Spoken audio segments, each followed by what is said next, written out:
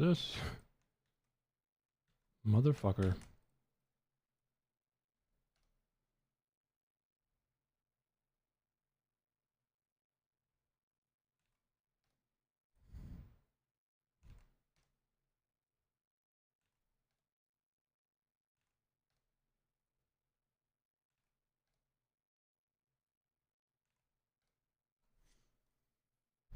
All right.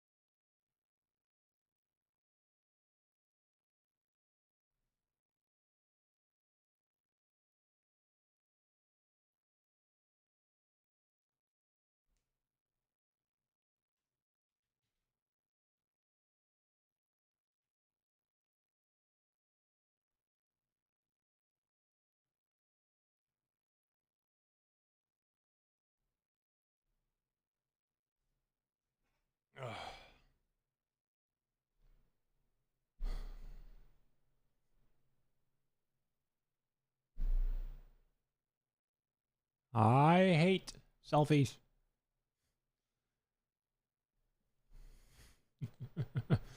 Can't do them, bro.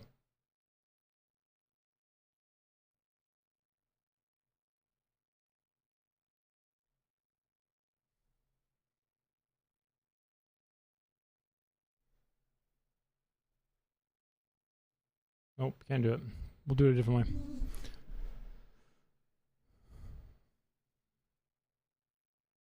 Zach is typing. Zachy boy.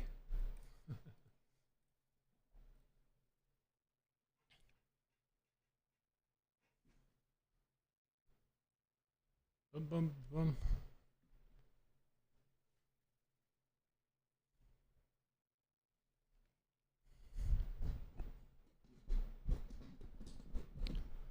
Okay.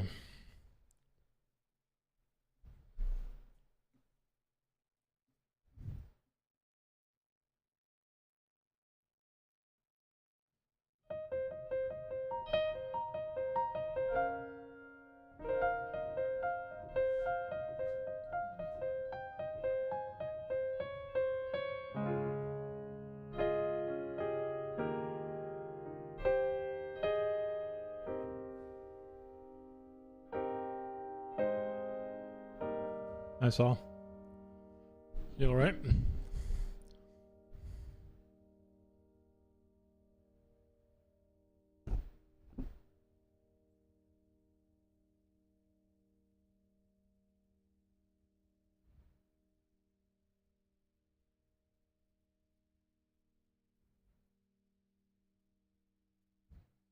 Hmm. I can't infer an answer for your question from this, I think, Zach.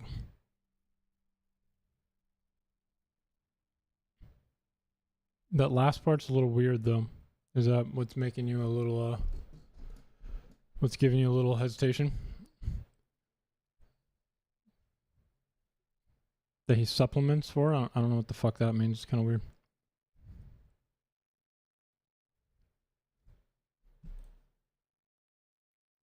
Let's see.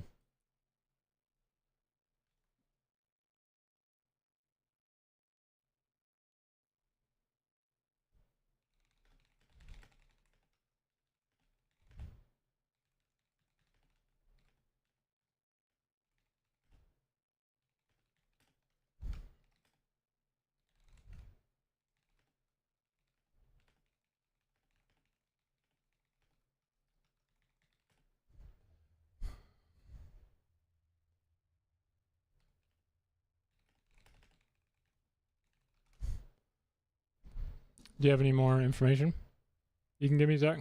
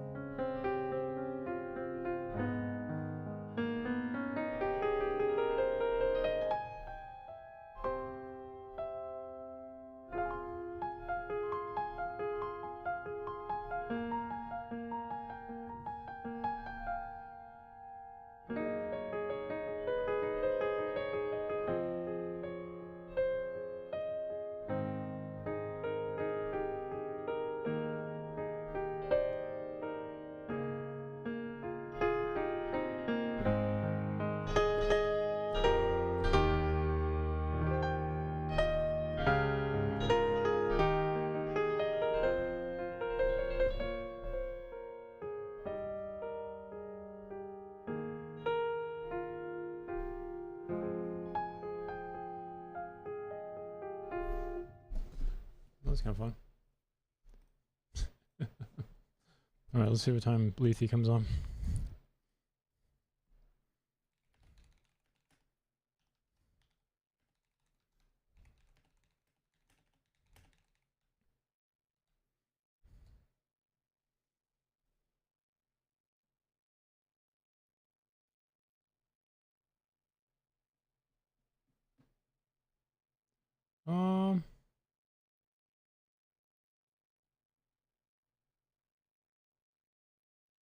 That should be fine.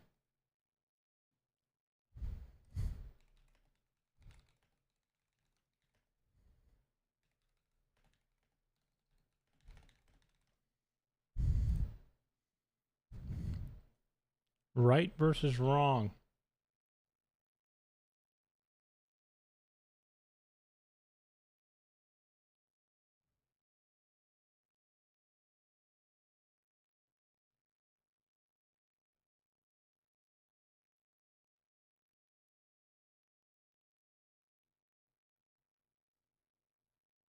Okay.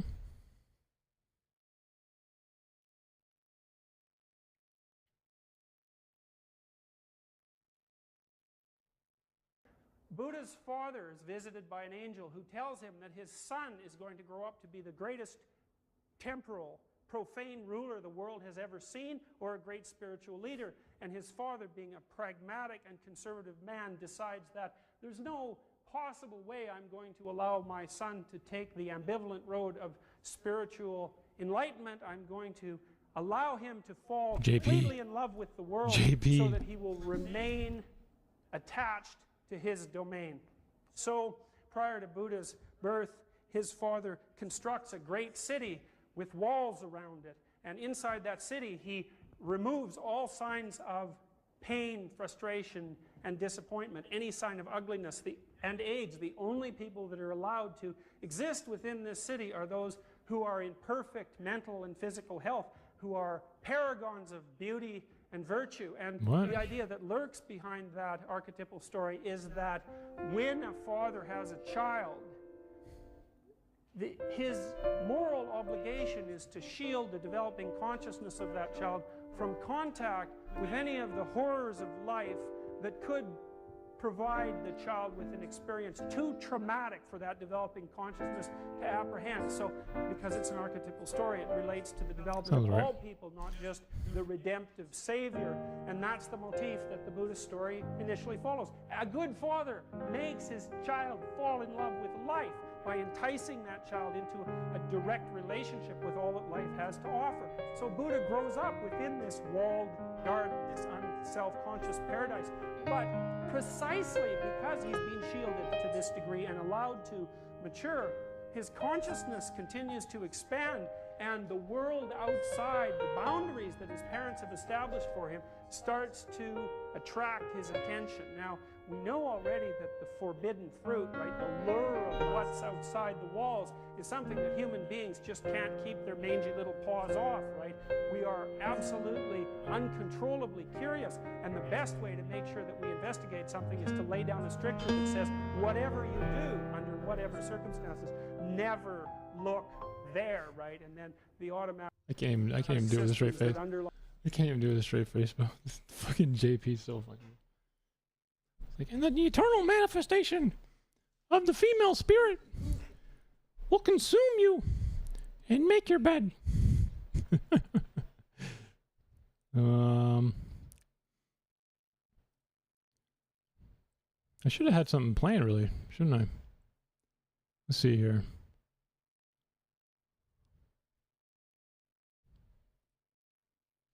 You know, I was watching something pretty recently. Well, let me try that for a second while I figure something out.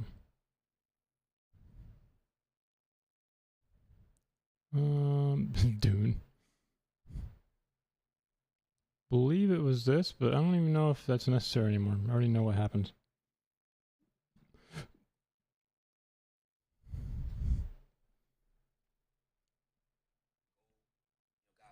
What? What is this? Oh.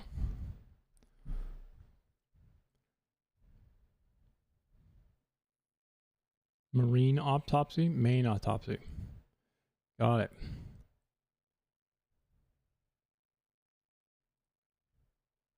Kind of interesting. Slice documentaries really aren't that good, Arizona, one of the most permissive. though. Yeah, I already don't like it. It has that voice in it. I'm okay. Nick Friedis, man. Well, Tucker. I haven't really Carlson watched is this guy in a bit. I used to like him. I think he's strayed from his values a little bit, but talking about forming a third political party. So we're going to talk about that, but in order to lay the proper groundwork for it, we need to talk about what's kind of affectionately referred to, or maybe not so affectionately referred to, is our two-party system within the United States.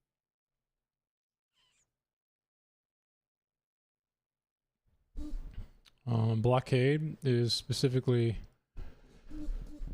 ships only, if I'm not mistaken. But I think this might just be semantics, right?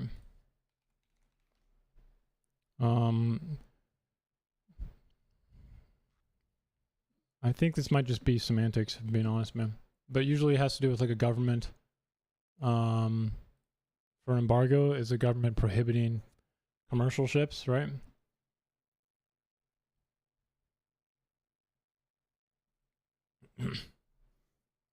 Yeah, we are.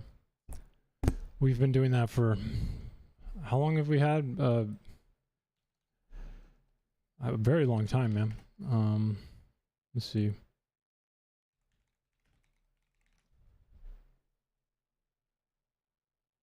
Yeah.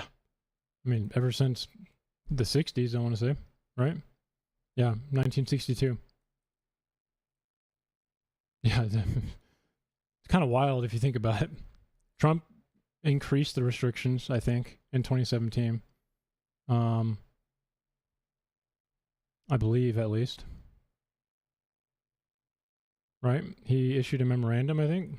Is it this? Yeah, it's this. So in Trump's first term, he released this guy, which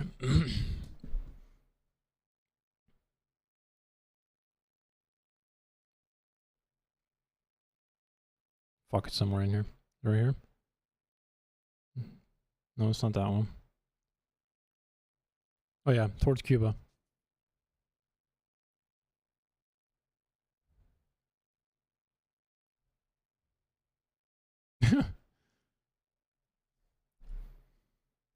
I mean, it's a little more than that.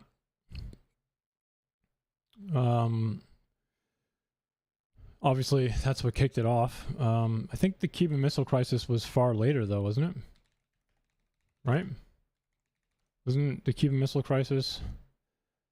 Was it 62? So, the embargo happened in February, I think, of 62, right?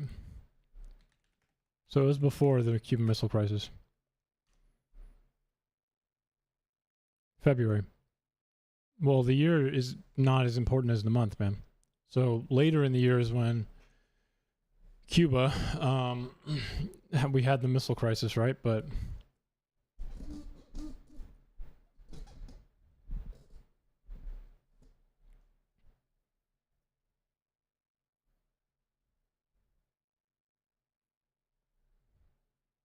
maybe a blockade has to do with the military. I don't know.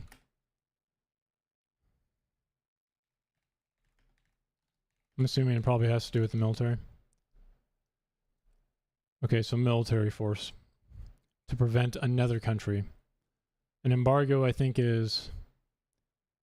Okay, so an embargo is when we, as a government, do not let commercial ships leave our ports or enter our ports. And a blockade is when you essentially do an embargo on another country. I think that's probably the difference, right? That makes sense to me. We're also going to talk about this concept of the horseshoe theory because it actually factors in to Tucker and what he's doing. Oh my God, horseshoe theory, bro. Are you serious? Are you serious right now? And I guarantee you've heard someone talk about the horseshoe theory, even if they didn't call it that. But then what we're going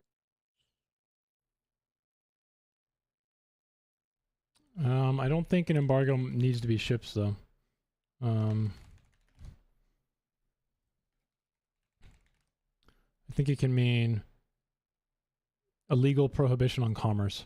So that wouldn't really be an extraterritorial thing. That's pretty clear. Hey, Rowdy. How you doing, man?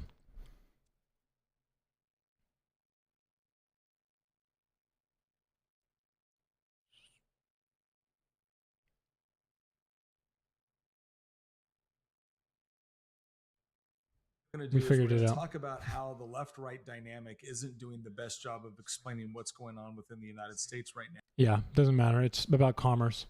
The same way in the Constitution, right? We have the Interstate Commerce Clause, or Pact, or whatever the fuck you want to call it.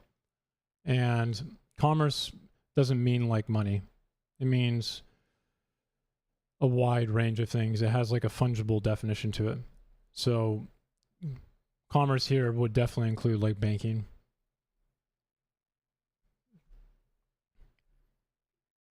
I did see it. Did you send more? The end part is a little weird. When he used the word supplement, it's a little weird. Do you have any paperwork? And so we'll talk about the 4-quadrant theory, and we'll talk about some other things. But most importantly, we're going to... The what? 4-quadrant theory? What is that? That sounds like a fucking OnlyFans video, bro. What are we talking about?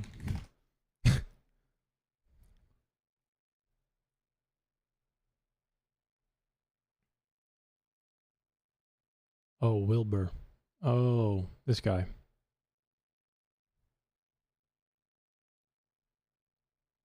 I mean, potentially your delivery can get impounded whenever, at any point. Federally, it's still illegal. States can legalize it, but technically, if you are shipping weed anywhere, they can. The feds can come at any point and just be like, "Fuck you!" Like straight up. To address an issue. It may have come a little bit forward in terms of like how the state can protect you against that, but for the most part, it's still Schedule 1, man. At least I think it is, right? And we'll get to that in the end. But first things first, let's go ahead and lay the groundwork with respect to what we call our two-party system. Now, strictly speaking, the United States is not a two-party system in the sense that you have to join one of the either parties. Yeah, it's still Schedule 1. The two parties, Republican and Democrat, are the only ones that are permitted to exist. Throughout U.S. history, we've had different parties. We've had the Federalists. We've had the Whigs. We've had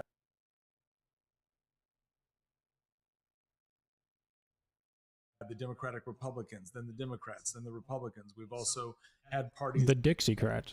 Like the Tea Party. The Know Nothing Party. We've had anti-Masonic parties. So we've had a variety of different political parties. You can. You're just running a risk.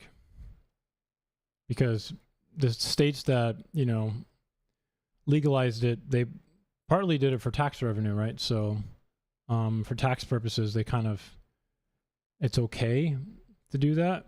Banks can outright refuse, though. Banks themselves, I think, oftentimes will just refuse. But, I mean, I don't know, maybe in like the next 100 years we'll make cannabis fucking fine to like ship the United States. or even sell. Yeah. I don't even smoke, and it's just like I fucking hate weed. But it's so dumb. The system always tends to push toward a two-party system where the system always tends to push for a two-party system. Now, that's what we would call a circular argument. Because aren't we criticizing the fact that our system produces a two-party system?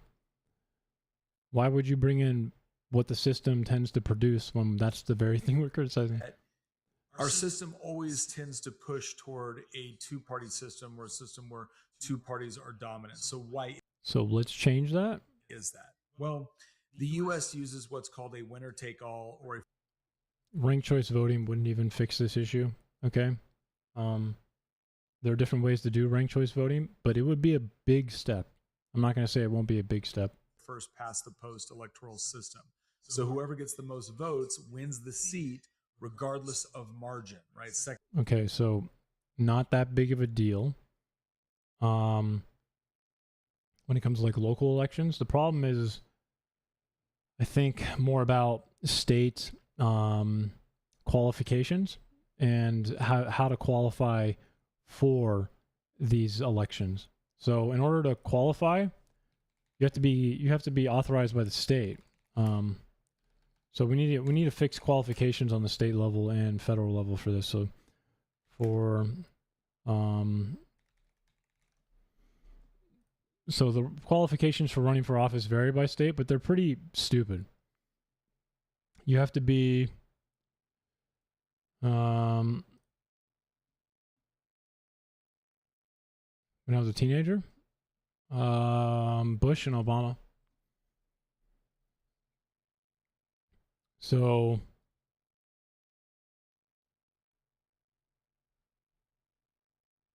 I don't care about how long you've lived there. It's more like political parties is what I mean to say, or political parties. There you go. This is what I meant to bring up. So political party qualification, okay? This is kind of the more important thing. I'm going to make this fucking black because it's hurting my eyes looking at it. I can only imagine what it feels like for you guys. So a qualified political party. So this really like hurts the chances of like independents coming in to run, because in order to run, you have to have a political body that's organized, political body elected temporary officers, political body intends to qualify a political party pursuant to elections code 5100 and 5151, and then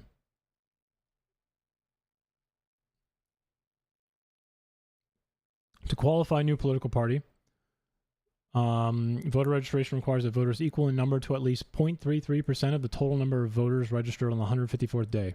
So it's like we have these insane qualifications for political parties before you can run.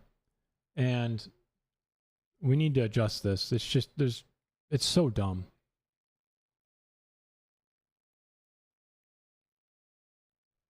So to maintain your qualified status too,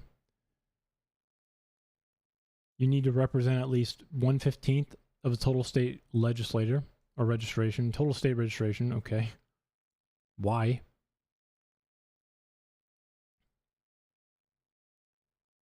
It's dumb. That's more the reason why. Second place gets nothing. Now, this structure was identified by political scientist Maurice Doverger. Sorry, I always screw up the names. Now called the... Of what I was reading? Yeah.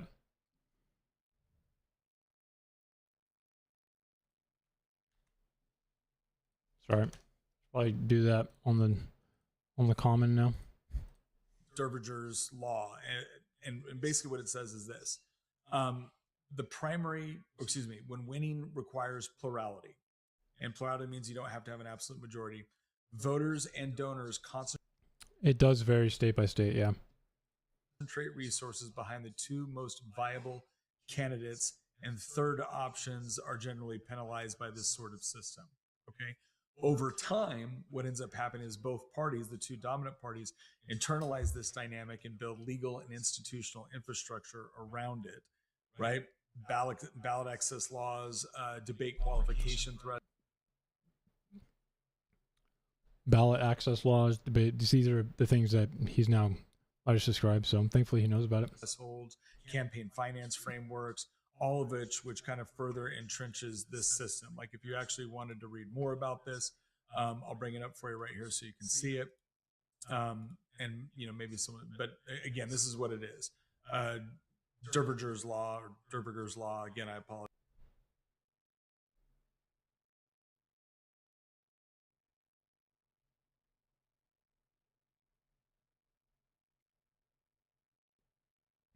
This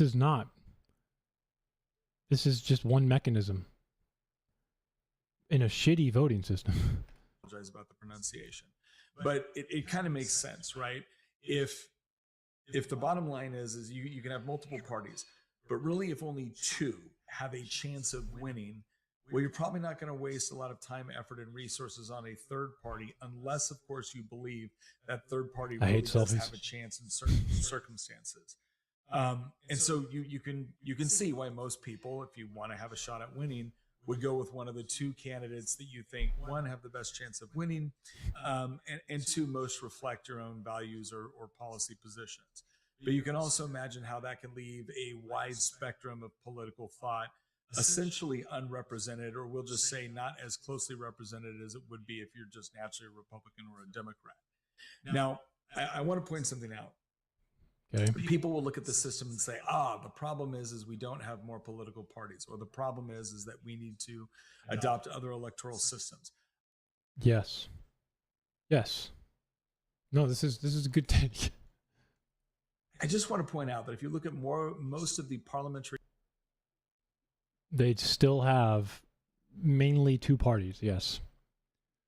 But they have far less polemics than us and political disruption as us. democracies of Europe, those are all multi-party systems. Now, And in they have two main parties. I get that. every single one of those systems, you generally have two We know.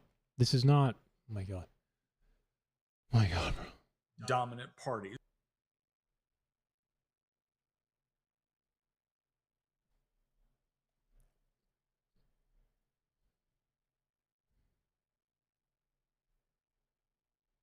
Is that a question to me or him?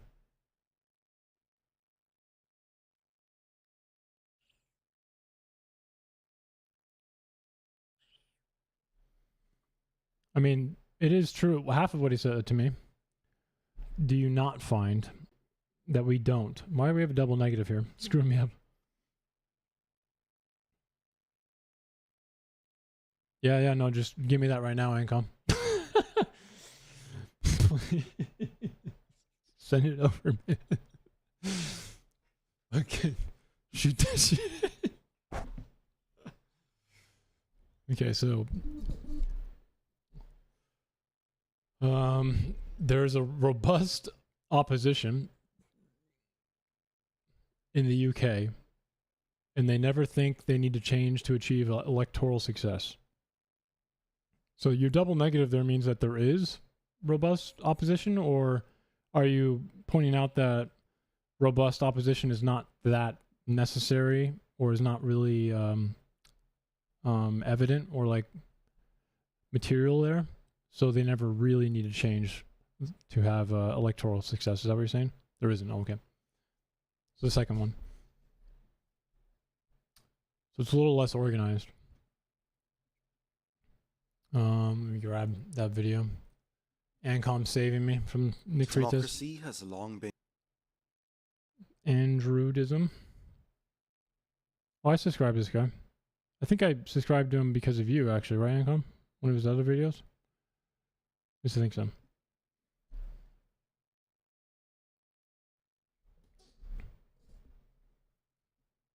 All right, I'm excited. Let's hit it.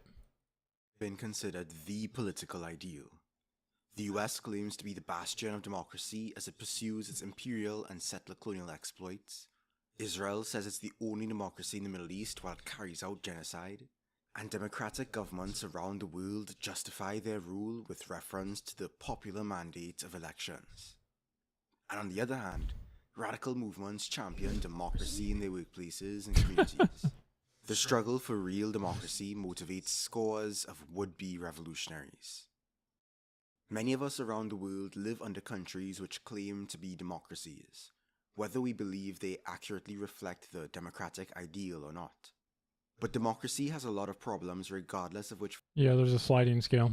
The US, by the way, if anyone's curious, the US just fell out and is now considered an unstable democracy. Kind of interesting to think about.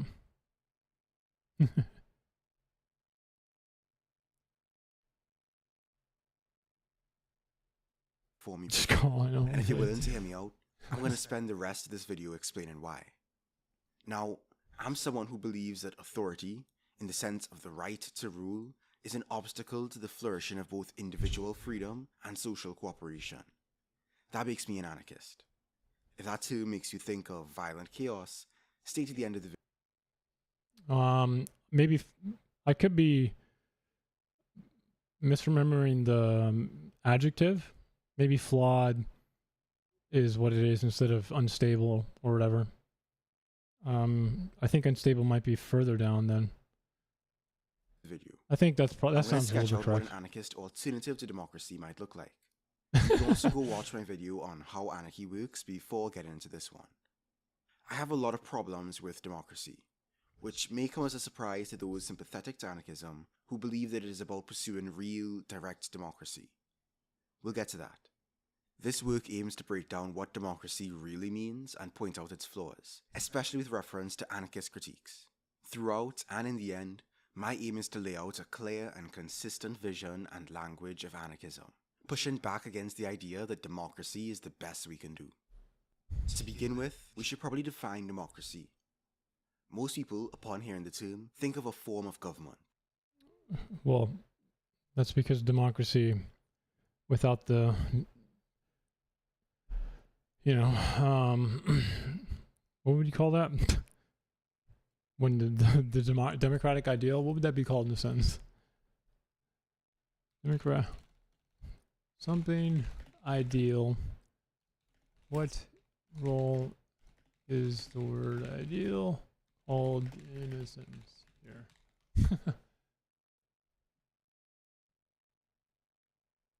What the hell would that be called? I blame Matthias. What's going on, man? I blame Matthias too. Fuck that guy. And for good reason too. For over Just kidding. 2,000 years, How you doing, man? democracy as a term has existed neatly within the framework of state politics, even with efforts to challenge. Is he defining it or? And for good reason too. For over 2,000 years, democracy as a term has existed neatly within the framework of state politics. Even with efforts to challenge this association, democracy is commonly understood to mean a system of government, more familiarly one in which the majority of the people elect representatives to make decisions, policies, laws, etc. Such governments may exist on some defined index. I'm a little confused. Understood to mean a system of government more familiar in which.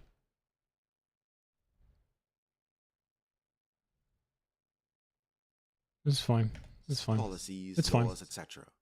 Such governments may exist on some defined index between hybrid, flawed, or full.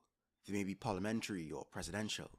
Yet around the world, Flawed is these the correct one, democracies then. maintain the close collaboration of the capitalist and governmental ruling classes, which uphold a regime that deprives and exploits the masses, Okay. overrides What, popular Twitch? will and neutralizes dissent. This creates a growing sense that our democracies don't live up to the democratic ideal. I don't think any country will ever be able to live up fully to the democratic ideal, but obviously we can make the claim that democratic countries that claim to be in service of the democratic ideal do no such thing. I'm curious to see how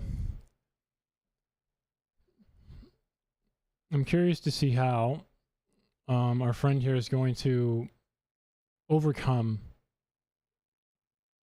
what you've heard me critique it quite a bit, Ancom, when it comes to anarchist societies. I think whenever I talk to anarchists, I often feel like they're not giving me a real noun. It feels like, because to me, when I hear anarchy, and I know that people define anarchy differently than this, obviously, but the definition there is still kind of an issue because a lot of them don't actually give an institutional framework that is the noun, right?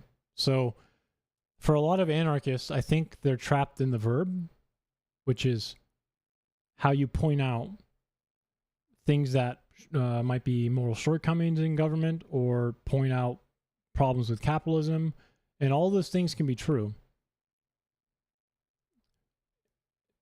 See, this is a problem, though. It's a problem because almost every anarchist in the contemporary sense knows that that is not possible, which is why I brought it up.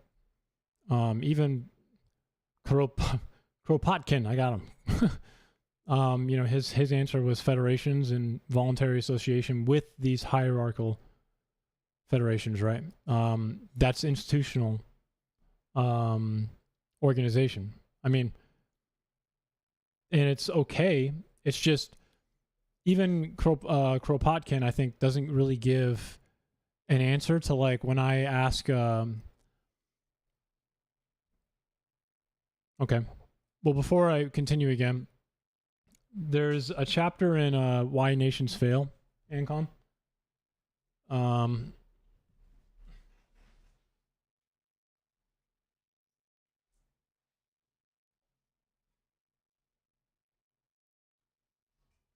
Which I think is really relevant here, okay? So in Why Nations Fail, Acemoglu, who's, again, South African economist, Nobel Prize winner in 2024. He wrote this book a long time ago, but his life's work is pretty much about why nations prosper and why nations don't prosper, okay? And there's a moment when he talks about a country like Somalia that I think has stuck in my head a little bit.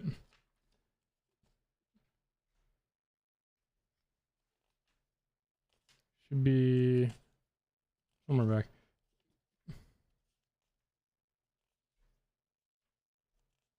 I actually think I'm closer to him.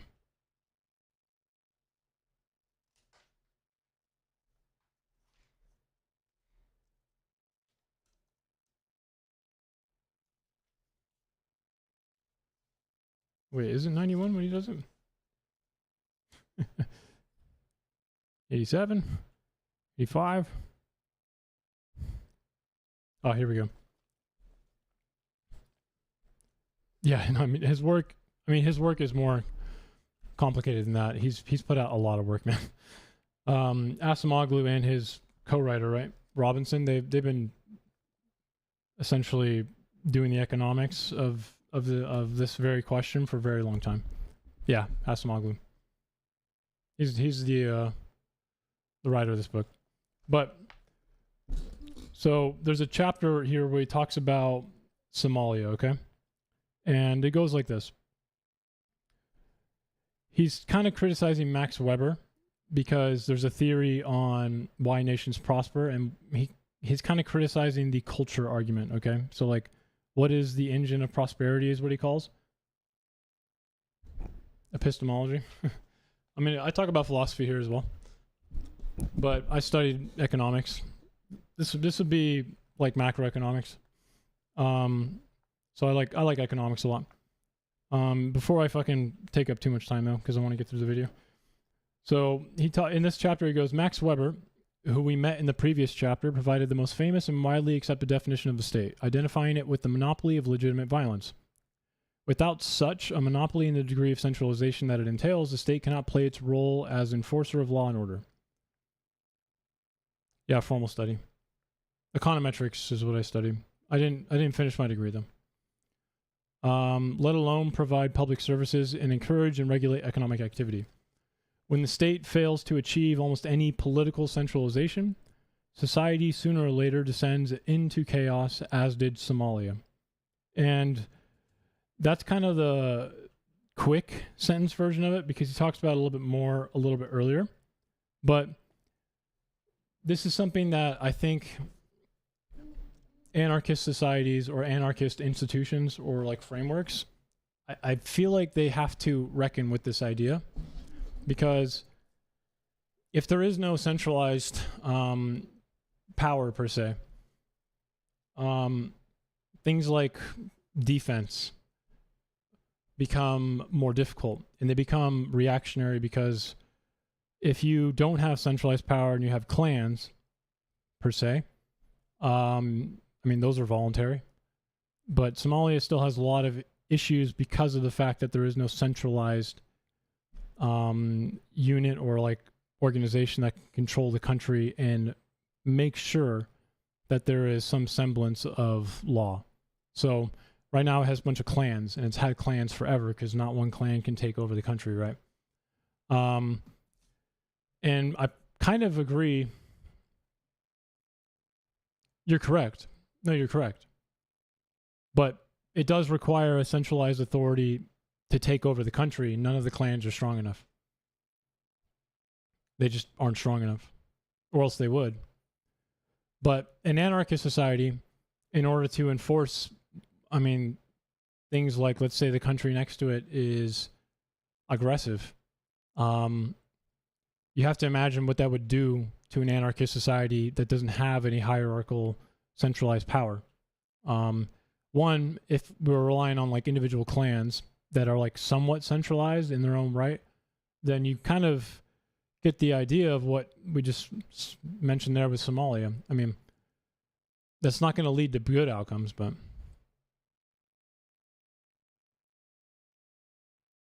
correct. There's two governments right now, yeah, in Yemen. And the Yemenis are essentially put to sword pretty often, or the Yemen, I don't know what they're called. Are they called the Yemenis? Yemenis. They're pretty much like put to the sword in the western side of the country, right? So if they don't act or function with the Houthis, After it's all, difficult. the rule of the people here is a system where participation is reduced to merely legitimizing different rulers through electoral rituals. Representative democracy is the modern disguise for the tyranny of the elite, a way for them to make their domination appear collectively approved and just.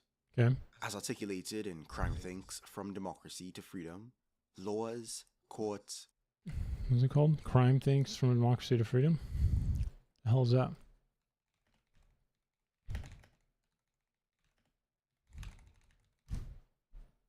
Is that a book?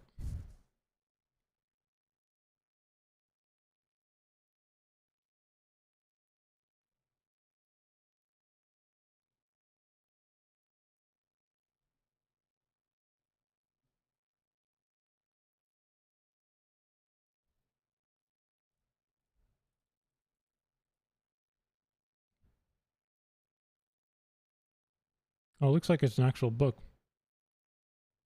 218 pages? Okay. So, fucking annoying.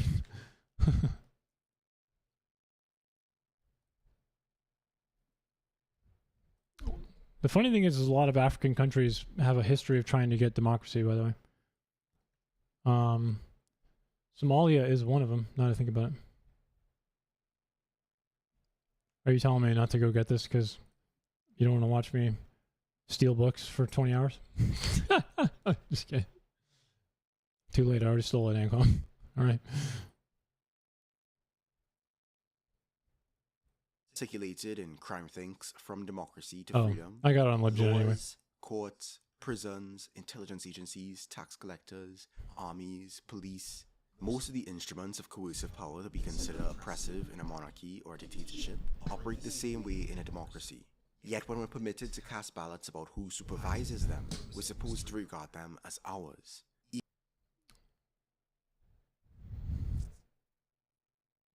I'm not really sure what this sentence is supposed to mean. Even when they're used against us. I mean, there's real reasons why that would need to be the case, though, right? Take a serial killer, for instance. That person most likely looks like you, or I guess would be considered the us in this case, up until the moment that, you know, we need to permit some form of violence on them. This is the greatest achievement of 2.5 centuries of democratic revolutions. Instead of abolishing the means by which kings governed, they rendered those means popular. I feel like that sentence is a platitude. Representative democracy offers a pressure valve. When people are dissatisfied, they set their sights on the next elections, taking the state itself for granted. This can be a good thing. Indeed, because the alternative is taking their sights on people. If you want to put a stop to corporate profiteering or environmental devastation, isn't the state the only instrument powerful enough to accomplish that? Not true. Throughout the U.S. history, the state has gotten in the way of a lot of progress up until the moment it was too difficult to continue. Never mind that it was the state that established the conditions in which those are possible in the first place. Correct. Perhaps, despite having a legitimate claim to the term, representative democracy isn't representative of how democracy should be defined. So the phrase there isn't representative is probably partly true in a total sense, but again, hopefully at some point, ANCOM, I hear some sort of comparator, right? Well then, perhaps we should look to those from whom we inherited the romantic ideal of democracy in the first place. Enter Athens. In political theorist Robert A. Dahl's On Democracy... Great book. This is a great book. If this book right here, I've already read this one. I definitely recommend this book. He identifies Athens as the prime example of participatory democracy from ancient times. Prime here doesn't mean like perfect, by the way. First adopting their system in 507 BCE, the Athenians receive credit for coining the term democracy itself, from the Greek words demos, the people, and kratos, rule. The city-state of Athens was governed primarily... We know. Again, when he said prime, Robert A. Dahl does not mean perfect. He means in which the game, you could say, was made. It was a prime democracy, as in like, even though it was like the original U.S. Constitution, one of the reasons I think it's a good document or positive document is mainly because it's almost like the white guys. Yeah, I see the rest of the subtitles and I just feel like hopefully it doesn't go too far into, you know, it was only for like male people and I had slaves and stuff. By an assembly in which all male citizens, a minority of the population, were entitled to participate. Aside from electing a few key officials by vote, other public duties were selected by lottery, also known as sortition. Yeah. Athenian democracy had its critics in its time. Socrates. Prime is in like underivative or unfactorable. So it's like an important part of history. Plato and Aristotle among It's like an important number, you know? Socrates saw government as something best left to expertise rather than popularity or chance. Plato viewed democracy as the second worst form of government after tyranny, which it was doomed to eventually become anyway. And okay, it's an interesting statement. Rather than popularity or chance. Plato viewed democracy as the second worst form of government after tyranny. How many other forms of government were there back then, man? Just gonna be honest with you. It's literally all there was. Which was doomed to eventually become anyway. And Aristotle preferred to mix democracy with oligarchy. Kind of. I mean, I think people kind of come away with the wrong message from Republic. There's a lot of Republic where Aristotle criticizes the very idea of like the philosopher king. Okay. It's not, I don't really think it's that simple, but everyone walks away from that book, I think, feeling like Aristotle thinks that a bunch of dudes in robes will figure it out. All three could rightly be considered authoritarians with no care for popular participation, especially considering what their critiques didn't highlight. I mean, if Plato wrote something good, though, Xrox, which, by the way, when we debate, you know, religious people, and we use the Euthyphro dialogue, I care. That's a really good question that came about from him. It's a really good dialogue. I was going to say, it's not like he really knew any of the types of government. That Athenian democracy excluded women, See, this is why I was kind of, I hope you wouldn't do this, Ancom, because it's not relevant to the idea as a prime democracy, right? Like the reason Robert A. Dahl said prime is not because it actually was close to the democratic ideal. It was just for the people who were given the opportunity to be, you know, in the democratic means or whatever system, institution they had. It was a democratically equal playing field between those people. Robert A. Dahl is pretty specific on this. So it's a little weird that he's bringing this up now. Citizen resident men and slaves, which together made up the majority of Athenians. Mm-hmm. This unrepresented, disenfranchised population provided To quote one prominent advocate of direct democracy, the material means for many Athenian male citizens to convene in popular assemblies, function as mass juries in trials, and collectively administer the affairs of the community. Ancient Greek democracy clearly flourished at the expense of the majority. As crime... Yes, but for the Athenian men, it was an equal playing field. That's kind of the more important thing in Robert A. Dahl's book. Think put it, the space of participatory politics was a gated community. Yet even many of those with the privilege to participate often abstained, as anarchist Bob Black highlights in Anarchy After Leftism. Of the tens of thousands of Athenian men who enjoyed the privilege of citizenship, the assembly could only accommodate a few thousand. You also have to remember that Athenian men were expected to be good speakers and participate, and it was a very competitive type of lifestyle, and it was an expectation. So frame of reference here might be important to take note of, but... And even then, as few as 3,000 to 6,000 men actually participated. Keep in mind, these yes, because it was very competitive. slave owners, they definitely... But they had an equal chance, at least in terms of being able to speak in front of people. If they were able to speak well and influence other people, then it was like a skill that we would say today of like trying to find a job with the internet. Okay, some people can do it better than others. had free time. I never said it was justifiable, Grand. Grand, when did I say it's justifiable?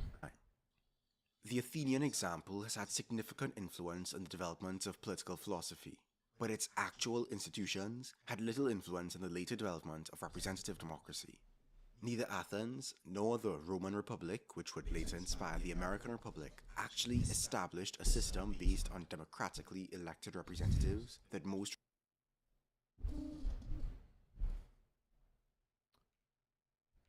I'm sorry, what?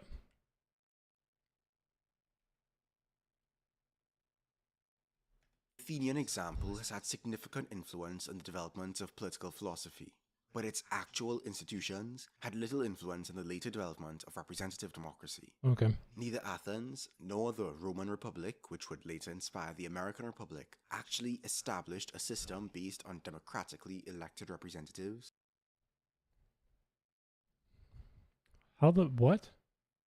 What is he talking about? This is simultaneously untrue and kind of true if you like cherry pick like the executive only or something. What is he talking about? That most recognize as democracy today. In Fragments of an Anarchist Anthropology, David Graeber. anthropologist David Graeber argues that we shouldn't consider Athens the birthplace of democracy, since the idea of gathering all the members of one's community in order to make joint decisions in a way that gave everyone equal say was hardly a Greek invention. Yeah, that might be true. I'm not sure if we have institutional records, or like records of institutional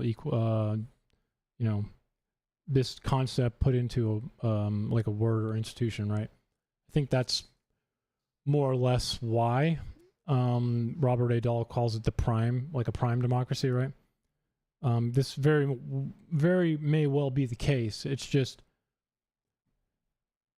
we need to have some records of it. I think older cultures might, but Western thought also kind of dominated a lot of historicity, especially when it came to like, American political ideology and all that kind of sort. So, maybe some country in like had records of it that I'm just not remembering, like early Aztec civilization. I know Aztec's not that old, but I think there's some older South American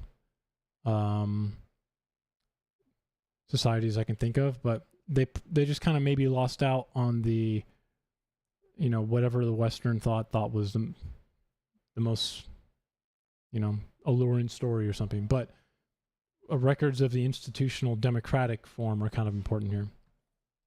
He says that we don't consider the organization of the Haudenosaunee, Amazigh, Sulawesi, or Talensi society. Or stamped out, yeah. I mean,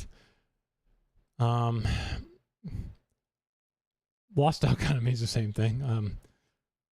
I just, it's due to a perhaps racist Western bias around voting, since societies as democracies.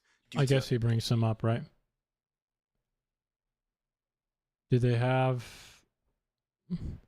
Yeah, it is important. But did they have institutional records of these, or hardly a Greek invention? He says that we don't consider the organization of the Haudenosaunee, Amazigh, Sulawesi, or Talensi societies as democracies due to a perhaps racist Western bias around voting, since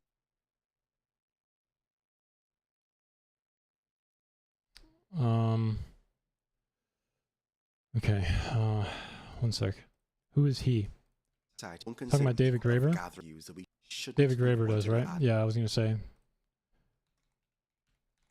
I feel like I'm gonna go.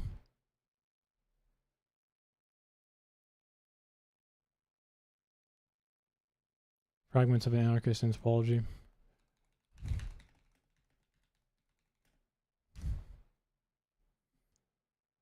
Fuck me, okay. Video's a little quiet.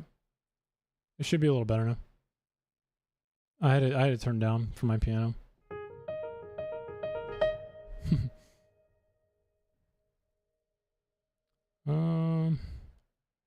With TOC. Fucking Chinese. What the fuck is going on here?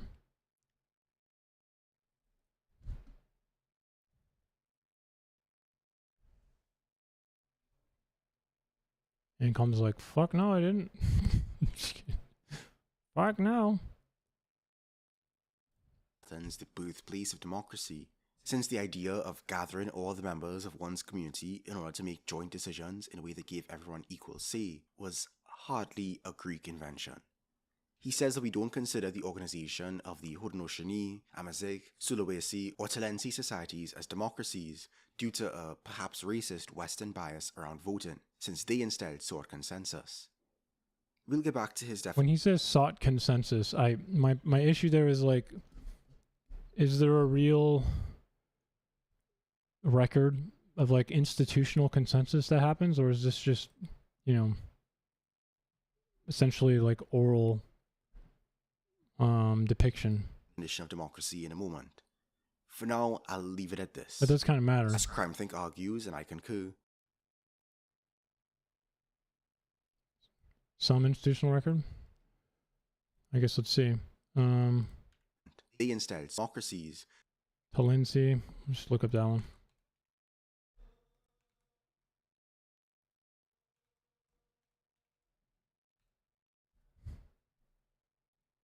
Oh my god, it's small. Hello? What are we doing? I could get out of the way. Jeez. Oh. Okay.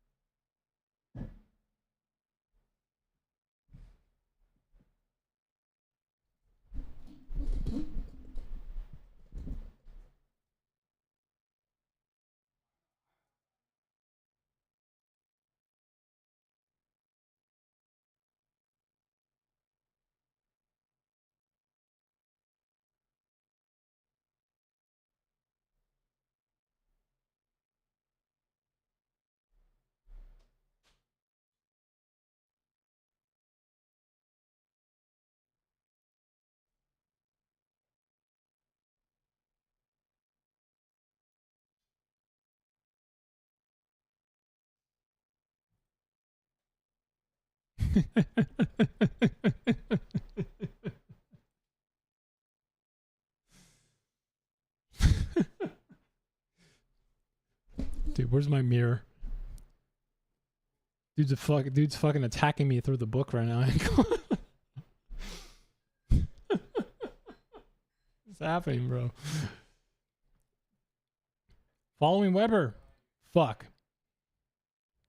I was just reading this part. Like, just read this and tell me that's not hilarious.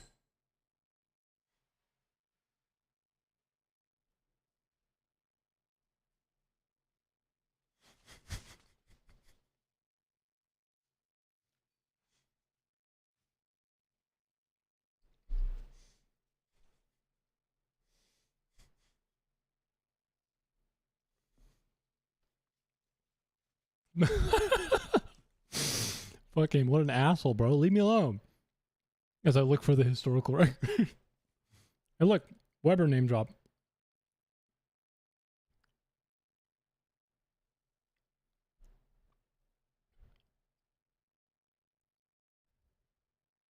Okay, let's see if I can find the Toledo, a little bit more Toledo. Lindsay.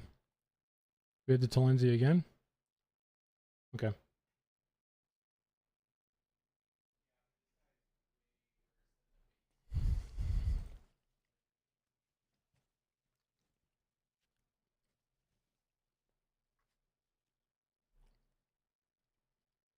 Okay, here's the part.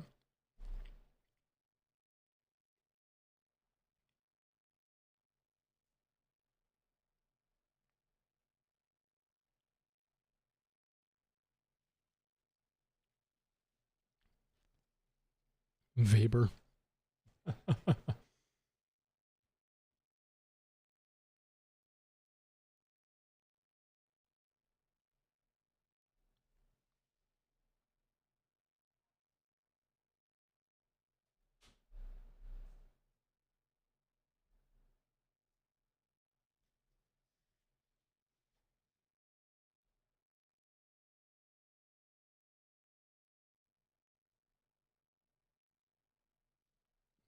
You don't feel like this has a little bit of a polemic and also equally interesting outcome in the alternative here?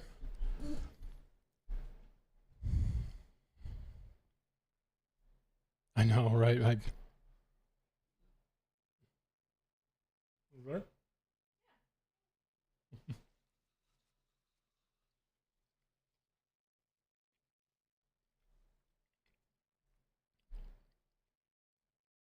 I mean,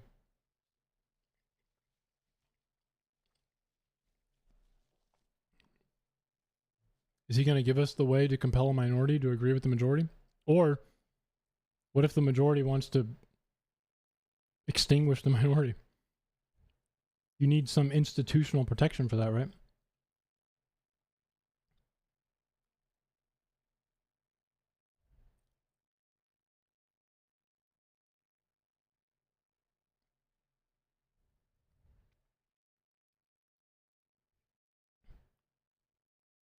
The word usually there is doing a lot of heavy lifting.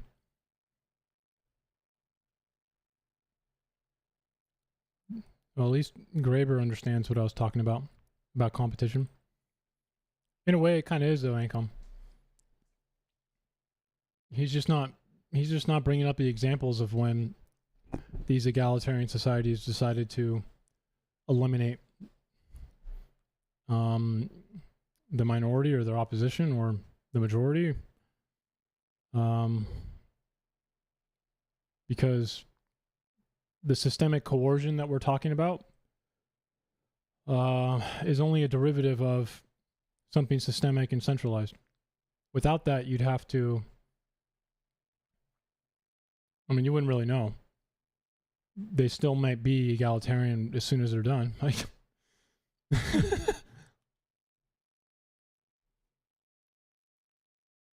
Will they not?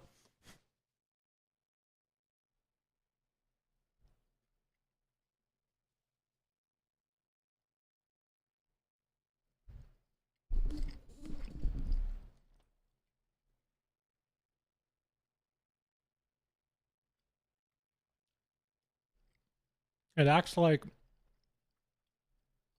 disagreement is not something that happens. Almost.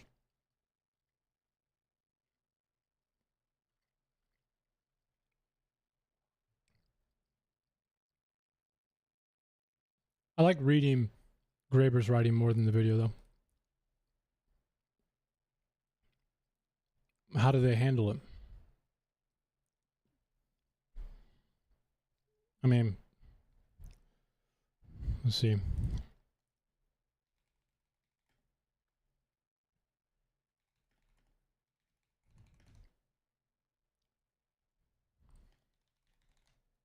Yeah, I was gonna say swords.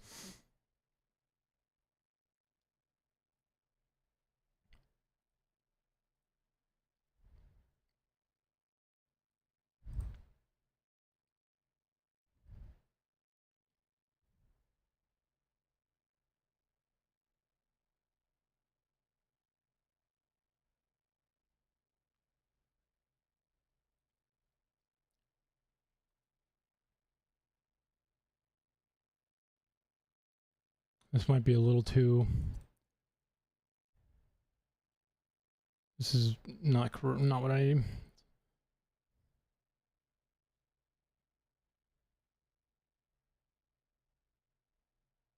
I probably want to actually put government in.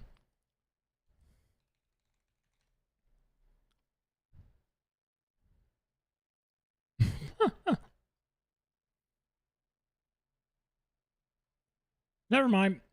Due to a perhaps racist Western bias around voting.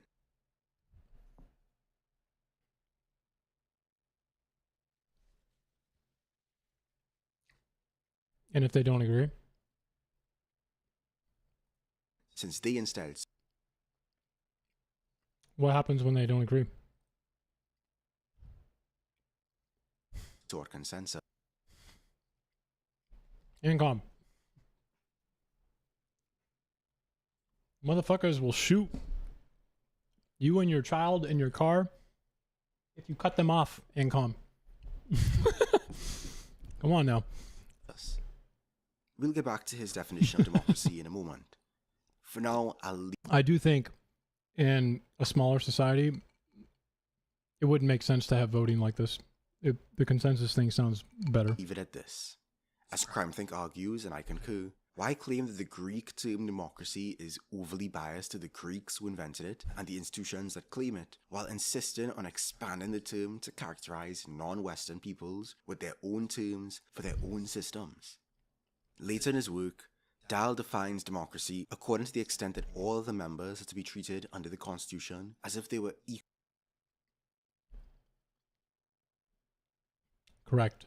equally qualified to This would have been important to bring up earlier, but participate in the process of making decisions about the policies the association will pursue. He further lays out a criteria of equal opportunity for participation, voting equality, equal opportunity for understanding policy, control of the agenda, and the inclusion of all adults. Dahl emphasizes that these criteria describe an ideal democracy as a standard against which actual democracies can be measured and improved. He judges existing democratic countries as having not fulfilled the democratic ideal. correct. But although Dahl rejects the practicality of direct democracy in large modern states, other advocates of democracy steadfastly see the potential for the democratic ideal to be realized by direct democracy. Some take direct democracy to mean direct control over the state itself. The entire citizenry voting on laws and policies, either through physical ballots or digital technology. Some advocate for the citizenry to participate in local assemblies which send delegates to regional assemblies which send delegates to national assemblies. Some define direct democracy as any participatory decision-making outside of the state. What? They make a distinction between the state and government by rejecting the state while pursuing participatory government through popular assemblies. This position is best exemplified in the Zapatista territories in Mexico.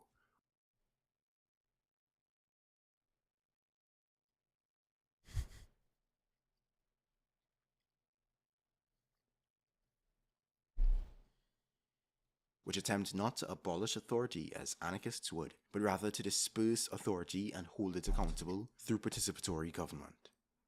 In There Never Was a West, I was not expecting this a piece to drop, bro. Graeber identifies democratic practice as procedures of egalitarian decision-making or government by public. You mean the culture war?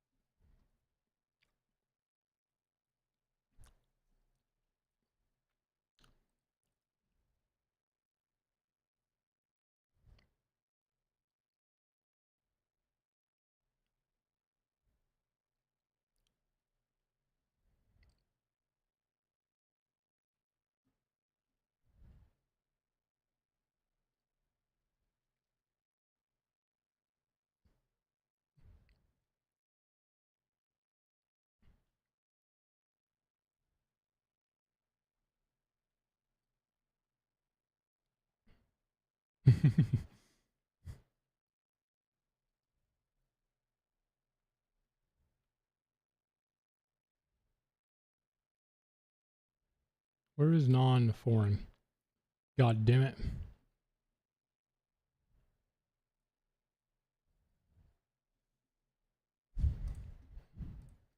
Public discussion outside the purview of the state.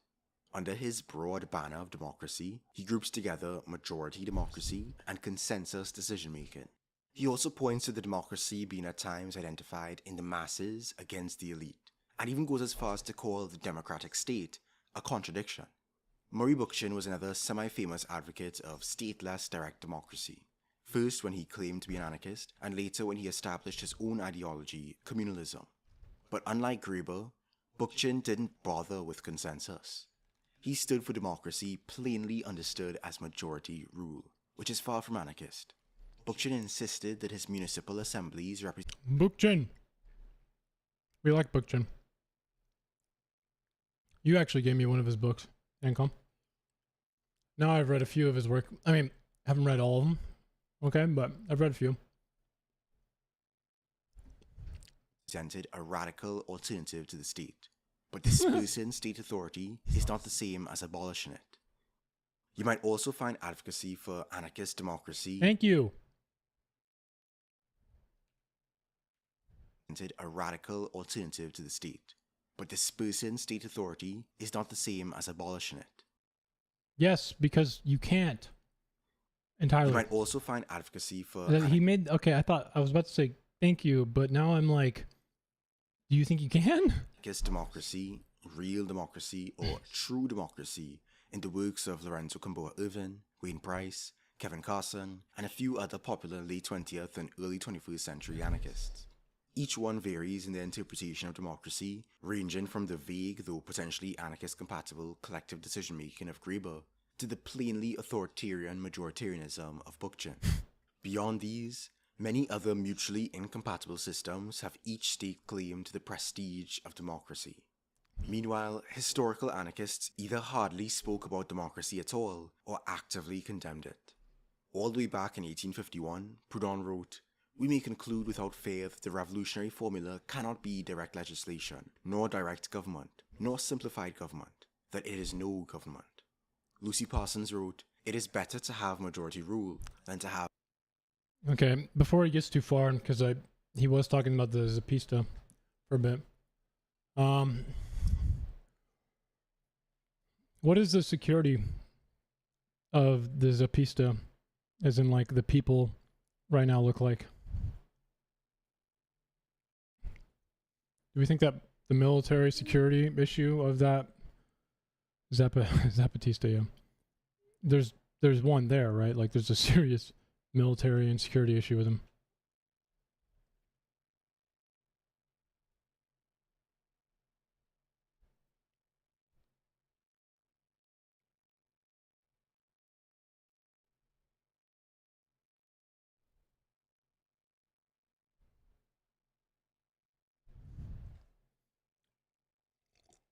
I mean, technically, the EZLN stepped back, right?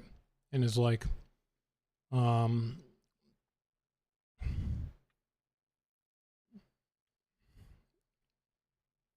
it claims to let the people lead, but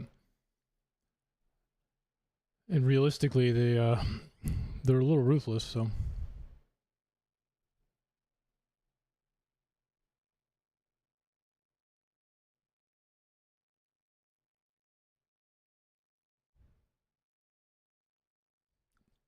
they subordinate communities to security risk.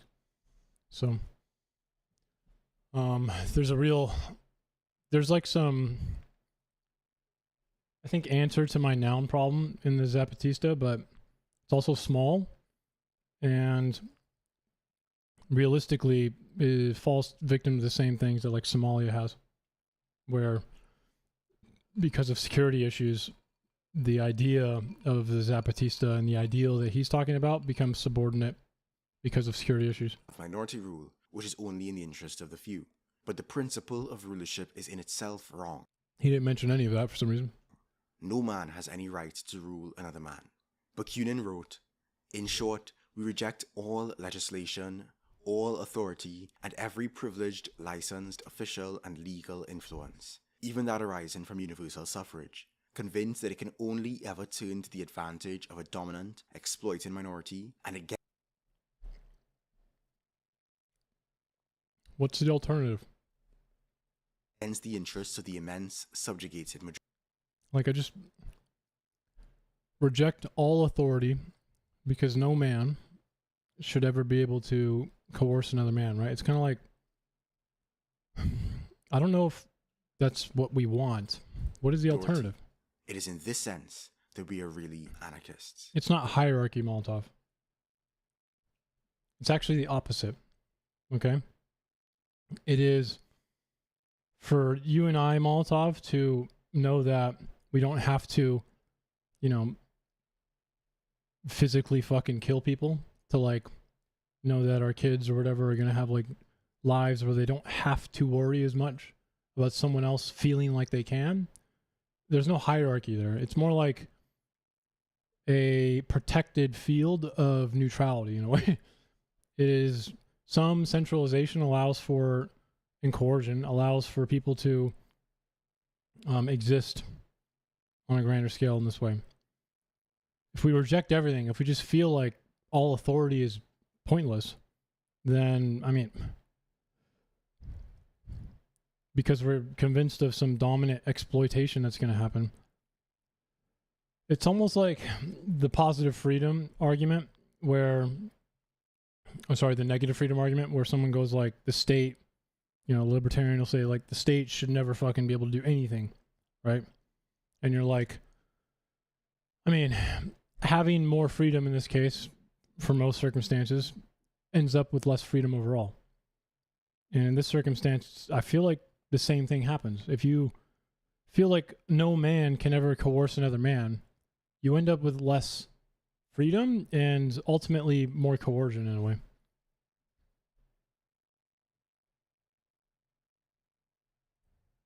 Many other anarchists, past and present, have shared similar sentiments. Yet some anarchists today wish to stake claim. We don't want that, though. It's not a natural hierarchy, Molotov. Hey, Captain Jack.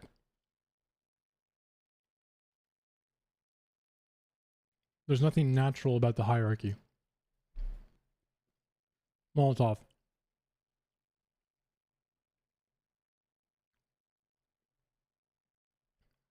Wait, what? I know, but your word natural there, I'm attacking the word natural. The organization that might come up from that 10 men on the island, there's many different ways that the organizational hierarchy can form. You could be physically dominant.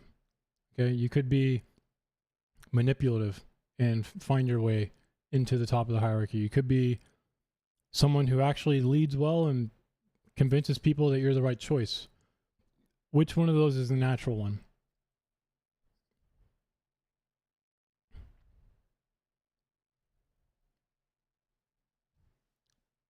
But even then, it's not even like might makes right.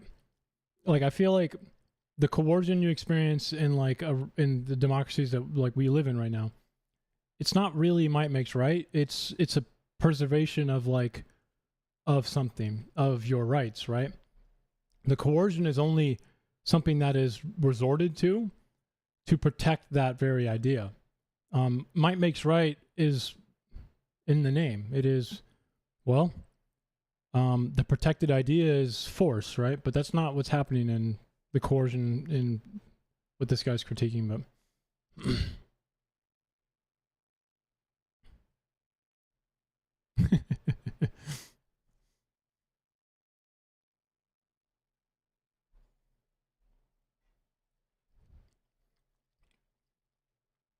the best idea is not what wins. That's always been a lie.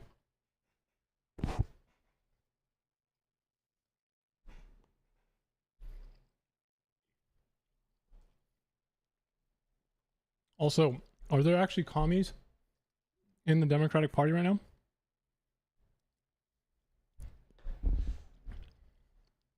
Yeah.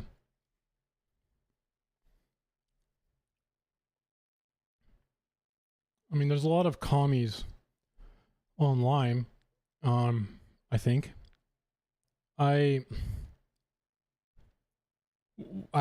don't think that the country's gotten any better. So much like the 2016, Trump became populist, rhetoric took over and collapsed the Republican Party. I feel like people still want an answer, and classical liberalism and liberal ideals are not really giving an answer right now still. So it kind of makes sense. I feel like young people are going to switch to some forms of socialism, but I don't know if I call them commies. I don't really know yet. Seems like a stretch.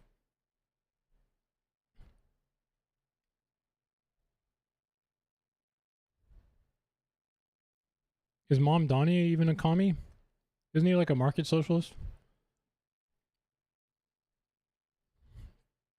As far as I know, I don't think his platform has communism instilled.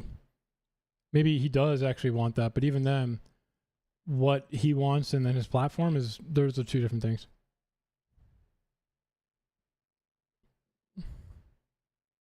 Okay, so he's not a communist.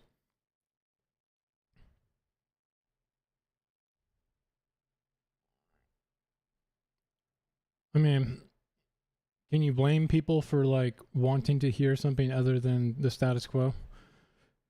This is something I struggle with a lot because I'm an independent and I identify with classical liberalism quite a bit. I'm open to any idea though, right? It's just, I don't really see classical liberalism offering good answers to anyone. So the end result? What end result? For communism?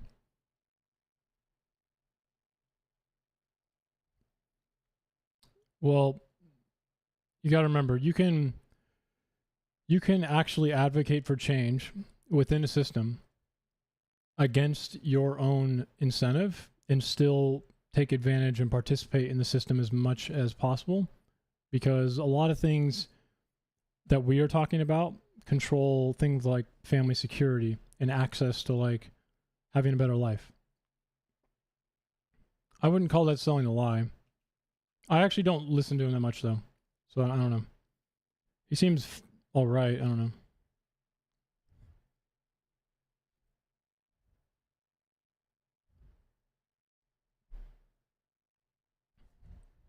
To democracy. I fundamentally disagree with this semantic appropriation. Such anarchists typically insist on a broad, idiosyncratic definition of democracy that encompasses all forms of collective organization, discussion, and decision-making. Collective organization? Once again, ANCOM. That's a noun. But the origin, dictionary definitions, and history of democracy lies predominantly in rulership. That doesn't make any sense. Even if we could erase democracy's centuries-old state governance connotation in common parlance, I feel like he's playing fast and loose with collapsing the democratic ideal into real democratic mechanisms or machinations, right? And I think he needs to stop doing that. we still have to contend with the etymological cues embedded in the word itself. No, we literally don't. I don't even... Why? Why? They indicate something about how democracy has worked. You think we need to worry about what the Greek of Kratos means? Are you serious? the democratic ideal is fine. In practice. Democracy from the ancient Greek.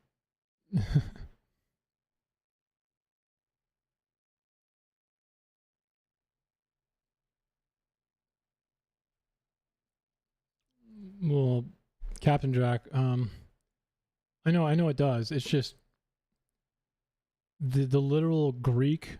It's like when Charlie Kirk, you know, remember when that girl walks up and Charlie Kirk's like, she's talking about college. College is a scam, right? And then Charlie Kirk goes like this. He goes, "You know what university means in Greek?" And she's like, no. And he goes, "To educate." And it's just like, oh my God. Dude, why? Shut up. What are you doing? That's the vibe I just got. Captain Jack, you see, the politicians are not promoting this because it's not actually giving good outcomes right now. Or at least the type of liberal ideas that put us in this economic condition we're in, okay? It's just not, it doesn't seem to be working for people. So they want something new. They want something, you know, drastic, radical, right? Because they're frustrated. Political conservatives and demos. Was it college then? Something like that.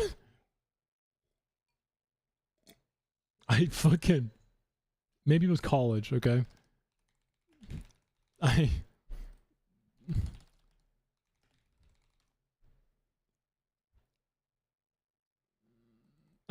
can't. He may have just been lying, bro.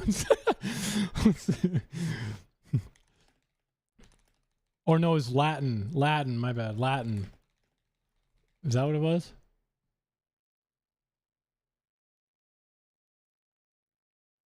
Fuck. I don't know, man. The whole? Okay. Well, something like that, okay? I guess he was fucking wrong.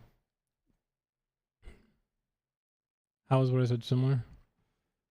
Is typically translated as people, also is Lethe on? As power or rule. The people, the demos in a democracy are not all people. Sometimes the people is a minority of the population, sometimes the majority, but never all people. Though there have been efforts toward greater inclusion, democracy ultimately decides who gets to decide, whose voice and which decision-making spaces are and are not legitimate. Yes. What up, Circa? Yeah, you can come on in whenever. Well, I'm going to finish up this video. You can come in and enjoy it along the way, and then I'm going to pull up the 500 Days of Corruption video. Disproportionately benefit white students. Citizens and non-citizens, the electorate and the disenfranchised, the people and the other, historically distinguished based on gender, race, age, and nationality.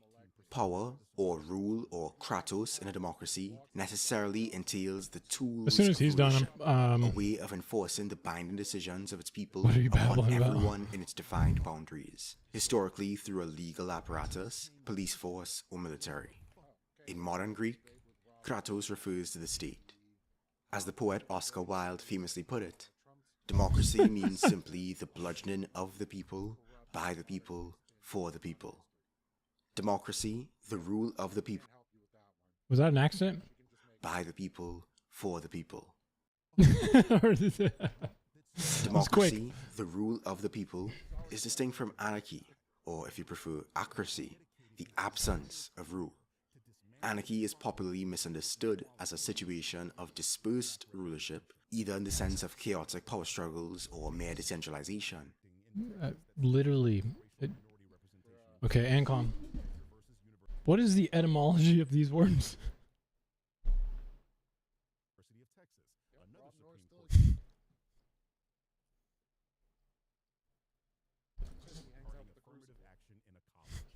Shelby County versus Holder, case concerning pre-clearance, or the right of the federal government to approve of voting law changes in certain states that had a history of racial discrimination, i.e., the South. This one was important because it resulted in a landmark decision that allowed historically racially discriminant states in the South to fuck with voter ID laws, removing the most effective rather than the absence of rulership. But correcting that misunderstanding at least has etymological weight behind it. Let me be clear, etymology is not the be-all and end-all of a word's meaning, but the historical meaning and political development of democracy has been deeply tied to its etymological roots in rulership, which clashes with anarchism's rejection of rulership. coincidence. Everything Zach promotes is That makes it a verb. white guy whose life goal is to shit on black people. So this is That, Zach's oh my god. and Asian That makes it a verb. because like It is that promote white essentially an anti-domination ethic. Asian people It is not a noun. Hispanic people in the United Anarchist democracy is, at least on its face, an oxymoron. minority myth. Zach nor Edward Blum give a flying fuck about Asian people. Asians are just a pawn. If you prefer accuracy, the absence of rule. Anarchy is popularly misunderstood And unfortunately, as a situation of dispersed rulership, recognize that. A situation is what?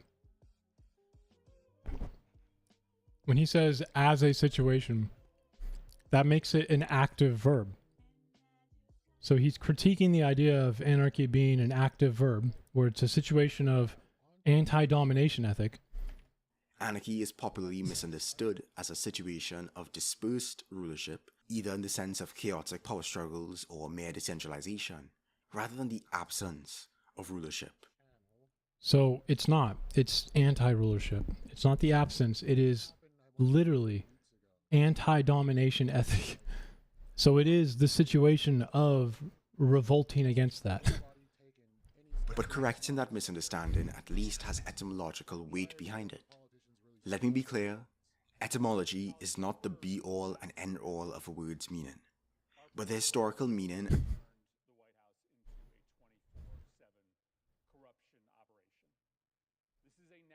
and political development of democracy has been deeply tied to its etymological roots in rulership, which clashes with anarchism's rejection of rulership.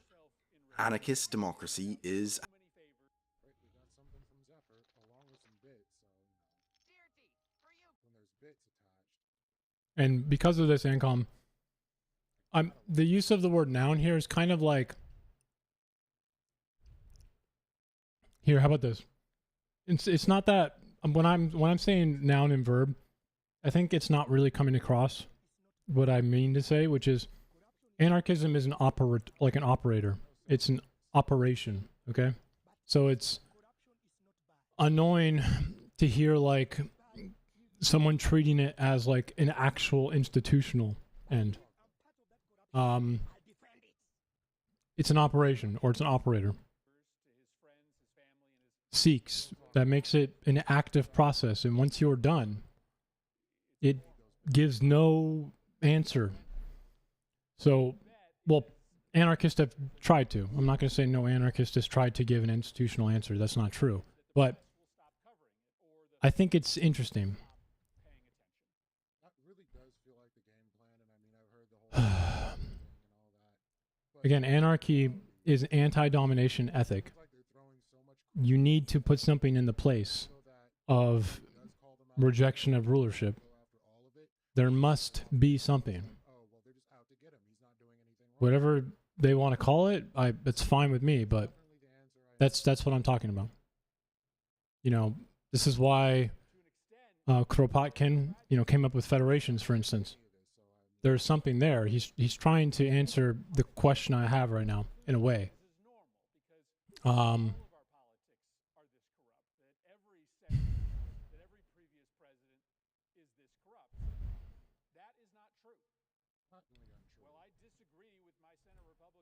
only kind of at least on its face, an oxymoron which muddies I mean, this already video is a polemic.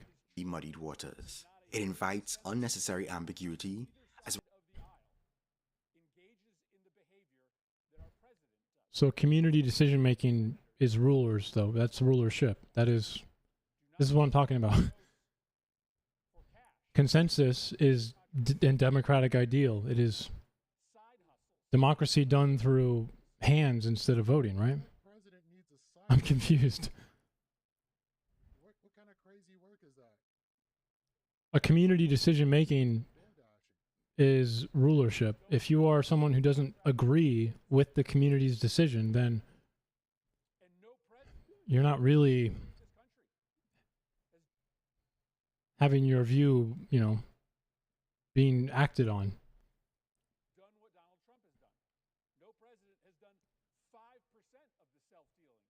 Well, partly. He was laughing with Graeber that other communities that did things like democracy weren't considered democracy because of Western bias, which I think is true. I'm not talking about direct democracy. Remember we were talking about prime democracy, right? With Robert A. Dahl. And he brought up these tribes that I guess the joke is that they could function as democratic societies, right? They just didn't vote. And that's my point.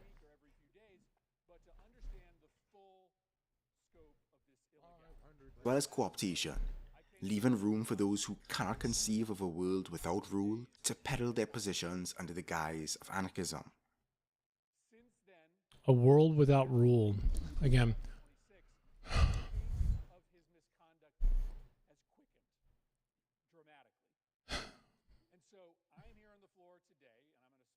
So, like,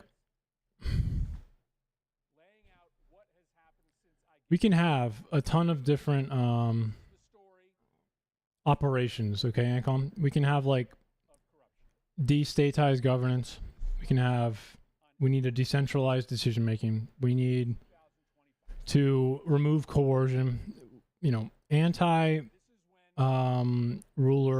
or whatever ethic, anti-governance ethic, right? But those are all just like operators. Those are verbs. That is essentially like elimination. It is anti-something, right? And a society still needs nouns. Why do you keep saying this? After you've done all that, after you remove what you think is coercive, community decision-making is quite literally a new form of coercion. Whether it's in like a, you know, an assembly or a federation or a council or a collective or whatever you want to call it. It is a new rule of membership. So it feels like I get answers that are, you know, democracy or like capitalism is enslavement or democracy is bad and coercion's bad. And then the answer here is, well, what I'm proposing is not coercive. And I just don't understand that. You know, like, if we take a hypothetical commune, okay, in this anarchist society with no coercion authority, then how do we prevent this commune from becoming parochial? Like, how do we do that?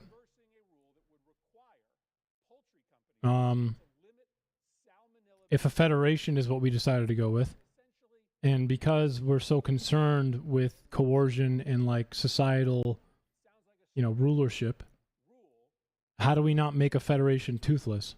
As in, if a federation needs to discipline workers or like, again, develop somewhere new, and it needs to commit people, capital somewhere, then how do we make it so federations do not become worthless?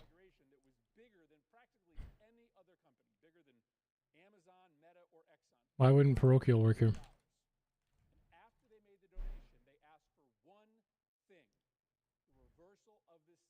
Parochial here means like a church worship. So the commune itself, how do we prevent the commune from becoming a liturgy for itself, as in like reinforcing itself? Yeah, that's what I mean. Like a parish. How do we prevent a commune from becoming like a parish, or like what you would imagine a church to be?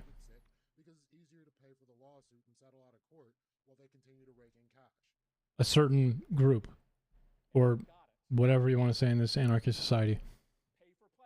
The question of militias. How do you make sure that if we're in an anarchist society and we want to have militia to protect this country, our society or whatever, right? How do we make sure that they don't become factional? As in like decide to just take it over themselves? Now, how do we protect against that, as well as like other countries, right? If we are doing communes, then how do we make intercommunal decisions binding? Like, how do we make sure that communes, when they make decisions, actually have some binding material between them?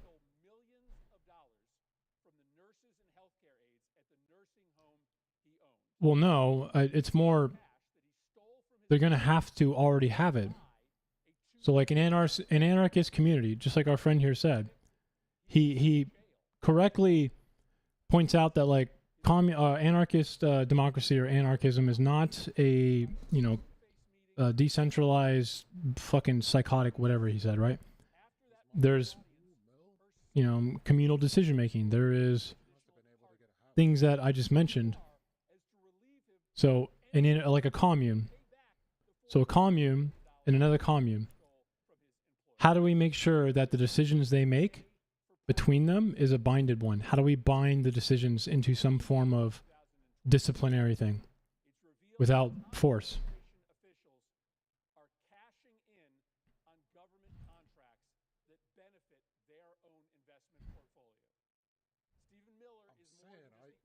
Okay, but communes, intercommunal decision making is going to have to happen still, right?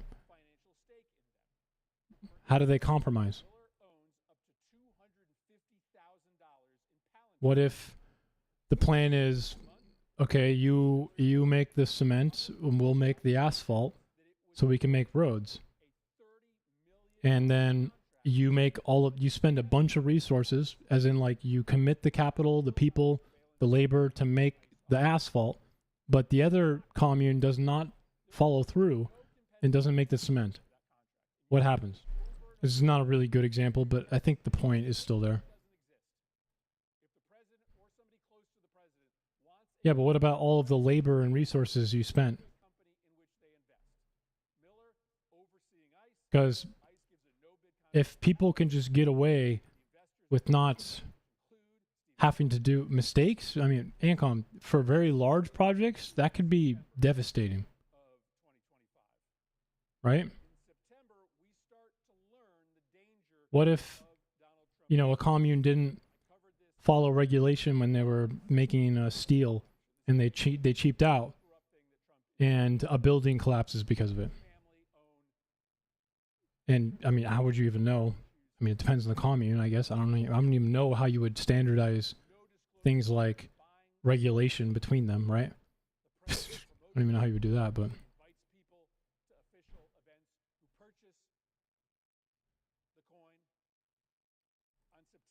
I think that's asking the wrong question.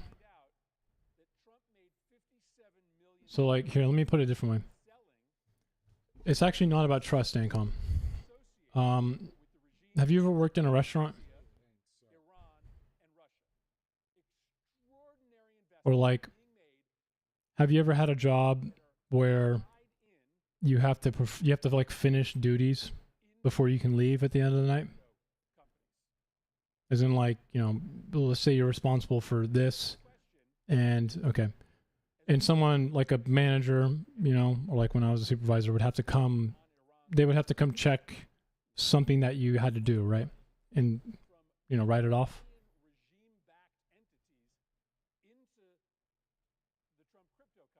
Before you could leave, essentially.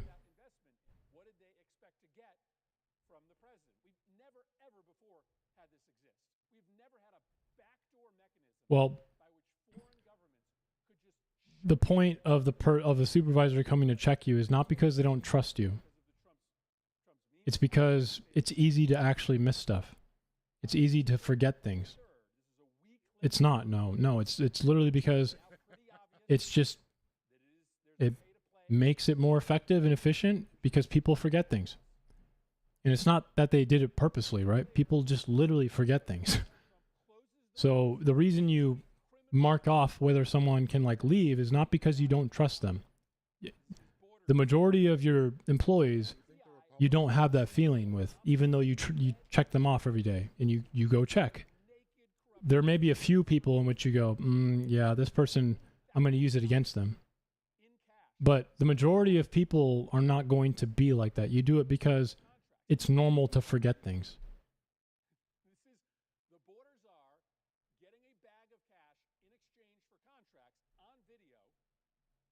Which one? The trust one? It's not. I guarantee you it's not, dude. Just from my experience, as well as consulting for corporate companies.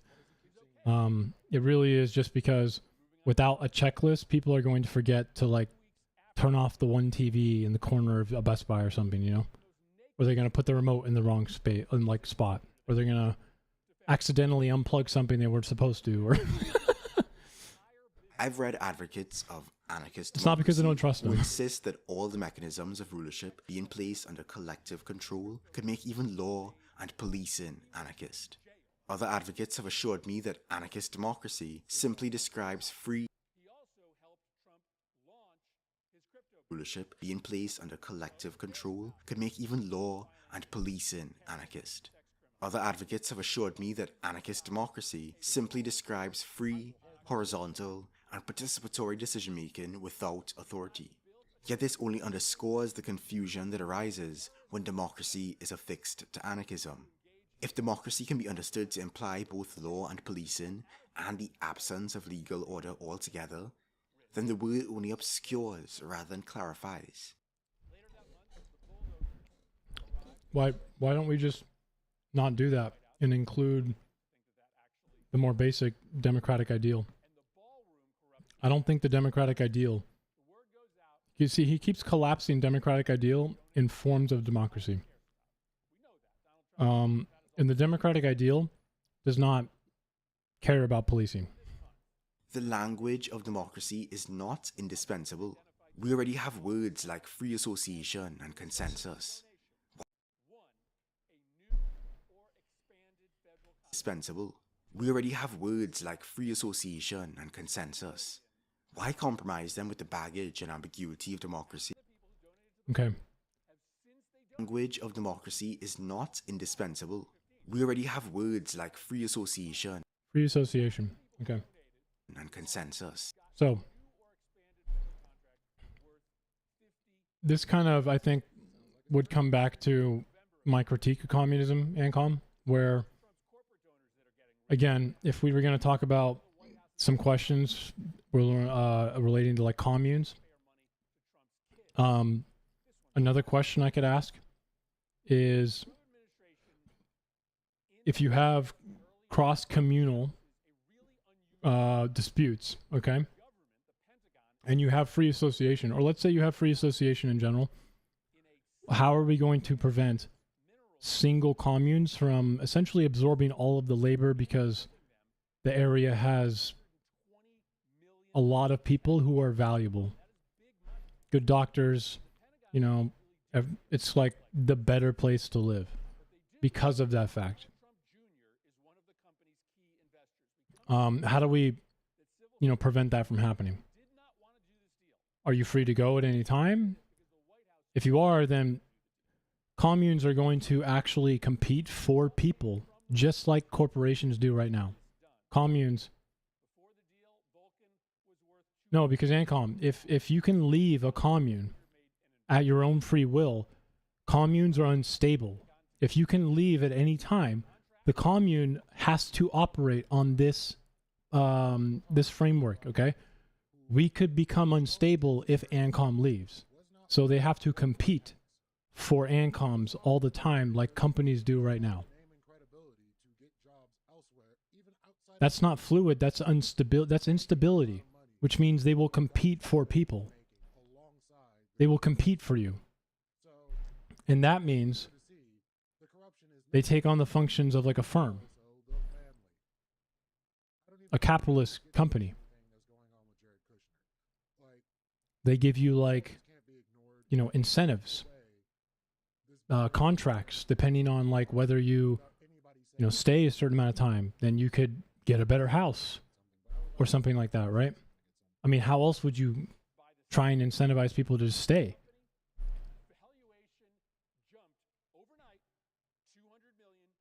Do you see the issue with this?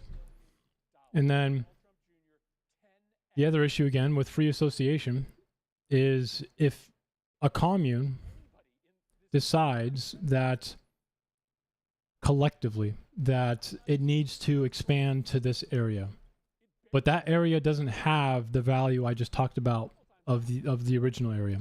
Good doctors, all those things. If you could just leave, then how does the commune actually discipline people to go? No one would go.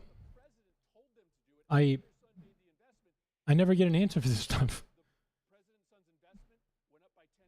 Free association sounds good, but it also ultimately, yeah, no one would go. I mean, would you leave an area that had better doctors and stuff like that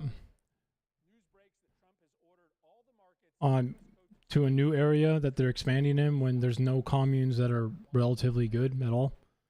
You know, they have like, it's much weaker in terms of its value for every commune associated, right? Because people are going to know that, man. People are going to know that the technical expertise of this area has good doctors and stuff like that. Because in order to make housing or something like that, ANCOM, right? If we're going to try and guarantee housing and stuff, we need to build in new places and expand. We need to expand. We need to grow. And someone is going to have to go in order to do that.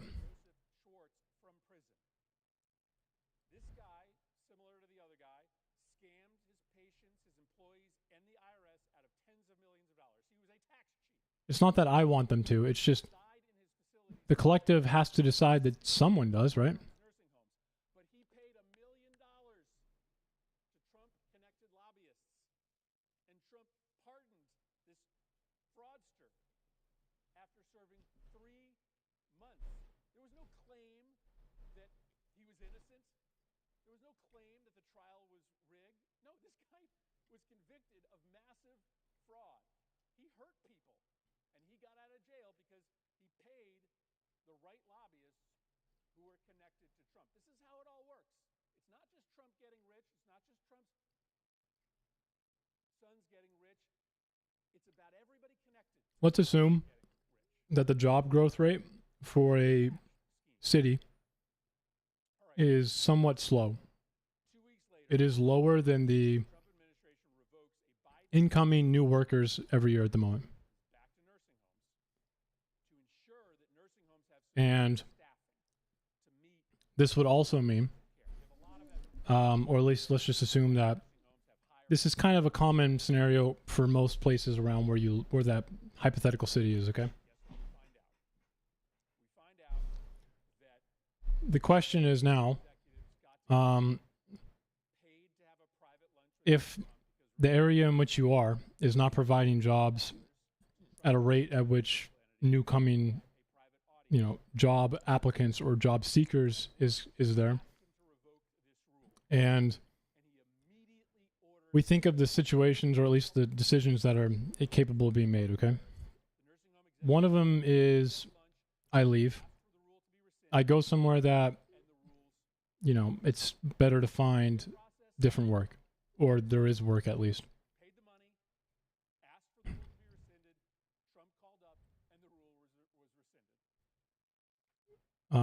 Labor would not disappear. I'm using economic functions again. I'm not using capitalist functions. You don't think labor would just disappear, right?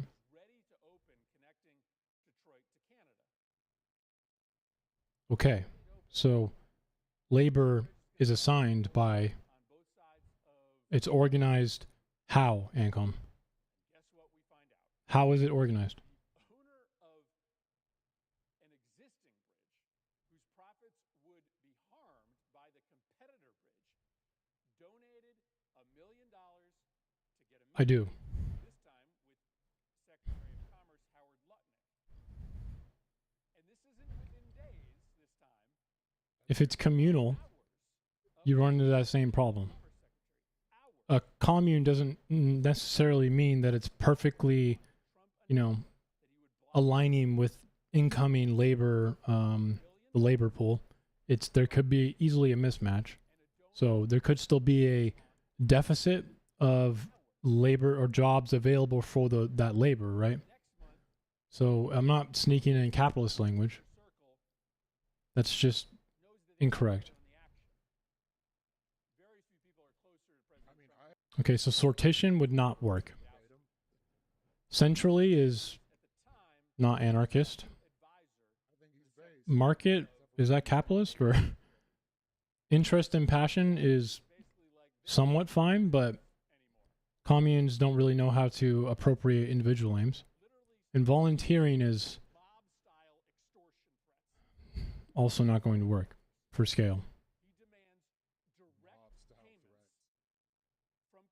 Well, how would an anarchist society organize labor? That part's kind of important, right?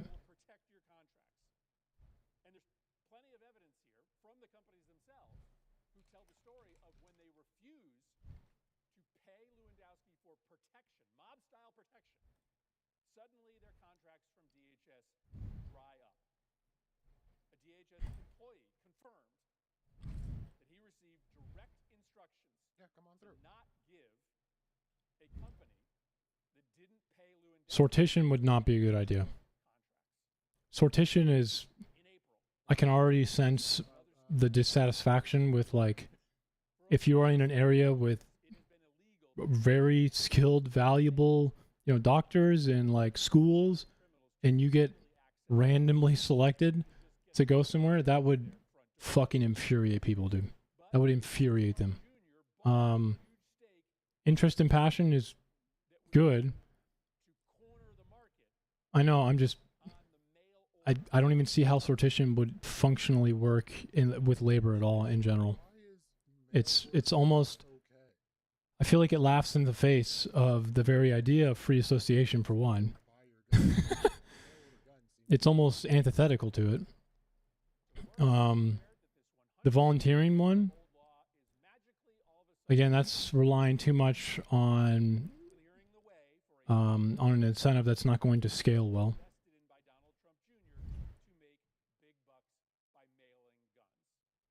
And if you don't want to,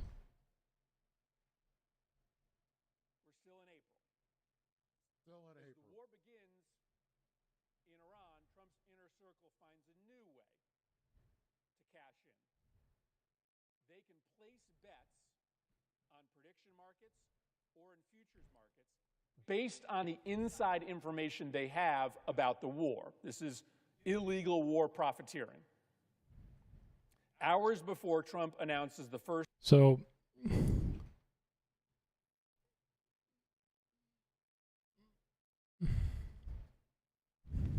he's fucking hiding in the fucking... What's up, sir? So what's her name? Can't fucking come in here? Is that what's happening? That's exactly why. This is always the fucking, it's hilarious. Oh, fuck. Yeah, this isn't like a sometimes thing. This is an always thing. If I am live, I am in this room. It is safe. Let's see here. What's probably the best way for me to still... Are you watching, what is this, the corruption thing? Yeah. Oh, this you is... finish it, or... You can finish it. You can finish it. Yeah, the Murphy thing. Yeah, I'll throw it in here so you're not on delay. Yeah, yeah. Because homie is killing it, and we're oh, shit. 3/4 of the way through with it. Almost went to the fucking AFK one. All good. All right, playing it. Tell me if you want me to pause.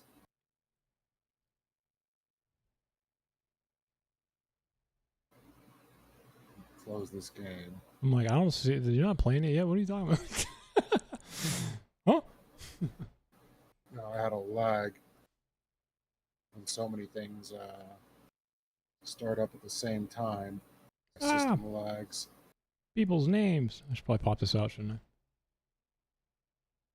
I? Exactly.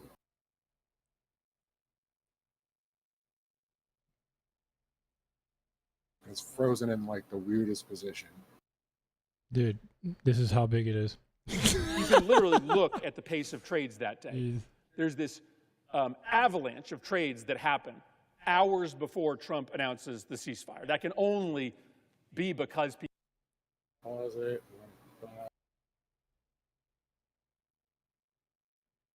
Why is my system acting crazy right now? I don't know, man. Is it me? Probably because it's hot. Yeah, it is hot right now, dude. Freaking, this is bullcrap. Still over 80 degrees right now. Yeah, but it feels like 100 with the freaking humidity. Dude, I don't understand why It's we crap, have bro. humidity like this in California. It Bullshit. is not common. All right, I should be able to play it now. Let's see. Oil prices There we tumbling by go. 15%. Those investors got filthy Nope, rich. it's still You can literally shot. look at the pace of trades that day. There's this Okay, let me close the. Zoom. I'm zooming. Oh, you can pop out the stream It's got to specifically. be my system. It might be you stream in multiple places. Oh, you think it's because I'm multi-streaming? It might be. Because the stream is in the Discord. All right, let me close the one in the Discord.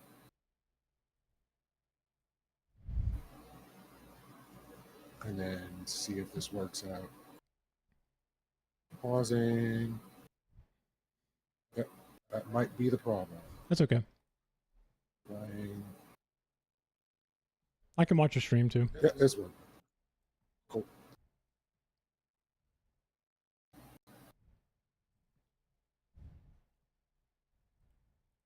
And then see if this works out. Pausing. Yep, that might be the problem. before Trump announces the Oh, you know what? inside information. This practice would continue to Do you want happen to try over- the knock thing really fast? I think I can join your stream and Yeah, just listen. sure. I think that might work, right?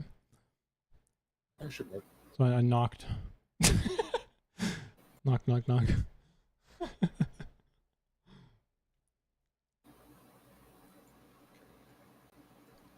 Opening string together.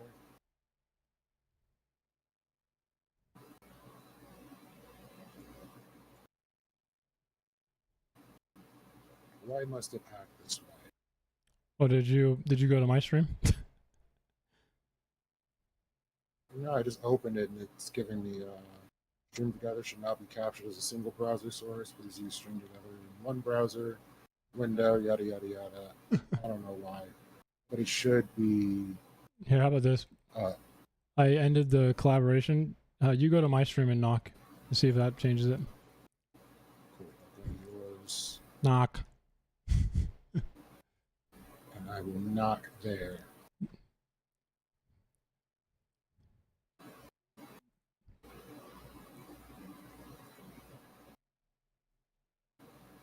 Oops. Join. There it goes. There we go. There we go. And we're in. Did you share the chat or whatever? I don't even know if you want to share chat. I got some psychos in my chat. No, I'm kidding. No, I appreciate the psychos in your chat, especially Molotov. Molotov. There we Dude, go. I tried to talk to streamer yesterday. He was too busy to talk to me. He's getting yelled at by his wife or something. I don't know. I have two going on.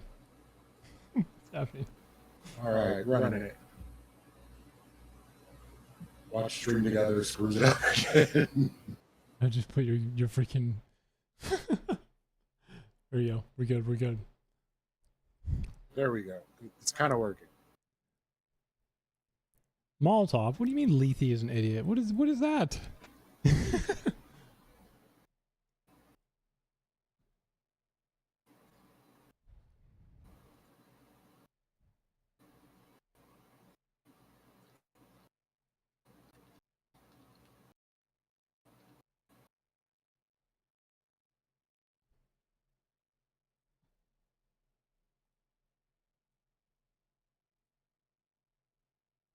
What is this again? Oh, suck.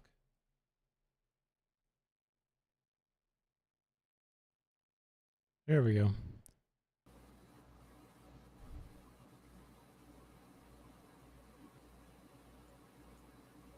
Why?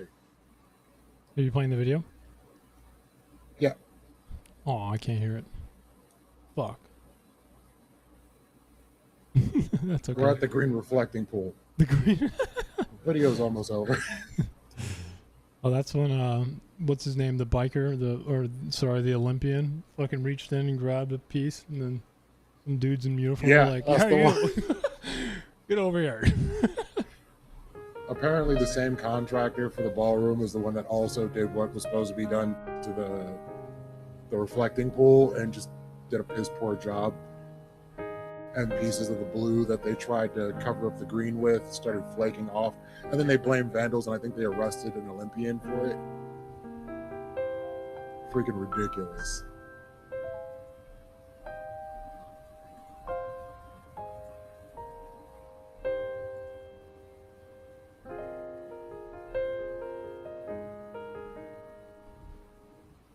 Well, Molotov, he can see your chat, so. So bad faith.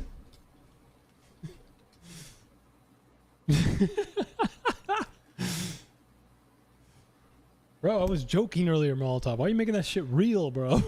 Fucking Christ. God.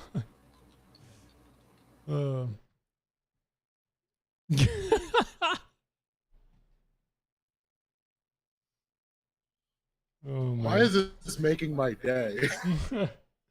Such a dork. I'll give some piano music while we wait.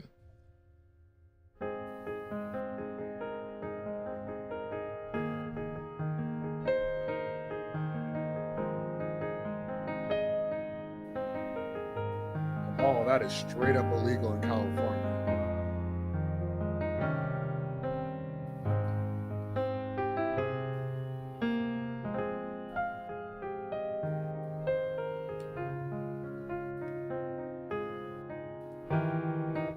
Ah!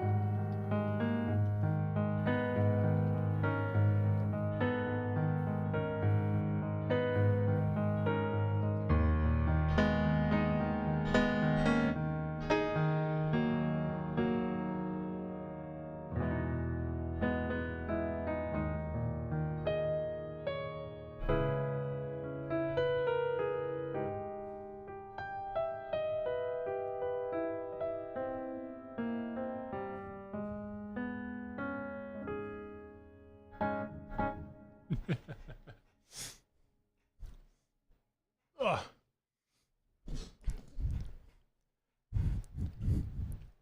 Oh wait, I need a. There's nothing on my screen. It's just my fucking stupid ass face. Shit.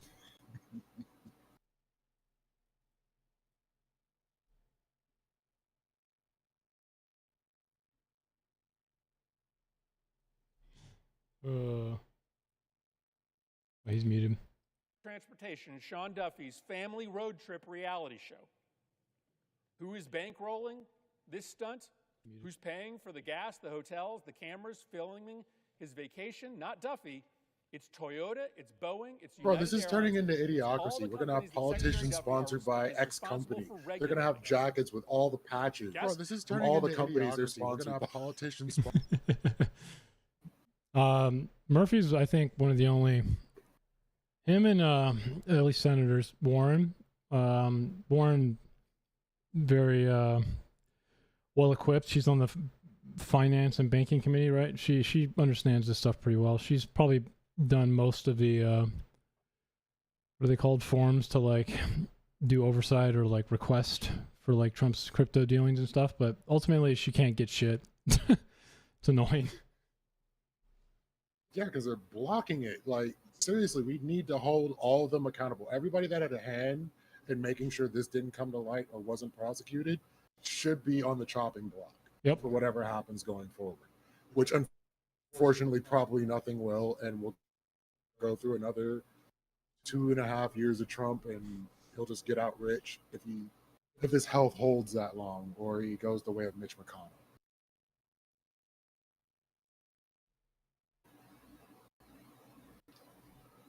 I'm telling you, bro, he ain't leaving. He ain't leaving. I don't know why people like lie to themselves.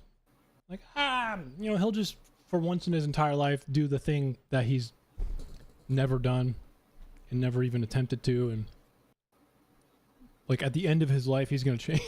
It's like, what the fuck? Makes no sense to me, bro.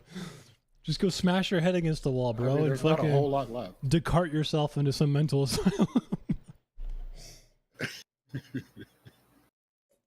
That would be the only time in which he's actually honest, is if like something happens, he gains dementia, like full-blown dementia, and just can't lie anymore. That's the only way we're gonna get any reality out of this. I mean, he can't lie to begin with right now, man. Until whenever you watch Trump, he's incapable of actually lying. He like needs to take the, you know, the pride in doing it. So he like lies and then goes like, but like not really though. Just he'll just add on a thing like, but you know, actually I kind of was, if I was going to, it's like the OJ book. If I did do the murder, right? He does it after every sentence. It's hilarious.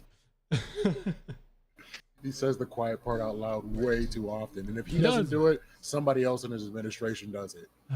I swear to God, man, I think I've watched more Trump than anyone on the planet. Bro, I was watching you watch Trump the other day, and I was getting brain cancer. He's sometimes he's content, but like he's difficult. He's difficult, man. Freaking ridiculous.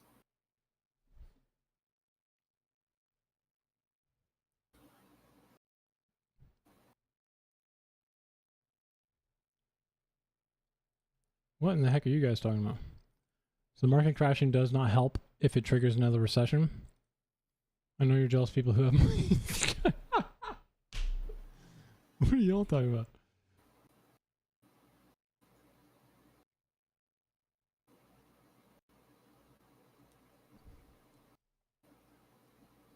I think a crash would not help Vigilante.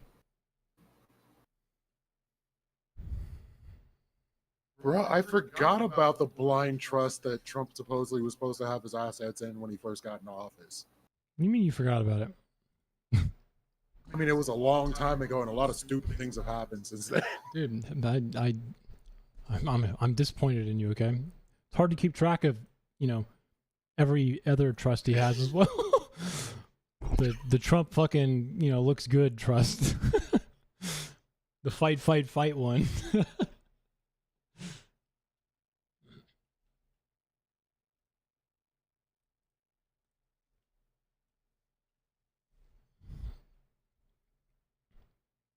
Wait,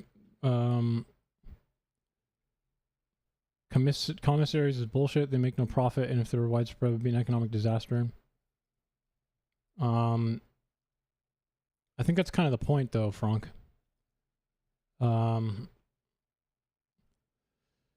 not really sure if you think the claim that economic disaster would be widespread when it comes to housing. Is that what you guys are talking about? I need to go back.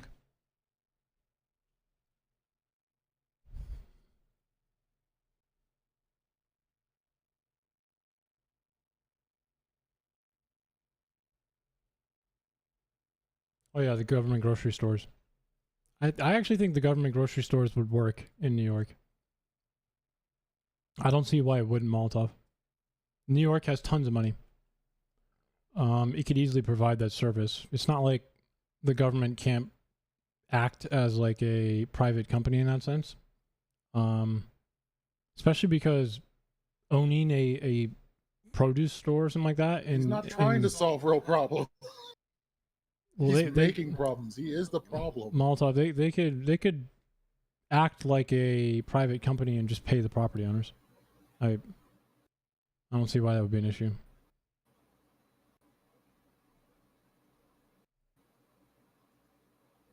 Okay, so Mom Donnie's full rent freeze on the entire city is not good.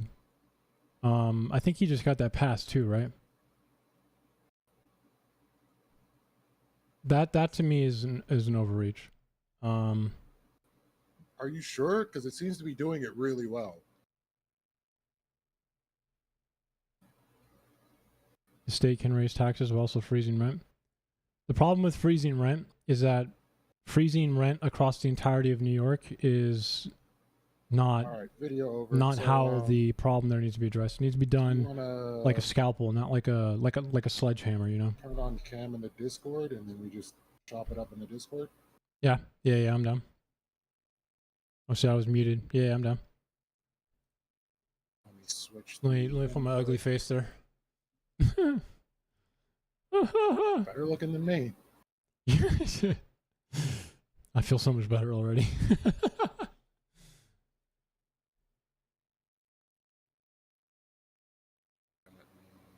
Ooh, Blah, blah, blah. I need to fucking pop it out, dude. Now pop it out. Why is my face so red? why is my camera not working? Oh wait. Is it really that bright? Oh my god, now it's not bright at all.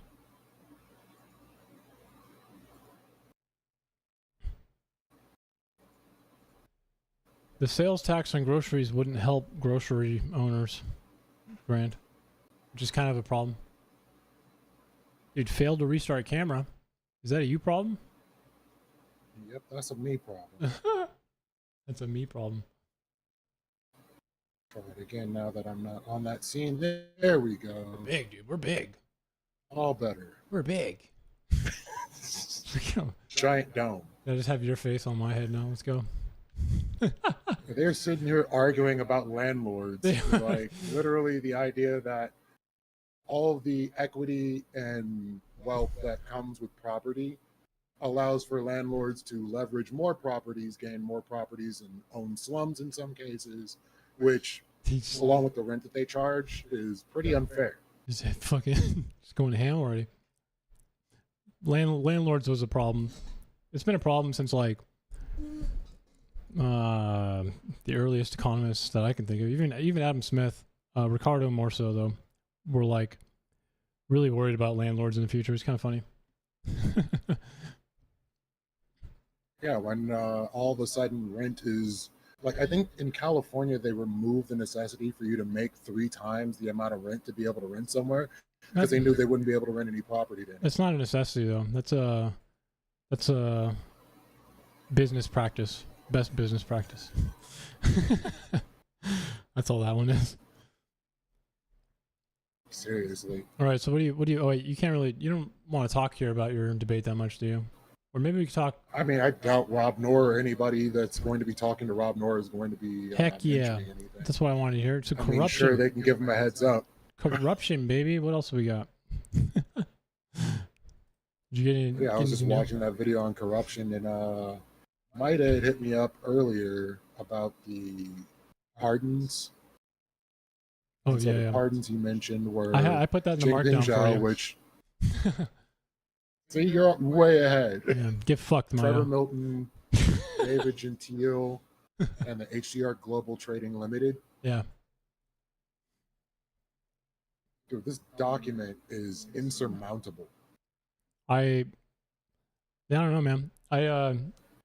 I do cross X's on my whiteboard, right? Because I feel like it helps me get the traps in. Because a good cross X is, I mean, the best design you can hope for is one where the outcome or the trap is an unspoken one. That's really the best type of cross X, where you don't actually have to tell anyone listening, like, oh yeah, this is where I fucking fuck you, right? Like a good cross X is where you let them say it, and then you just kind of look at the camera and go, wow. And I think a lot of those are pretty bad, bro, especially the first one. Yeah, foreign payment and access to the economy is very strong. And then, like, here's where, so there's so many modules. Yep. I doubt we'll even get through 3 of them because of the way Rob argues. But I really want to get to 15. You want to get to 15? Well, you don't have to treat it like chronological order. My audio isn't coming through. Excuse me? It should be coming through on my end.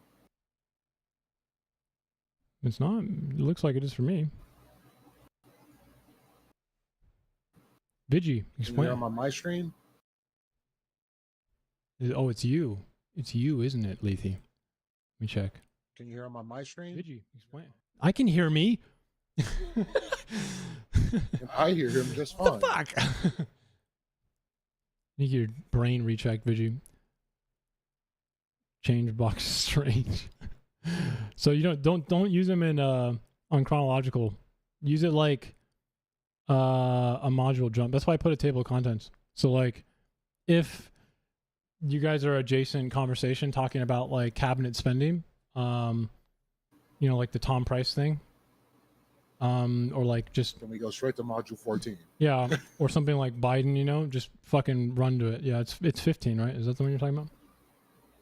Honestly, all of those are 15 is bad. crypto. All of them are bad. Like, they're all bad. Yeah, all of it. But dude, there's so freaking much. Yeah. Like I knew it was bad. It's fractally bad. It's a kaleidoscope of bad. And then And I don't know how it's gone on this long. I mean, just normalization and the epistemic capture, you know, of like a fascist movement again, right? So fascist movements insulate themselves from truth because they don't really care about truth, right? They care more about dissent, being cast as an enemy, so you can achieve that destiny, right? It's necessary. It's fun, you know. Famous Ben Shapiro line. Part of the issue, like I want to say it was during his first administration, we would get into arguments with, you know, people like Lactoid and other individuals in the space. Who the fuck is Blacktoid? Run cover. You don't know Lactoid? You called him Blacktoid. It's not Blacktoid. Shit. Dude. My goodness. I don't think truth exists. Truth is not a tangible property. Truth is an explanation of that which comports with reality. You know what? You know what, Lethe? I don't think you've grounded truth inside of the immaterial mind that is God, which is the only logical place it can go. Or better known as But yeah, my so butt people crack. like Lactoid. Anyways, what's his take name? it to the root, Black kid? What's his name? Lactoid. Like Lactoid. milk. Why would you ever name Yeah, yourself he's, Lactoid? That's what his name is on Twitch. He's been around for a really long time. He's a lawyer, and He's a tends to lawyer? be pretty, yeah. Hmm. All the lawyers seem to be pretty pro-Trump. So he would usually say that any suit or any issue that's going on with Trump is because of lawfare, and that we're going after Trump, for trumped-up reasons. And anything that happens afterwards is just because of that. Or hear me Don't out. tell him about dog works. Or hear me out. Okay, so like parsimony. Okay, what is the most parsimonious answer we have? Maybe he's just a fucking criminal. He just commits crimes, and he does it like blatantly because he's always gotten away with it. It's not really that complex. I think people try to make it more complex than it is. Like he like brags about it. Pretty much. And then he starts demonizing anybody that went after him, like him going after what's his name, Comey. Yeah, that was For wild. some Have you shells like, in the sand. have you read into Comey's story? Like what actually happened? No, what actually happened? Comey's a really tall guy, man. He's like 6'8" or 9, I want to say. Okay, he's fucking tall. Jeez, are you Or serious? like 6'7". He's definitely like 6'7" or above. So he's a tall guy, and he says that I remember him saying he got a call like randomly to have dinner at the White House. Okay, and when he gets there, he was told, or he was under the impression it was going to be like a public, multiple, not like an escort visit. Okay. I'm not gonna say that's what it ended up being, but he thought it was gonna be a lot of people there. He thought it was a little weird to be personally called, and he shows up, and it's just like, think Beauty and the Beast style, like table arrangement with like just two big chairs. And he walks in, and he's just like, "What the fuck is this?" And Trump's like, "I can expect loyalty from you, right?" And inside of the meeting or whatever, and Oh, the loyalty meeting. yeah, I the remember loyalty that. meeting. That's exactly what I'm talking about, bro. Him like talking about it's hilarious too. Because there's like those photos of him towering over Trump, right? Like he literally is like massive, bro. I just looked it up. He's 6'8". 6'8", bro. He's fucking huge. That's crazy. Can you imagine Trump? I bet he got so insecure when he met him. It's like, Yeah, 'cause someone give me a step technically stool. He lies and says he's taller than he is. He's like 6'2". He claims he's 6'4". He's around 6'4" people that are towering over him. Dude, I got homies that are 6'7". They can pick me up like a small child. Like, Trump is not 6'4". But I'm He's not. 6'4". He's not my height, dude. Oh, you. Okay. I was like, Trump is not 6'4". yeah, you and I both 6'4". We both know better than this. Probably like We'd be 6'3" looking and a up to half. I don't Kanye. know. I'm just gonna be 6'4". Is what it's gonna be. Give or take. We always round up. Yeah, we always round up. The 6'2" does not round up to 6'4". Not in any world. Yeah, well, it does on Tinder. There's also, like, I put multiple things for the WLF stuff, and then I also, if you notice it, for its like sourcing, it says file site turn68 file 0. That's trying to link a local file which I made on my computer. I can send you that if you'd like. I should probably do that actually. Yeah, please. And we can bring up stuff on stream. I have to send it to you directly. That's right. Okay. Vigi's telling me that your audio is still messed up on your stream, It is. but not here. So I don't know if you have a channel messed up or because you're not muted in the Discord at all, and it's just a regular old Discord, so you shouldn't have any issues. All right, Vigi. We're gonna fix this. Okay. Is the audio okay? Or Vigi's trying to protect Trump, and he's, My girlfriend Vigi says that you suck and my audio is fine, so I hope you feel good. Did you mute stream, Vigi, from your tabs? Yeah, what is happening, Vigi? Like, he Hello? just DM'd me back. You get it's fine. You hear me? Okay, good. All right. From now on, Vigi is no Yes. longer his opinions don't matter. We'll leave it there.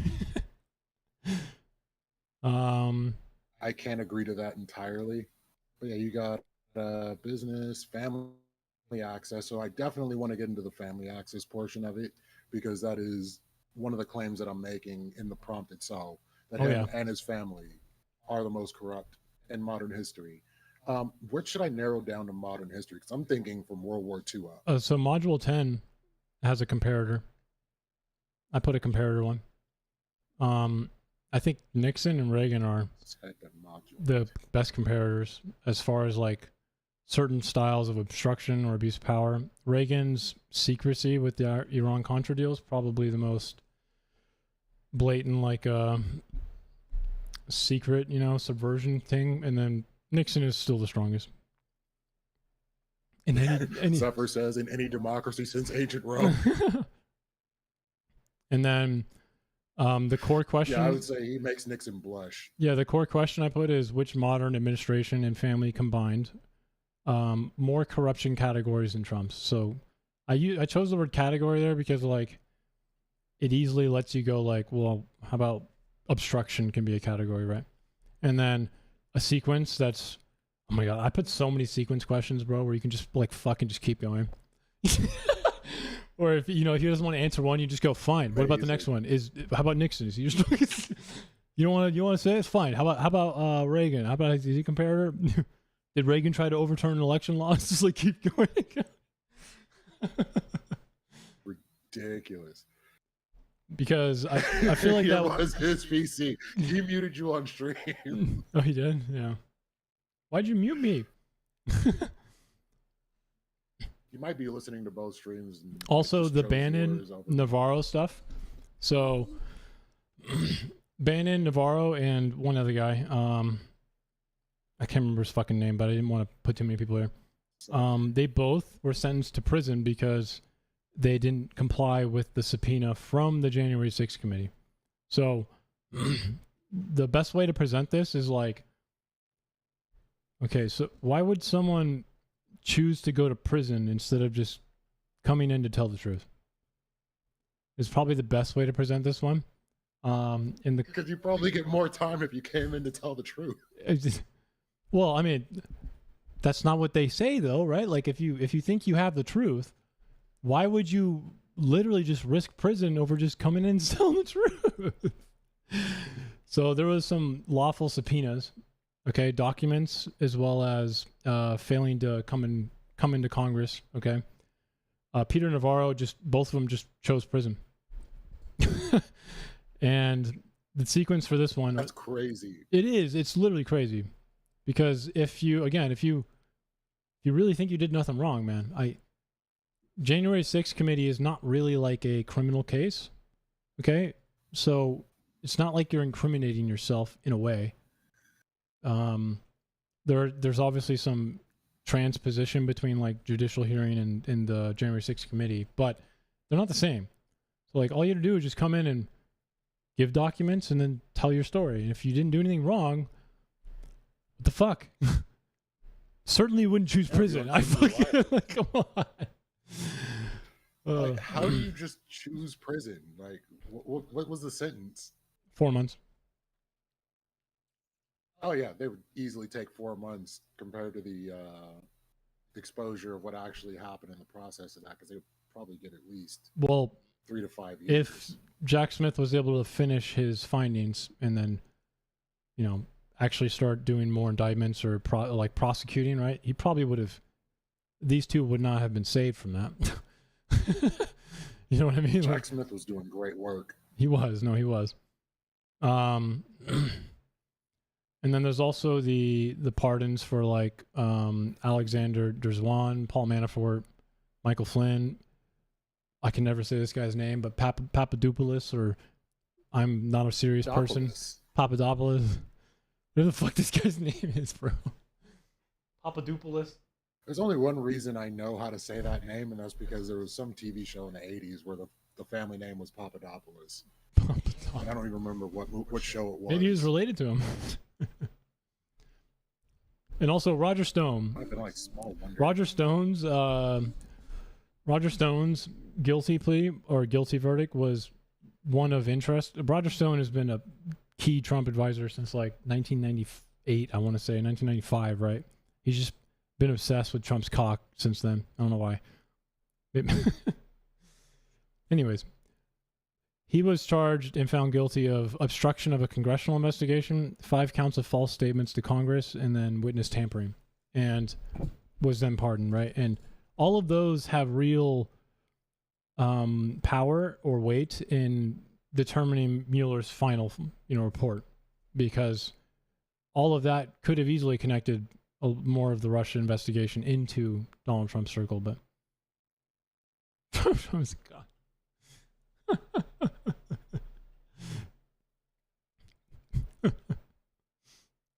So that one's particularly bad. Yeah, they were business partners, but mainly Paul Manafort came later. Trump and Roger Stone go back very, very far. A long time. He wanted Trump to run back in the 90s, like mid 90s, for president. That didn't work out too well for him. And then Steve Bannon, this dude. Fucking Steve. I don't know why everyone says he's so intelligent, bro. He's also someone who's incapable of like not telling you what they're gonna do next, right? Like he's out here just like, oh yeah, we're gonna surround the polls, and it's like we know this time, I guess. But like that famous audio recording where he's just like, Trump's just gonna fucking say, it's gonna look dicey, it's gonna look bad, and we're just gonna say, that it's fake. That's exactly like that audio recording says.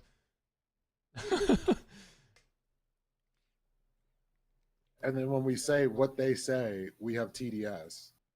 Again, I take that as a compliment. I'm fine with having TDS. I don't give a fuck. The dude sucks. Like you should have TDS. Like it's almost the same feeling. This is gonna be bad. It's almost like the same feeling if you had like a daughter, and like she came home with like just the most annoying drug lord, fucking like the waste of space, and you're just sitting there like, I have this guy derangement syndrome. Like, you should have TDS. Who the hell is this guy? I like this guy. You're being too judgmental. No, he seems like he seems like he slings Xanax bars for all of his money. No, stop. Go find someone else. Anyways, module 6 is also really big. So I think there's enough in here for you to actually use this evidentially and like overcome what Rob wants to say, okay? Because in the evidence fine, I did kind of lay it out that obviously the indictments are not a trial, but the conclusive statements as well as, you know, what was given and the evidence given, seems to point to that Jack Smith thought he was going to convict Donald Trump, and his after the trial was, you know, ended because of DOJ sitting president policy. He has conclusively said, still to this day, that he definitely could have. And the sequence there for this one is like, robbed. yeah, it's so annoying, bro.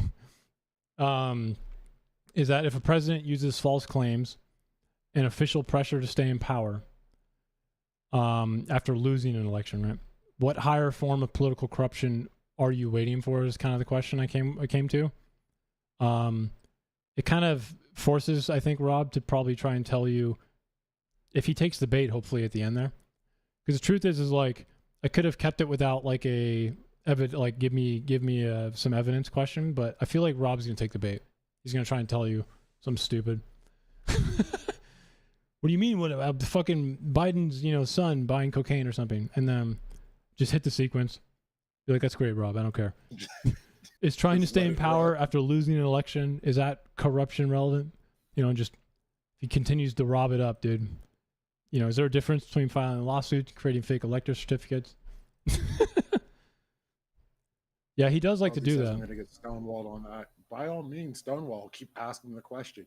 I'll ask it on repeat. I'll play a recorder and just let the question run. Yeah, when I debated Rob Toby, the man is incapable of repeating back your position. He literally goes, I heard a word I like, and then just like fucking fucks it up in some way, and then goes like, so what you're saying is, and then does like a completely different position. He'll just like change a word or manipulate it some way. And I in my debate with him, I had to literally be like, yo, stop that, you fuck. Like, I need you to fucking pay attention before you open your mouth. Like, Jesus, man. He was pissing me off. I need you to lock in for a minute. Yeah, it was like I was fighting. It was like he was arguing with someone who was not me, like it's just a shadow in the corner. The business one is also pretty important. Have a great time. One is that. Oh, first one. Wow, Molotov. Probably starting here.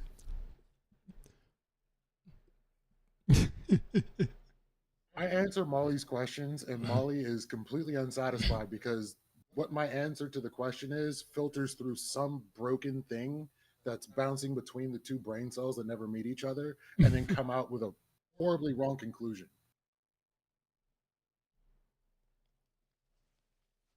Molotov. We might end up with cold fusion by this. I'd like to defend you, but I don't know. I don't know if I can here. This is up to you, buddy. The floor is yours. So Trump's administration was corruption prone because presidential power remained financially entangled with private business that government officials and favor seekers could patronize, and that is like some clear evidence that can be brought up. And you have the base stuff here, but there's so much pay for play going on here. It's insane. The pardons specifically are big too. I've never straw man your position once. I will never need to fight a straw man because you literally have less weight than the straw man. I will take that all day. Getting one guy in the chat. What is this? Well, thank you for the kind words, Malta. I do try. Lethe's trying to. He's just not as good as me. No, I'm kidding. I mean, I'm kidding. If you watch my conversations with Jumbo, Lethe, you'd realize that that day I probably should have turned off my stream and just like punched the fucking wall. Oh, I missed it. I would like to see that. I wonder what else I could think had a of. stream where a dude got so pissed off over a question that he literally reeled back in his chair and punched his camera. What? Yeah, it was Tuna Chip, and he was talking to Prime Kai, and he was like, Prime was asking him something about Nazi Germany, and the way he was pressing the question frustrated Tuna so hard, he decked his camera live on panel on stream. Why compromise? It was Dude, great. did you tell him to simmer? You're boiling. I need you to simmer. Wait, so Rob Noor. You know what I can do right now, man? Just for fun. You want to see some cool tricks? All right, let me pull it up. So I have this like evaluation framework thing I built a chat like a chat GPT for, so I can put in transcripts plus the video, and then through cycles it'll freaking analyze the entirety of the video in all the transcript, and then just like what it does is it analyzes mainly from a critique of my view, because I use it to analyze my stream behavior so I can fix it, right? Fix what? You're doing. I have a 55-inch TV right here on top. That's why I look up. I'm assuming there's something up there that you keep looking at. I'm just like, I'm not going to ask questions. Yeah, it's a TV. I don't have monitors on the side. Circus screen. So I need to find some fucking. There's a Pisco one from 7 months ago, I guess. Try that one. So it's evident that there was a double standard. Nice. Let me pull this one up. Dude, Pisco was on, I think it was yesterday, with Admiral Gibbs and who was the other dude? Oh, it was Stream Rift. Stream Rift and Admiral Gibbs versus Pisco. Who is Stream Rift? And I don't know who the other guy was. Stream Rift is an odd individual, but they were both arguing for Trump, and they ended up in this exact same discussion about corruption in the White House, and they just were not having any bit of that. Transcripts. Here we go. Oh, it was Dev, right? Yeah, it was Pisco and Dev against Gibbs and Stream Rift, and you couldn't pay me enough to take that kind of abuse. So I can understand why they left before the Q&A came up for that whole thing. Stream Rift is delusional. I tried to have a chat with him afterwards because he was claiming like $11 trillion in Democrat corruption through the House and Senate. 11 trillion? And I really wanted to hear him flesh out that argument. 11 trillion? He was saying that all the things that Democrats have done over the years has added up to $11 trillion in corruption. I feel like people don't realize how big numbers are sometimes. 11 trillion? Trillion, 11 trillion, bro. Like, let's go. Money, I want to hear this. That's a lot of money. Streamer has a God-given talent of pissing Pisco off. It's quite wonderful. Yeah. Pisco was losing his shit, but Gibbs wasn't helping either, because like the Gish Gallop that was going on, and then every time Gibbs Gish Gallops, it's the beautiful thing. He goes, "Hey, I've been keeping quiet this whole time. Let me just finish." He does what Tyler does. I haven't even been able to get a word out. Meanwhile, I'm literally timing. I'm like, okay, dude, whatever you want to say. Not a single word there, Tyler. So we have one. Let's get another one. I think 3 debates from him probably be good, right? Yeah, that should cover it. Progressive debater steamrolled on corruption. Oh, that's Adam. That's Adam Kahn, isn't it? The problem is Yeah, it is. I think. Yeah, Adam Kahn. See what's on your screen. He debated. Oh, good stuff. Is I've seen him on Jubilee, I believe. that where he was on Jubilee? Meanwhile, in Cuba, He debated on Jubilee. Andrew Wilson on fascism. It was actually the one we watched. Remember? I thought was probably one of the better. I saw that too. Yeah, Yeah. I did see that. Also, I think I can download. Dude, I this one, right? saw a black That's fine. conservative debate Andrew Wilson on reparations, and I wanted to eat my own spleen. A black conservative. Oh my! I've never been so infuriated in my life. Was he against them pure or for torture. reparations? he was for reparations, but coming from a conservative angle. So like all the systemic racism that exists, he does not believe in. Should we But he's argue? Should we arguing for argue reparations. with And Rob he Noor right now? claims, Looking to argue with someone. yeah, why not? Okay, which guy? Adam Khan? Molotov? You're talking about the fascism debate with Adam? I actually think Andrew did very well in the debate. And I mean, you do know the Confederates got reparations, right? In fact, the last reparations, I think, The was... Confederates got reparations. That's some too. Okay, I'm just making sure. Reparations are usually not a Native good... Americans got reparations. They're usually not Jewish a good people answer. got reparations. Yeah. They usually don't actually fix systemic issues, right? Which is usually what needs to be done.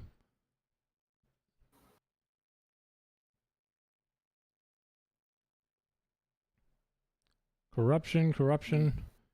What else we All got? the same, I would say there should be some admission of wrongdoing and some form of repair.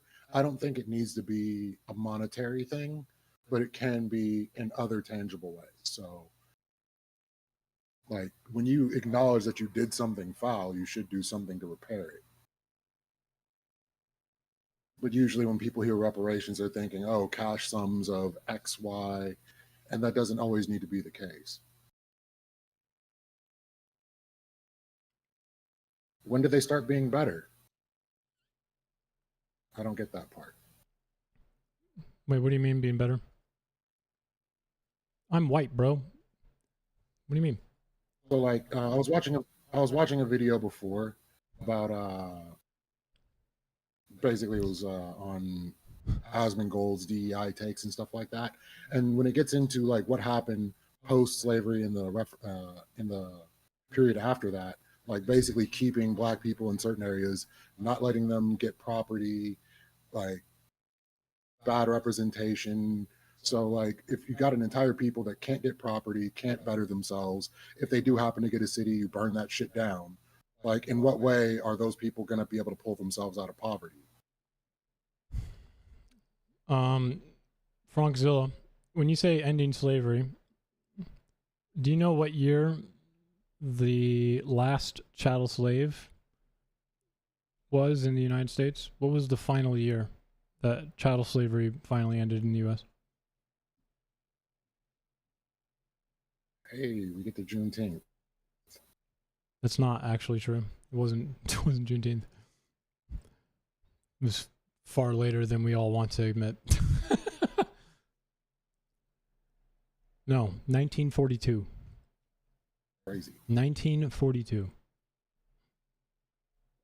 In Arizona. It was the last chattel slave. Federal government took it upon themselves because the Allies thought that the U.S. needed to get its shit together before we went around calling the Nazis evil. So, ending slavery. When did slavery actually really get abolished in the U.S.? And then when you say abolishing laws for racism, that's pretty broad. What do you mean by that? Like civil rights? Or do you mean like abolishing institutional practices that essentially do the same thing?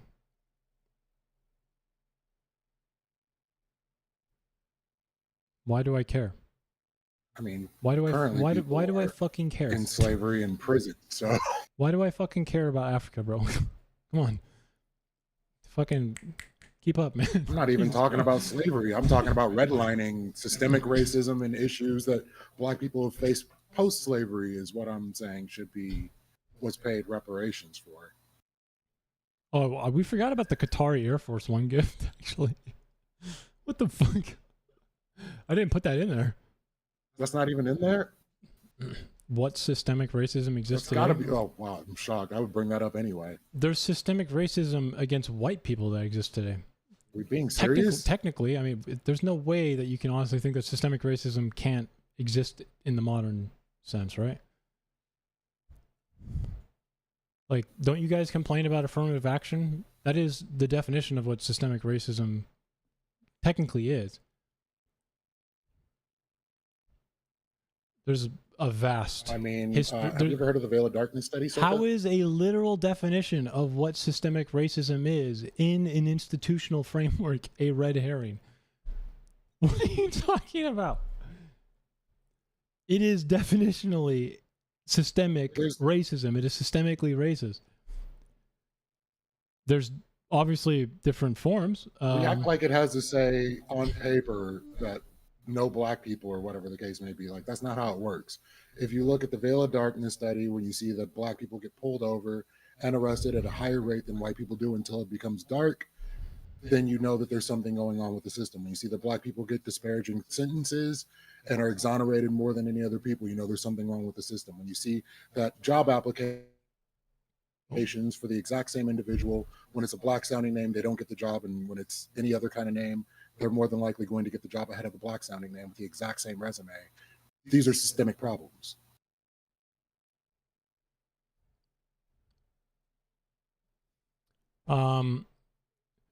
Okay, so something else, Frankzilla. Whatever Lethe just said is all true, but there's something I think we need to foundationally like make clear first, okay? When was the Civil Rights Act passed? The first one. Or at least the most important one.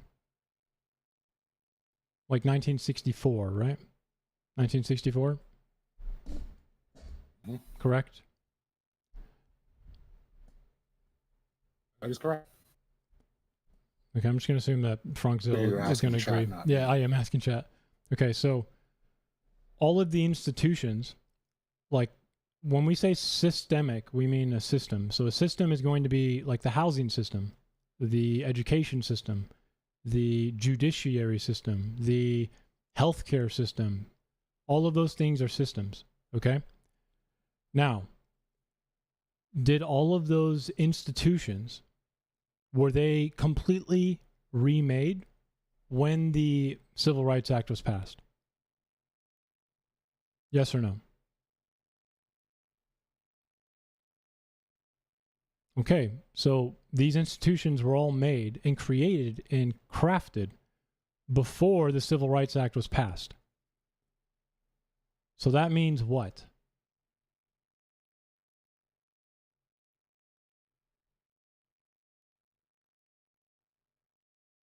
That means when these institutions and systems were designed, yeah, but they weren't just destroyed and remade. They have these tendrils, these connections to, unfortunately, even they have not changed.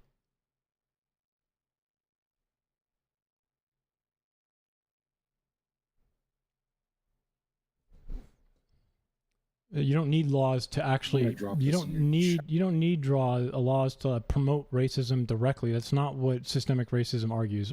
Systemic racism does not argue individual racists are rampant and that they do racist things.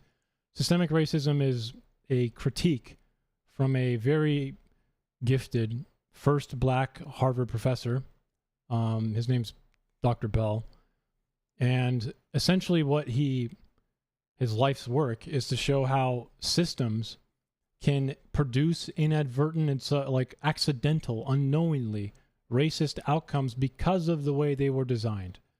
So I can prove this to you very quickly, okay? So let's take the education system. The education system in the U.S. Kind of started to get funding, or at least the way in which we funded them was probably done, I want to say like the 1900s, like 1940, 1950, around there. 1940s, 1930s. And I want to make this clear. We deliberately chose the ways in which we fund our schools using property value. So most localities in the country are funded, schools are funded by localities using property taxes. And if you haven't identified the problem here, the reason that black schools are underfunded, there's no federal government that like gives tons of money to schools, by the way, okay? That's not a thing. Most of the money that comes from the federal government is into student loans. It's like absurd. All of the money, the billions of dollars, is student loans for college. Now, there's small amounts of grants now trying to make up for the fact that these schools have no funding. But that's by design. So the system for the education system was designed that way before the Civil Rights Act for property value to fund the schools. Now, the outcome we get is a extreme disparity between poor areas and white areas for schools, which happen to disproportionately, and I guess conveniently for you, be black and white places.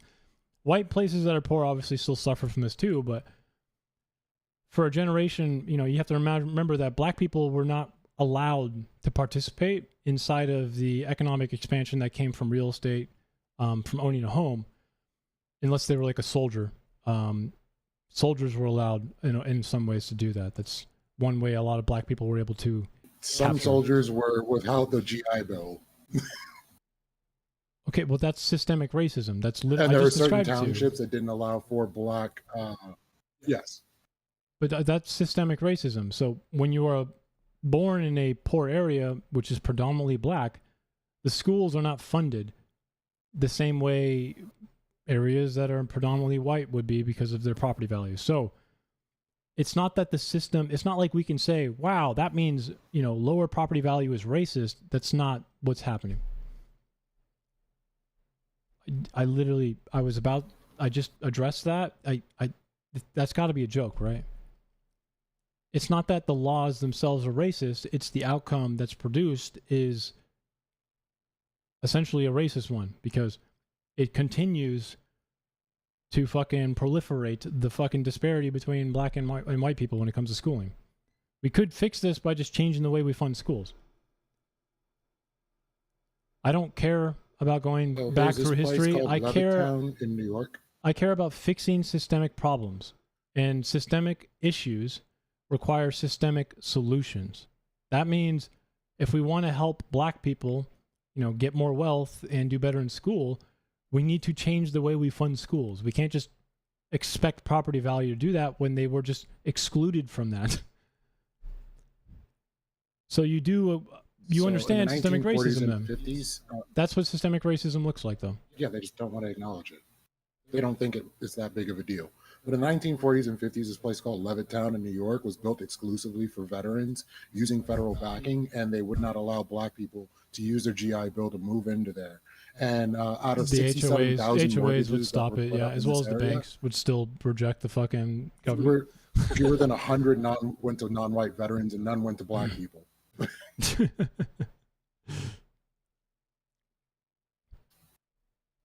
Yeah, so but that's what systemic racism is. And that was for veterans, so like people that served their country.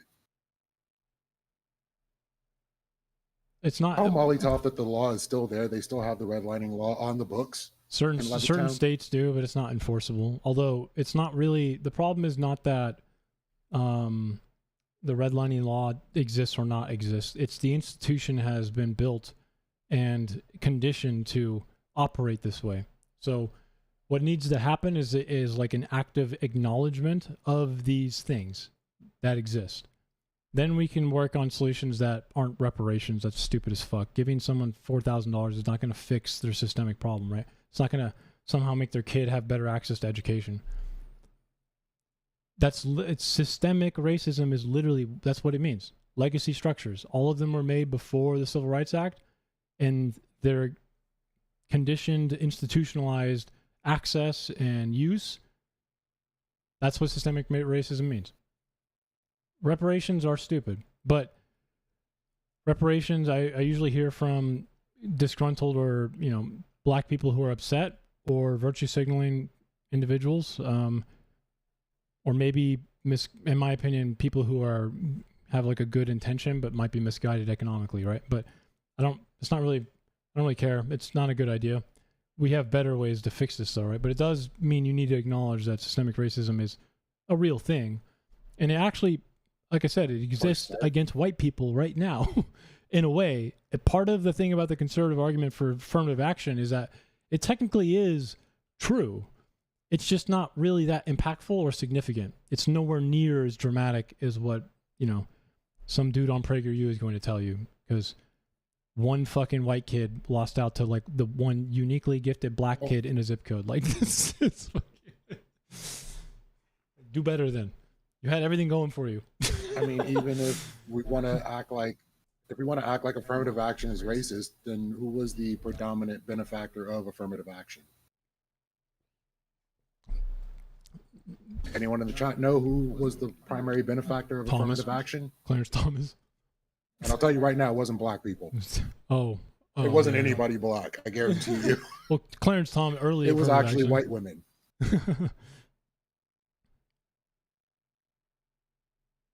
Every part of affirmative action. I doubt Lethe argued that inherently racist for a black person to not get a job. I'm sure. Yeah, I never said that. For some reason, those two brain cells in his brain like cracked up against the thought that was going through and warped it into something that never happened. The burden of proving racism in like a now it's my burden protected to prove a negative.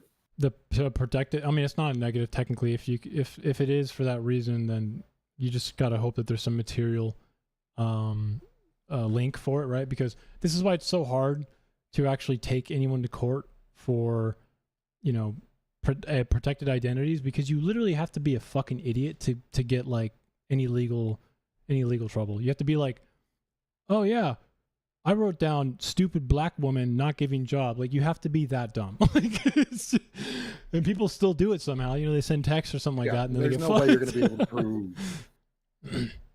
Well, More than it likely, depends, you're never Molotov. gonna be It able to prove depends. You didn't get a job or a loan or anything. It's else. hard in an individual sense, Molotov, but if you actually take an aggregate of the total applications and you find out through statistical analysis that this person just seems to deny every black person and there's thousands of applicants, that might not be really that hard anymore. Right? Like, if you can definitely do that if you know that someone is just doing that over and over again, or at least it's pretty hard to know that, but you know, racists are pretty dumb. It's kind of hard for them to hide it. Then you can make an honest report. Pretty stupid to speak in absolutes in that way. Just because a black person didn't get a job, it's because they're black. There are instances, and there are very many instances, and there is a study on this, where black-sounding names were turned down over white-sounding names with the exact same application. This was a study done to show the disparity going on. So to act like You're this right, that didn't is an individual. happen, That is an it's individual goofy. one, by the way. For that specific case, that would be individual. But continue, Lethe. Sorry. Yeah. So I can pop this into the chat. I Of course, Molly can't read, so I'm just going to leave that alone. see you Job guys have applicants with some white nice names need to sexual send about- tension going on. Job applicants with white names needed to send about 10 resumes to get one callback. Those with African American sounding names needed to send around 15 resumes to get one callback. And there's an entire study in regards, there's multiple studies that have been done. The in regards to this MPBR situation. study is a really good one, by the way. That's systemic racism right there, for sure. That's conditioned institutional buffering happening. I don't, it's not really something I care about. Everyone is capable of racism, Frankzilla. I do want you to know that the argument of trying to deflect to people being racist in general, or how likely the average person is going to be racist, is not really an argument for whether or not you should stop being racist.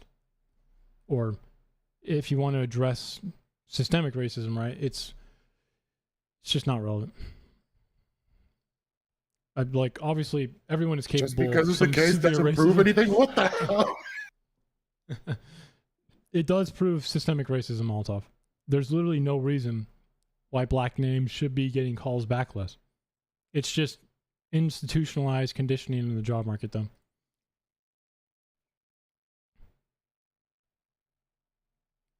I don't know what's so painful Grand, for people to admit Grand, that would literally be.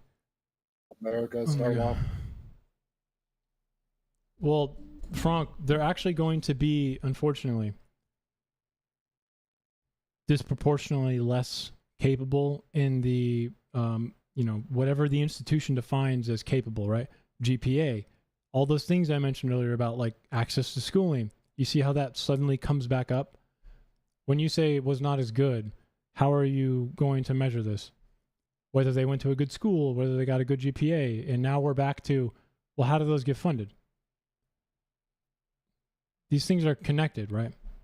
The truth is you have no idea really how bad or good this black kid probably was. I mean, I'm going to be brutally honest with you right now. I feel like I didn't finish my degree, and I remember very talented kids on my track team who were like, I would say extremely conventionally smart, but the more I got older and the more I thought about it, the more I realized that they were actually, a lot of them were fucking retarded, man.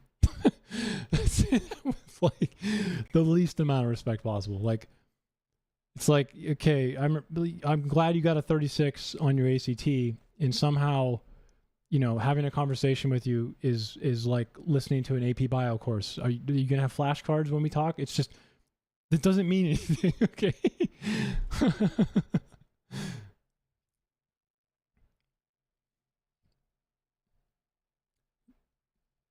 Similar resumes. You can't have the same resume. Talking in my YouTube chat. Zephyr, you can't have the same resume. It would be a similar resume, which even similarly dispositioned resumes would look different in an employer's eyes because of, like, let's say education on it. Same qualifications, yeah. So like even schools though condition, so if like you live in a predominantly like black neighborhood and you go to community college there, right? The school's name would be technically seen as something different, and that's where similarly is fine. I just I wouldn't say same resume because it can be attacked by someone.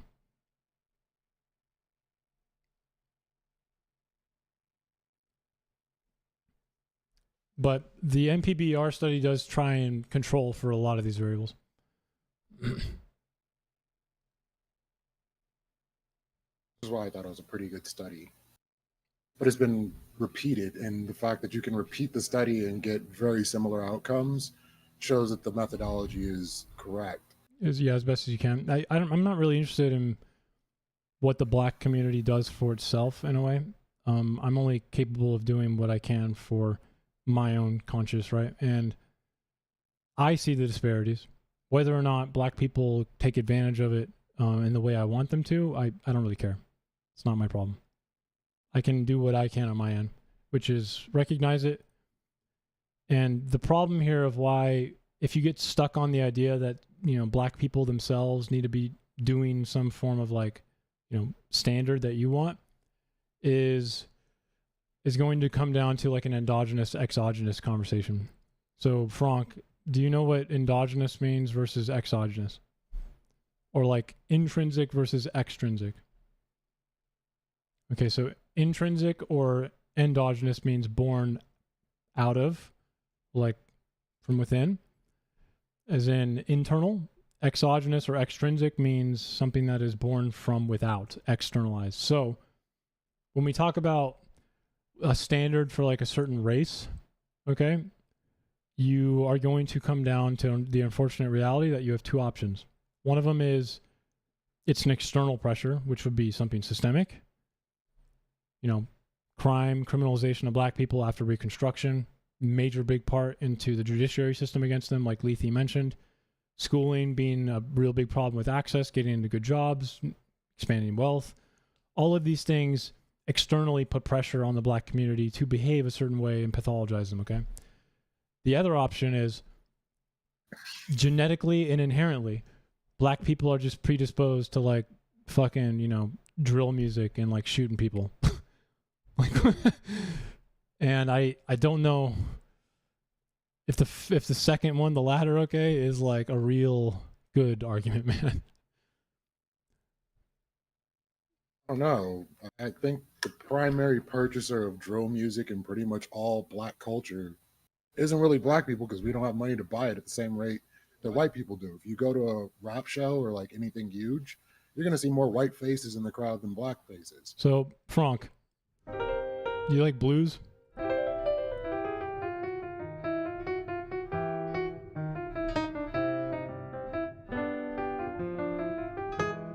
Right? Black people culture is pretty big. Okay? If you want, like, I had this debate with Marte, where... Oh, no. where Marte wanted to he had the same argument. He wanted black culture to be destroyed. That was the prompt. Black culture should be destroyed. And I was like, okay. And the truth is like the first thing I brought up to Marte, I think was a really strong and lesser known one, okay? He asked me, well, tell me some good things about black culture. And I chose to start with something I thought would maybe reach him, which is the concept of a worship site. Okay? In black communities, and this is why, for Christians, I feel like this should resonate with them, because in black communities, there was no money to build rec centers and community centers and fields and, you know, places where they could congregate. So in black America, churches became literal worship sites. I mean, like entire, you know, the heart of entire communities. And to a Christian, I feel like that would be a really important, something that Christians maybe in their own communities want to get back to. So when we talk about black culture, that still exists to this day. I'm not saying all of it's great. I'm not even religious, but it's easy to pathologize things that you can find moral shortcoming in and be like, that's bad. Oh my God, you know, stupid rap videos talking about shooting people. But it really has no explanatory capability, and it has no solution capability. It's just ultimately doing this. That looks bad to me, and then you just never stop talking about it, right? Because the truth is like, to fix the problem or at least understand it, you need to go deeper than that every time. We talk about your debate with Marte. When was yours? I barely watched it, but that was a rough debate for the bits that I saw. When was yours? Was it recent?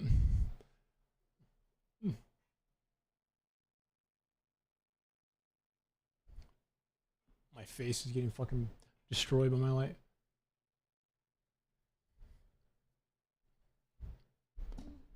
Yeah, so wait, what? Bogos. It's like, but like we're ignoring like the violence that happens in like regular, like what you would say white people music is. That's right. Hey, thanks, Clyde. Appreciate it. Like, I'm sure we've heard of the genre of outlaw country where they're just basically talking about shooting cops most of the time. It's a party. And then you look at the depictions of the Wild West, which was literally just people shooting each other. That's how Hamilton died. So, right. Fucking meet me outside, motherfucker. I'm gonna drop in these transcripts. Was out there shooting people. I'm gonna drop in these transcripts for us and see what it shits out. See what we get from Rob Norrie. What? You listening? Yeah, because I gotta end stream pretty soon, so I would like to get to. I thought you were laughing at me. My girlfriend laughed, and I thought she was watching my stream. She's not. She's ignoring me. It's great. Dude, objection.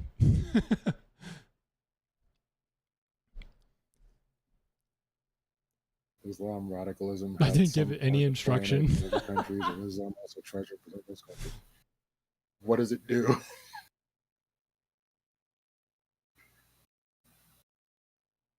Wait, Islam destroyed it?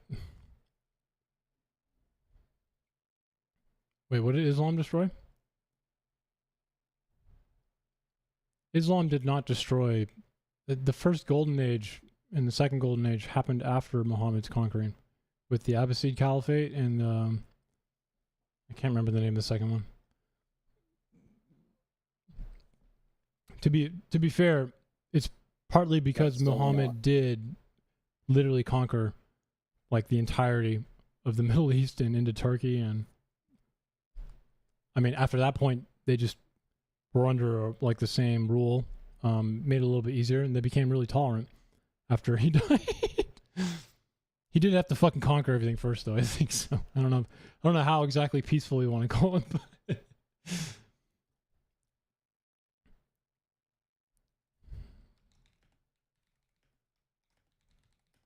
Wait, black people always try to reduce how great white people are and how they created the best civilization in history.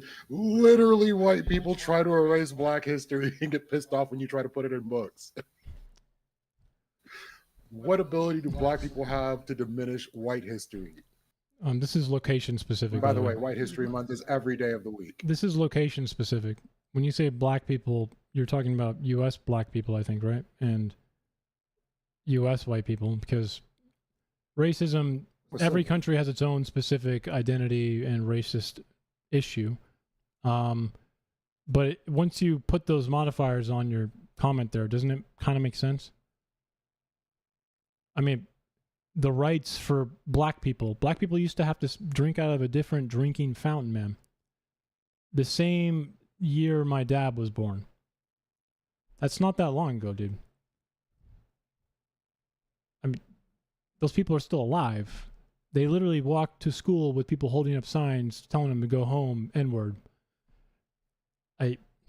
A few black people are probably not going to grow up liking white people. Yanks are dumb as shit.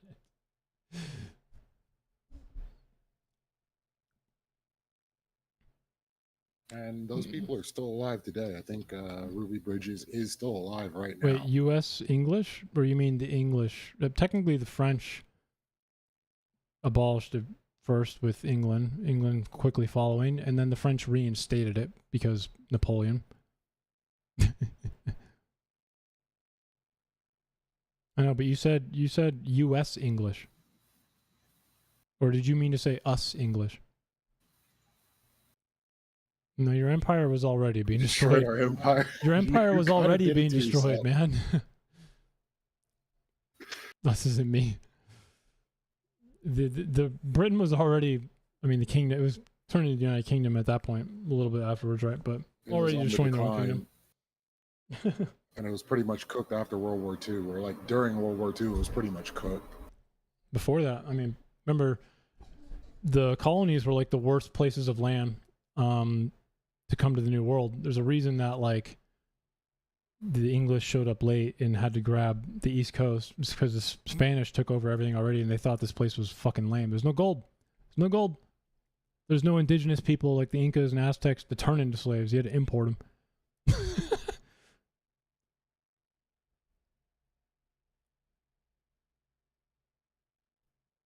Well, Franck, kind of. The UK controlled pretty large sections of like the Dominican area. Like Europe cared more about like, the UK in particular cared more about their colonies on the Barbados and shit like that because of the profitability of it, right?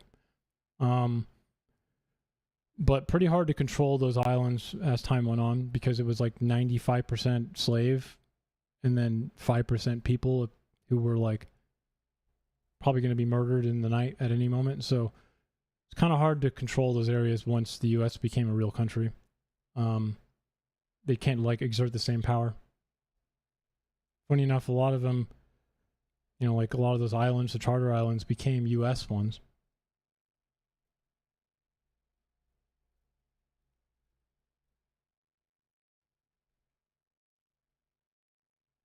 I'm not touching that.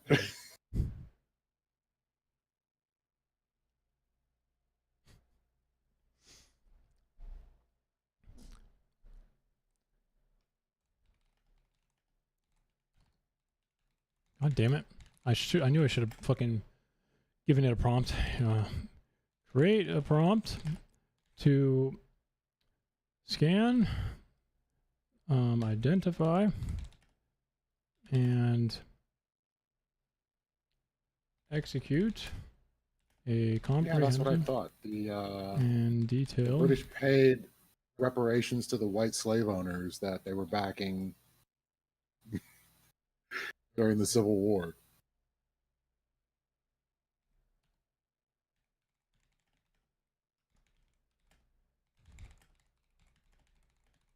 Problems I see in black culture? That's a goofy question. Black culture is American culture. So you're asking me to explain problems that I see in American culture, which is pretty easy to understand. Liberia was crazy because they just basically decided to act like how America acted toward them and just imported it over to Liberia. Which is just straight up American culture imported. I had to make a prompt for this. Sorry, Lethe.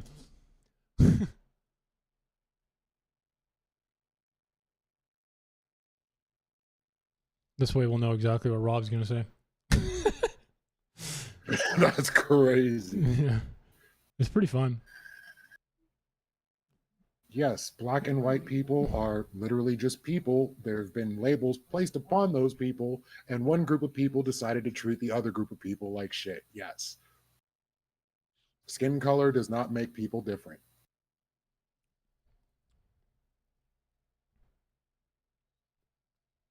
Oh, Zephyr got there too. Melanin, besides melanin, there is no difference. Crazy how that works out. We bought your freedom. Okay, please, Circa, tell me how what I said was bad faith. What I'm dying to know. Molotov, I think the only thing I think in addition, he wasn't bad faith, but it did start out for economic reasons, because what I mentioned earlier, there was the Native Americans were too sparsely populated to enslave like the Spanish did the fucking Spanish, and the Inca and Aztecs had gold, right? So they didn't need to import slaves, but in the U.S., for economic reasons, to even be profitable, they imported slaves.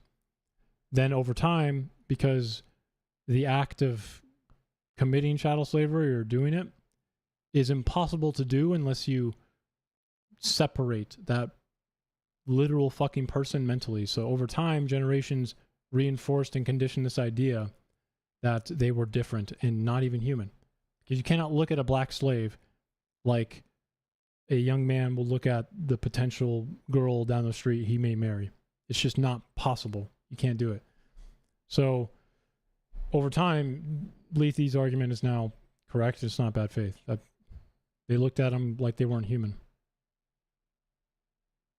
And that was literally what Southerners were saying in regards to fighting alongside black people during the Civil War and trying to give them freedom. It's like, these people aren't equal to us. Literally, the racism involved there is feeling that one group of people are inferior and one group of people are superior. I mean, Molotov, you know, I think we both know. See, that's bad faith. That's clearly bad faith. When someone says, like, you know, you're stealing black culture or something, I probably wouldn't take that person too seriously either. But you know, I'm not going to say that. I don't think Lethe would say that either. This goofball is afraid of appropriation. That's so dumb. I mean, there's obviously a lot of really... in my debate with Marte, I literally told him, I was like, man, I get cathartic when I get to tell black people that just because you're black doesn't mean you understand anything about systemic racism or what black people have to go through. It means you have some personal insight, but it doesn't mean shit, right? Like, it's... Is their culture yours as well? I mean, it depends on the context. Are you genuine when you say that? Or are you looking to get your ass beat? And those are two different things. I assume this individual is bad faith and just wants to do racist things and act like it's perfectly fine. You know, like, I guarantee you, Molotov, you've probably had like a black friend where you kind of adopted and code switched culture a little bit with them if you were friends with them. And vice versa, right? I don't think that question is that important because it's kind of like what you would do with a normal friend. I mean, every friendship and person you talk to has context. You can't just like walk up to random people and like, you know, fucking smack them like they're your bud. Like, or you're just gonna walk up to random black people and be like, "Oh man, what's up, cuz?" If you're British, we're British kings. How many black people have you met going around saying that? Your chat is wild. But we're acting like white people can't, you know, be rappers because Eminem doesn't exist. Are we acting like, you know, so food that black people originated can't be made by white people? Because that's goofy. Black culture like and white things. culture are the same because black culture was creolized. It was destroyed by white plantation owners whenever they brought black people over. They did not want black people to have their names. They didn't want them to have their religion. That's why black people in the U.S. are Christian. It's not like they really had, but the areas we took slaves from were not really Christian, okay? But the third thing, that doesn't mean that subcultures can't independently evolve. But fundamentally, black culture has been destroyed and recreolized many times, depending on the period of the U.S. And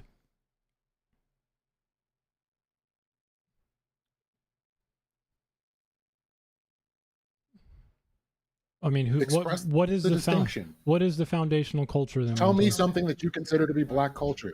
Yeah, I want to know what the culture is. Are they Zimbabwean when they came over, or are they like newly made me character? Because they The kind of became a BET me Awards. character when they came BET's over. owned by white people. Oh, that's the Marte. Marte said that too, bro. He literally like BET is fucking owned by a white woman, and I was like, shut the fuck up. I don't care. Literally don't care. It doesn't matter, but like seriously, if there's anybody barring white people from the BET Awards, it's literally white people at this point.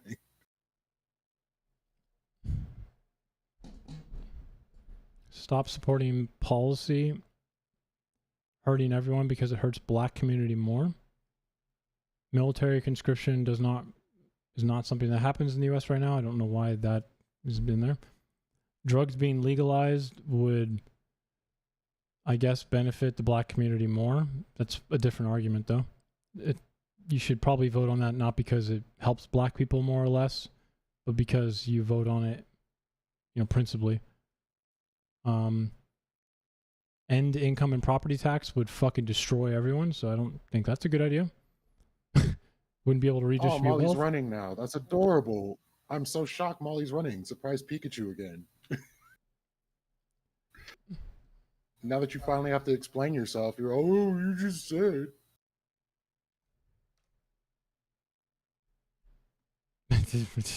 But yeah, plenty of white people have won BET Awards. I think Macklemore won a BET Award.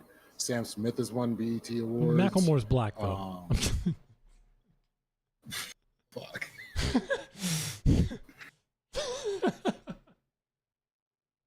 Oh my god. No difference with you guys when I added some context. What is the context? What was the context? I didn't know what the context was. Also, I have the first part. We have the source map of Rob Norrie. Bring this up a little, I guess. Just cover it for a second. What we got? I'll just put your face on here. No one cares about mine. In the corner there. All right. Cover the whole thing. I guess it's fucking like dying right now. So like, I'm riding as fast as I can. I can't zoom in. This is for a classic debate. Oh, cool. Yeah, thank you. Oh my god. I don't know where I am. Classic debate. Rob Norrie gets demolished on Biden corruption. 4 hours and 11 minutes. Holy fuck. Rob's side argues that there was a serious double standard. Trump world was investigated aggressively. Shocking. While Biden world corruption leads were ignored. No, they weren't. Right off the bat, Lethe, if you want to know the amount of money that was spent in the House to investigate Hunter Biden's cock over like a decade, it was. Wait, I gotta say the one most thing first. I gotta say expensive one cock thing on the planet. True. So, Molly, the next time a black person says you're stealing our culture, I can say no. A black man said his mind too. I would like you to do this. I want you to actually implement this into your life and tell me how it turns out. All right, go. Now back to how valuable and how expensive it was. It was tens of millions of cock dollars. Okay, that's what it was. It's an expensive ass cock, bro. Better be bit of gold. No wonder Trump wants it so much. Major reoccurring names: Victor Shokin, that's a name, and recorded. Michael Zhuklevsky. Russian names. Who would have thought?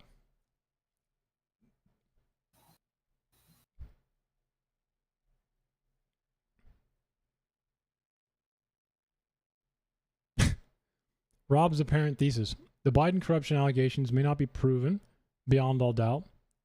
Well, that's quite the understatement.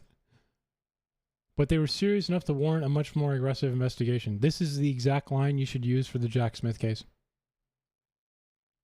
You know, technically, the Jack Smith indictments cannot be proven beyond all doubt, but he did go forward with the indictments and was about to put him through court farther than Biden did. So don't you think that warranted more aggressive continuation of the case?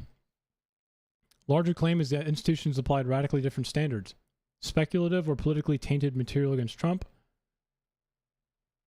or like just politically tainted material by Trump, was pursued intensely, while Biden-related cock leads were dismissed. Who would have thought?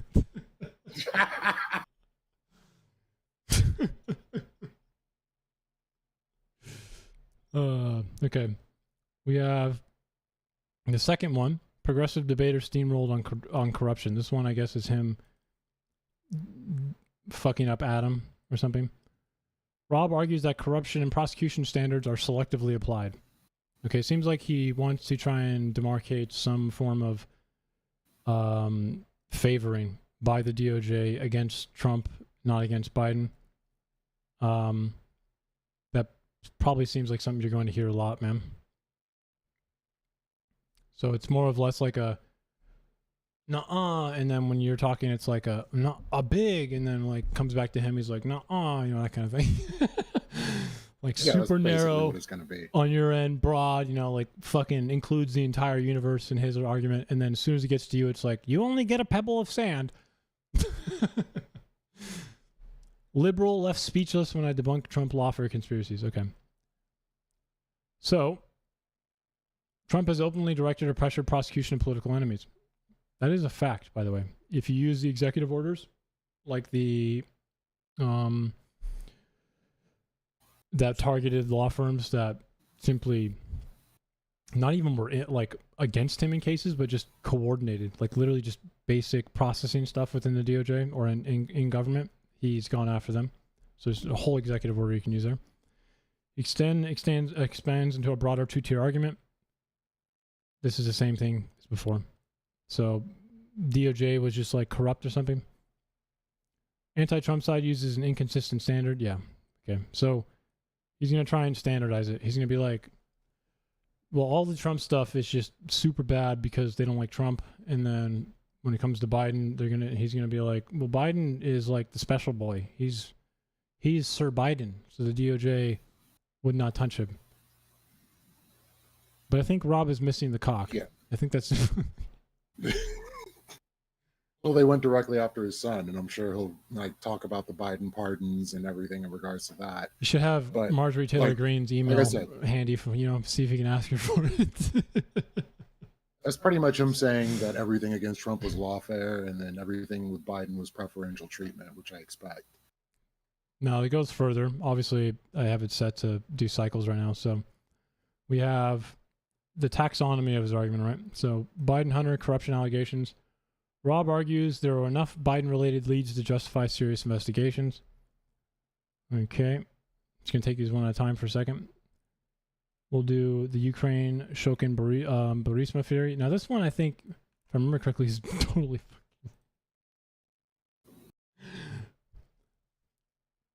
So, Joe Biden is falsely alleged to have, as Vice President of the United States, withheld a loan guarantee and taken a bribe to pressure Ukraine into firing Prosecutor General Viktor Shokin to prevent a corruption investigation into the gas company where his son was on the board. Now, if we go down a little bit further, I guess we'll see exactly what came out of this. Joe Biden followed the State Department intentions when he withheld the loan guarantee to pressure Ukraine into removing the prosecutor, who was seen as corrupt and failing to clean up Ukrainian corruption. Now, I feel like Viktor Shokin is part of Russian Moscow influence, right? Maybe I'm wrong. Right. Well, the whole thing with Viktor Shokin, he was actually on the payroll of Burisma. Like, I'm pretty sure there's some links showing this, but he was literally pushing back the investigation into Burisma which is where Hunter Biden was working at the time. So if the issue is Victor Shokin, he was literally making sure Biden's son wouldn't have gotten investigated, and Biden pushed for the investigation into Burisma and firing Shokin. So that's a goofy link. Yeah, it is. But I'm sure Rob may say it.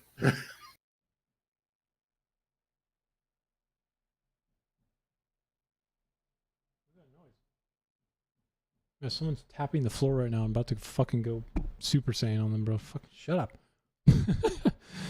Jesus Christ. Do we have... I'm sure we have some form of a PDF into this, right? Like from the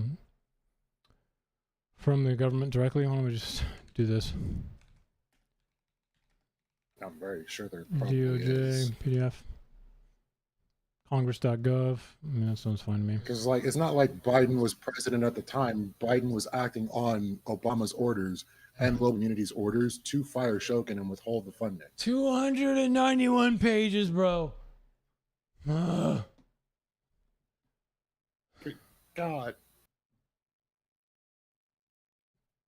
Dude, this whole report could have been titled "The Cock is All Right." Okay, like,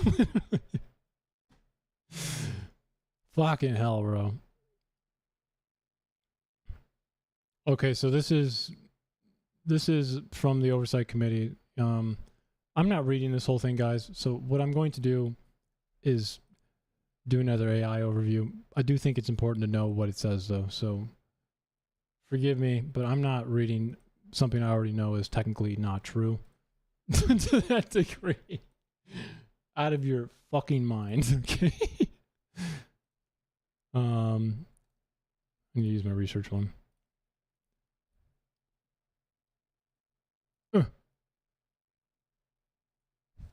Fucking Katie. We don't claim that.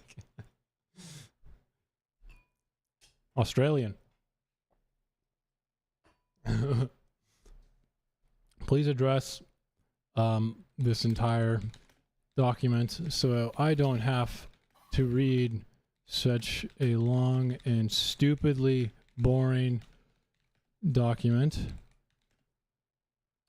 in which we ultimately find that Hunter Biden's cock was in fact all right. Let's go. Investigative double standard.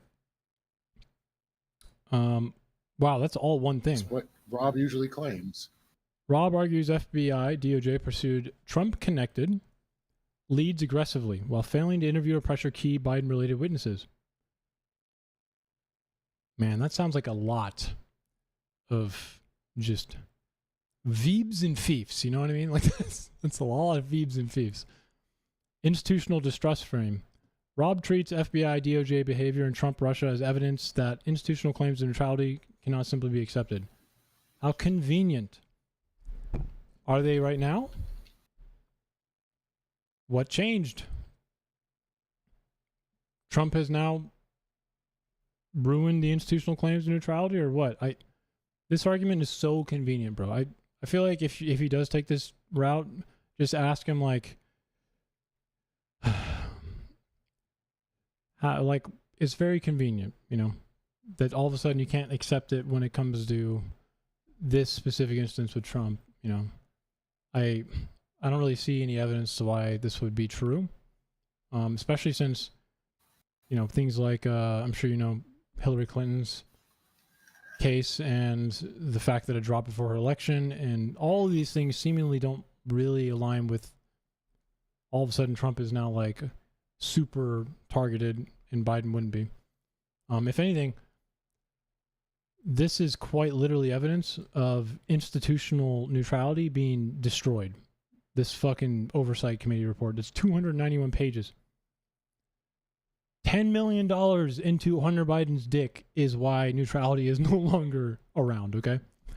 So $20 million. Fucking 10 or 11 million dollars, bro. I'm not kidding. Like, this is the line. inside of this That's a report. lot of money for one cock. Hey, Frank, I don't want to be debating cock, but he's debating Rob Noor tomorrow. And Hunter Biden's going to be in it. And his pee-pee was on the floor of the house. It's funny. It's a fact, okay? Fucking Marjorie Taylor Greene came out with a straight up, science 5th grader fucking art experiment. It was like, look at the cock. And everyone was just like, whoa. Whoa. I'm not kidding, by the way. You think I'm kidding? It's actually happening. It's literally real. And like everyone was like, yo, what? What does this mean? How do you find? Dude, just Google it, dude. It's hilarious, dude. Marjorie. Can I show this?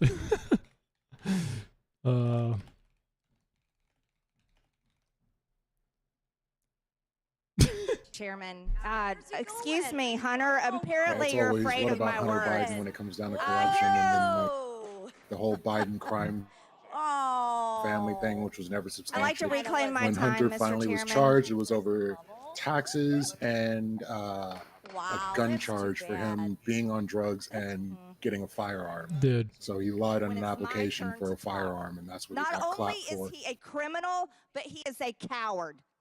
So Nothing for all the but a corruption coward. they claim, Let's they talk literally about got voting for nothing. Oh, Vance. bro, you're playing We it. have members on this committee that are on record on Oh, their here it is. Mr. LaTurner is not recorded. Dude. Where did she do it, bro? She did. in D.C. and then the next day flew back to Los Angeles. The date is she flew in from Los Angeles on June 14th, 2018. She busted it out. And was flown back to Los Angeles the following day. And this is pictures that Hunter Biden had produced and uploaded to porn. Noticed. How did it get Pure deal out of insanity. circuit? Wait, what do you mean? What are you talking about? Dude, Hunter Biden's dick is not TOS. That is literally factually incorrect. It is America's dick. It's the most expensive dick in history. Okay. The dick jokes.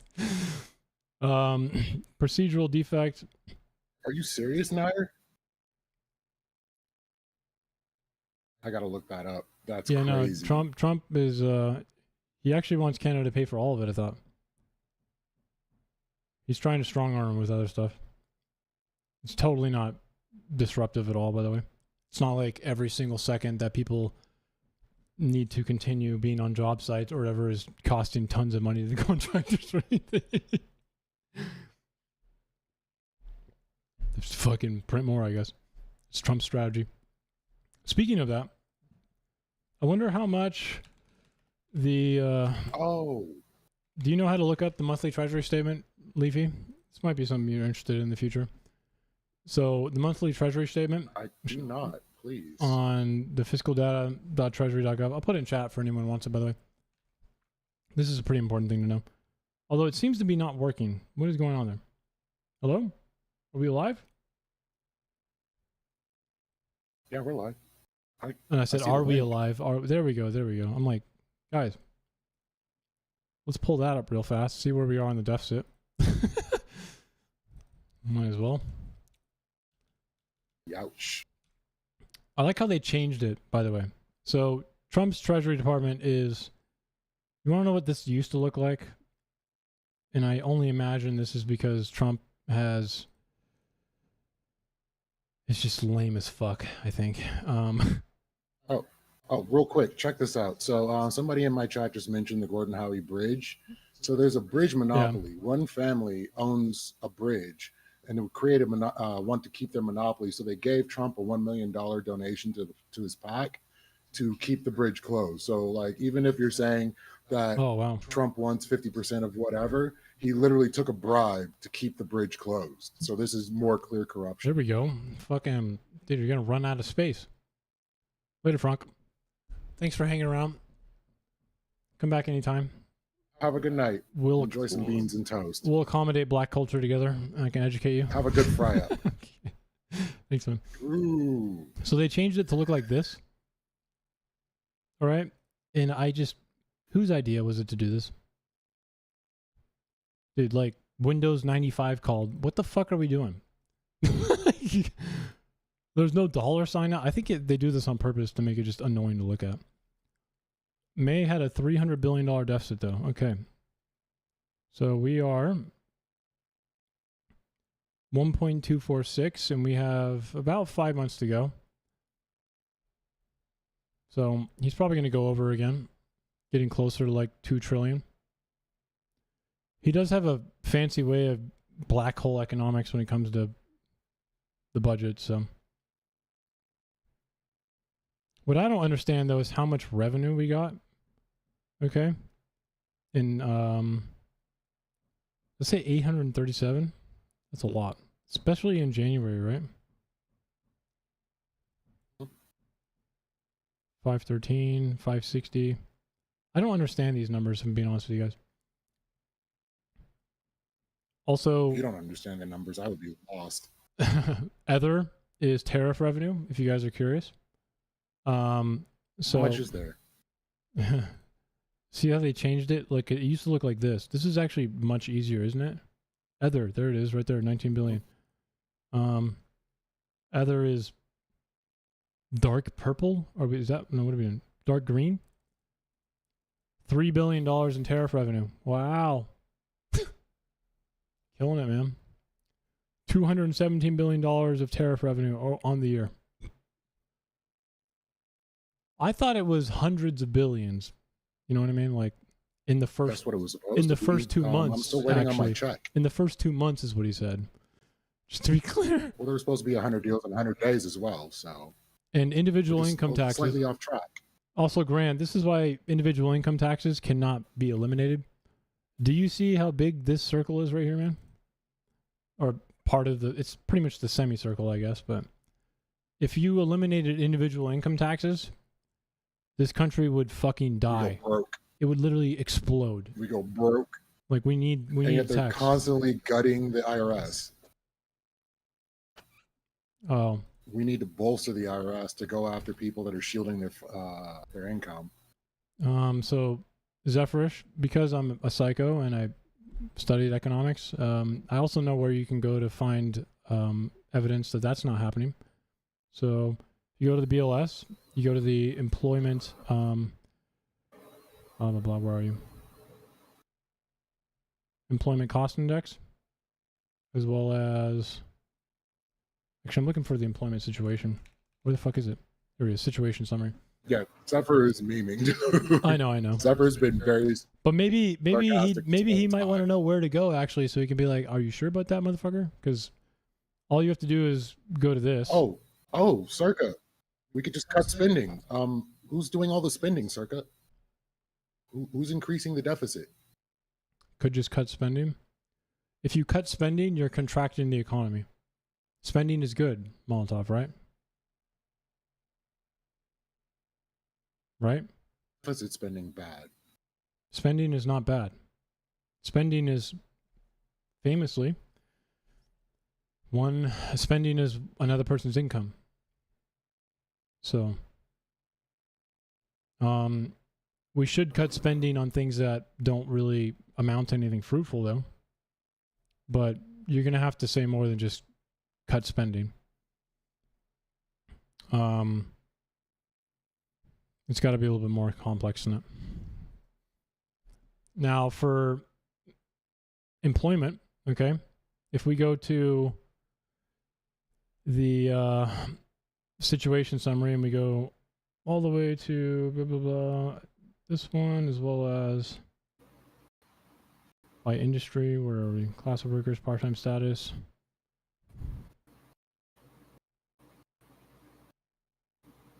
Indexes, no.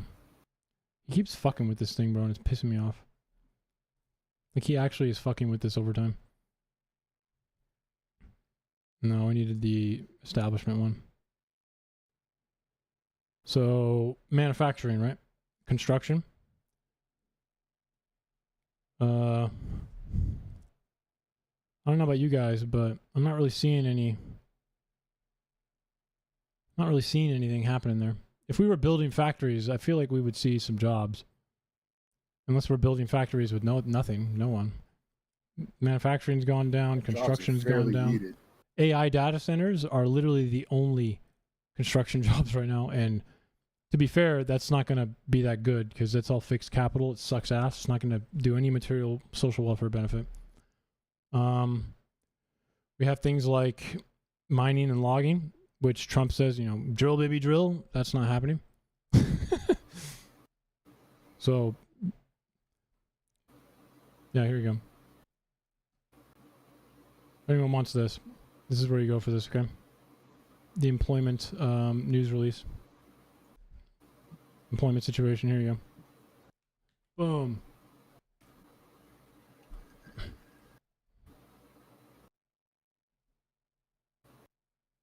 Okay, I'll respond to it. Why should the citizens be taken for granted?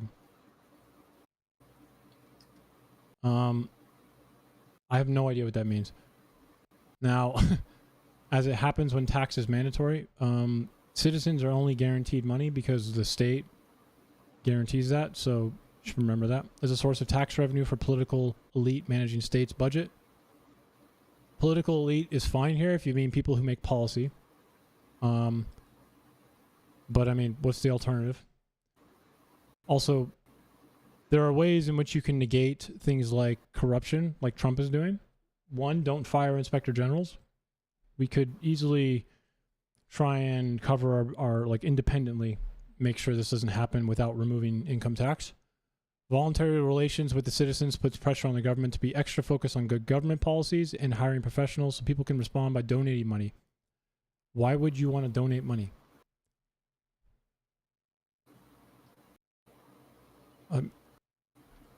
Again, Graham, the whole point of taxation is, number one, redistribution of wealth. So we don't want people to redistribute wealth if they feel like it.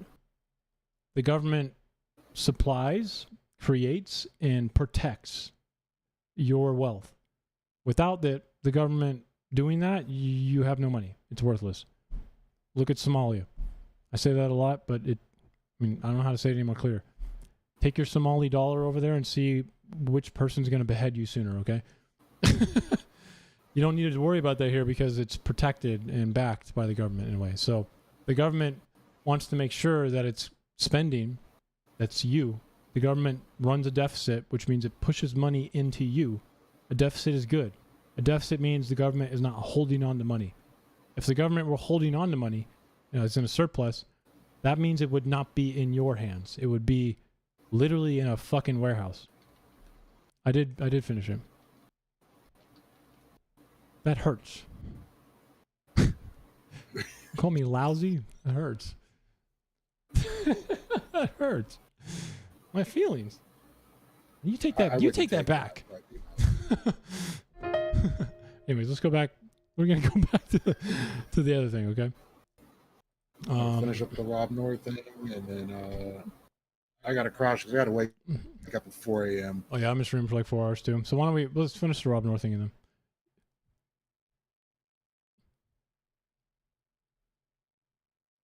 I will send my raid to you unless you're ending, and then I'm probably gonna end too. I'm probably gonna end too. Although I don't even know how to address that, Grant. I'm sorry.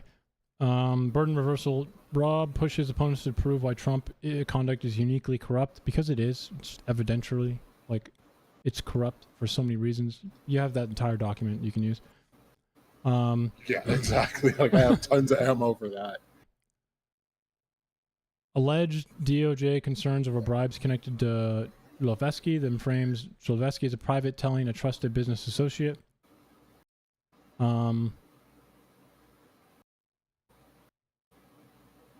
That's something he does, I guess. Next one. None in this segment. Who cares? He doesn't. His concern is not Hunter Biden as a person. This is just Rob doing magic hand waving, spellcasting, I think, to try and make him sound reasonable. He points to the Hunter Biden. Honestly, if you look at Hunter Biden and then you look at Jared Kushner, which is worse? Jared Kushner.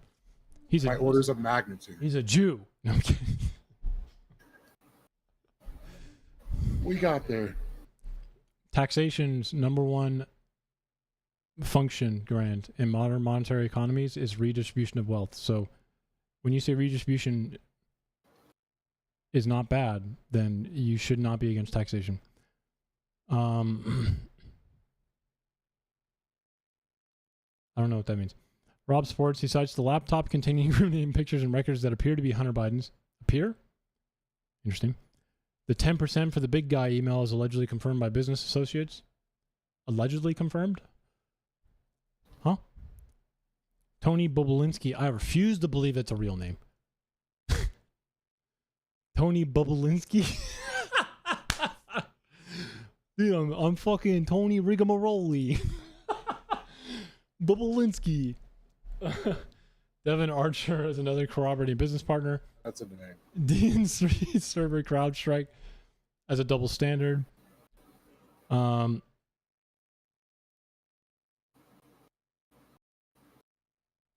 He argues chain of custody matters because OneDrive went through Giuliani or Giuliani linked actors. Oh God. IRS whistleblowers were told not to ask about Joe Biden. Is a claim of his. I already know that one's not true either. Yeah, I don't believe that's actually true. Although apparently he was pretty good at arguing this one. Just to be clear. That's what it's saying. Cleanest early cross-ex target from Rob's side. So let's take segment 5.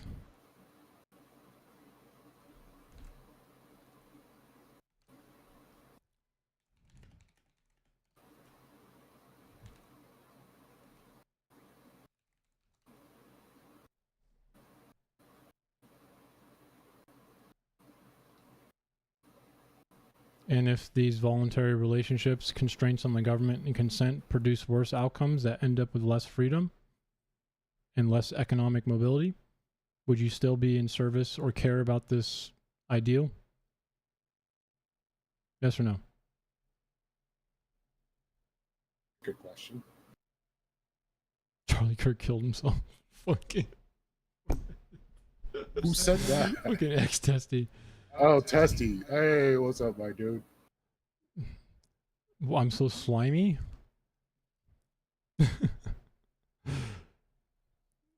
Is that an argument against me or an argument against what I said?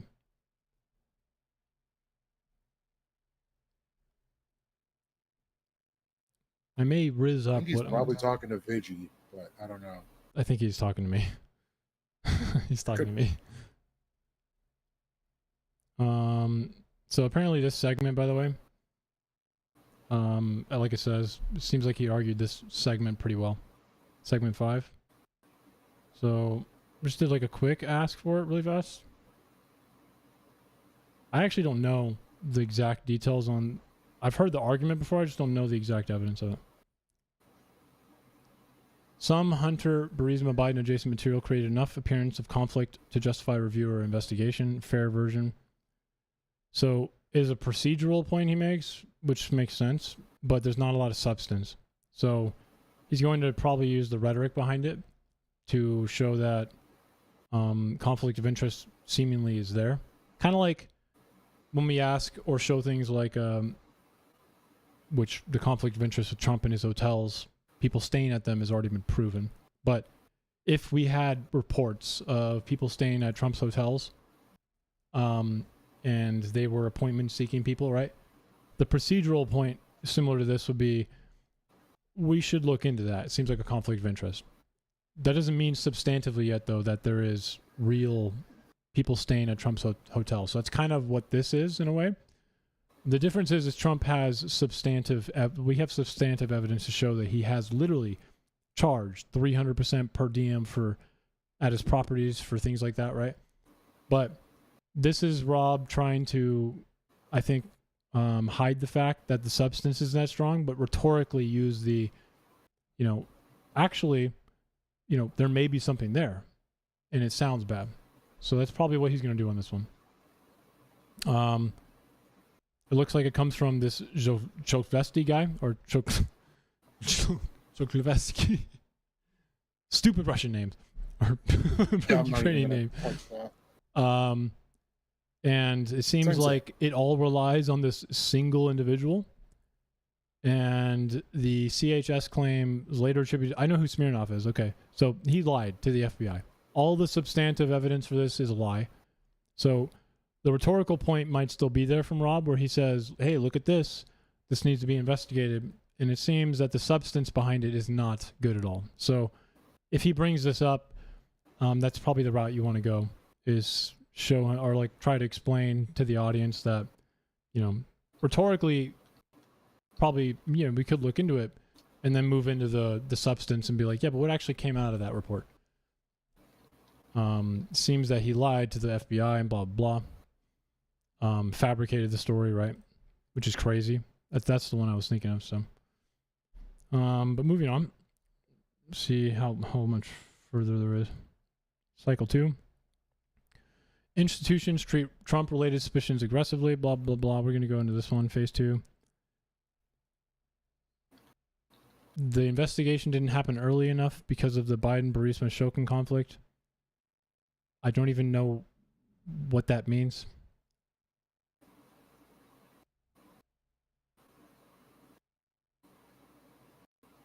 What did they do? Delete the emails and stuff that they say they already had? Doesn't make any sense. Exactly. It is saying this is one of his strongest procedural arguments, though.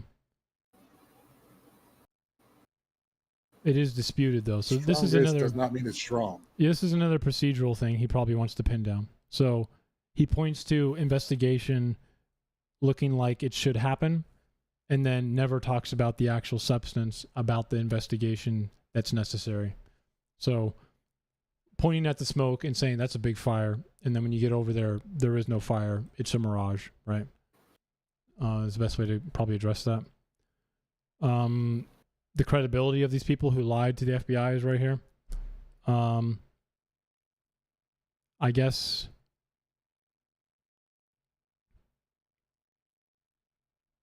he just blames the DOJ.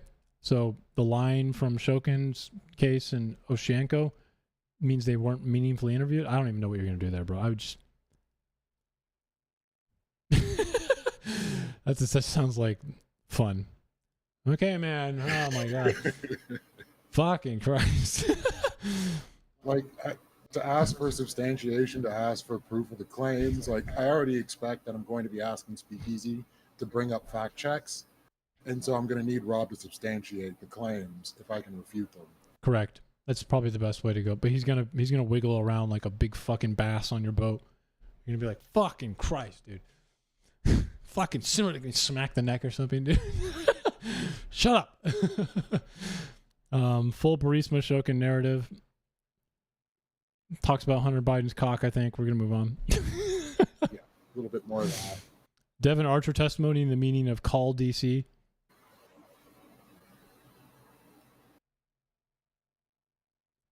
I guess this means call your dad. Like it's that fucking Stranger Things meme with 11 with blood coming out of her nose. Like, call your guy.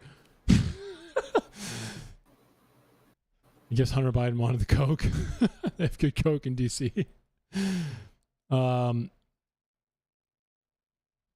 Government pressure, ordinary business pressure. Jim Jordan allegedly clarified the request concerned help from the U.S. government. Archer lately said Hunter called his dad. Rob argues it makes no sense for Zalewski to need Hunter to call Blue Star Strategies or other service providers because Burisma or Vadim could contact them directly. Well, the funny thing about assumptions is that they're unfortunately fucking assumptions. So like it says here, he overstates Archer's testimony to use some ambiguity of what he wants it to be, I'm assuming. Yeah, this is just like a brain with wires everywhere where you're just trying to connect the dots. You know, you're building a puzzle with pieces you make. You're like, I'm missing pieces. Let me fucking make pieces and put it in. Tell him not to do that. Quit being a child. And then cycle 3, Rob has a procedural point, but a weak substantive point. This seems like he's going to focus on the Hunter Burisma Biden stuff a lot. He'll probably do that a lot. FBI did next to nothing. Whoa.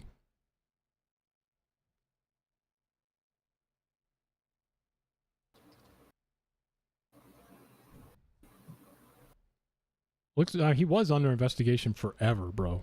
Actually, now that I think about it. Now that I think about it. Like, they claimed that it was slow walked, and like that may be true. And ultimately, he would have probably gotten about a 17-year sentence, if not higher. But Biden pardoned him, and that's the biggest thing Rob's going to complain about.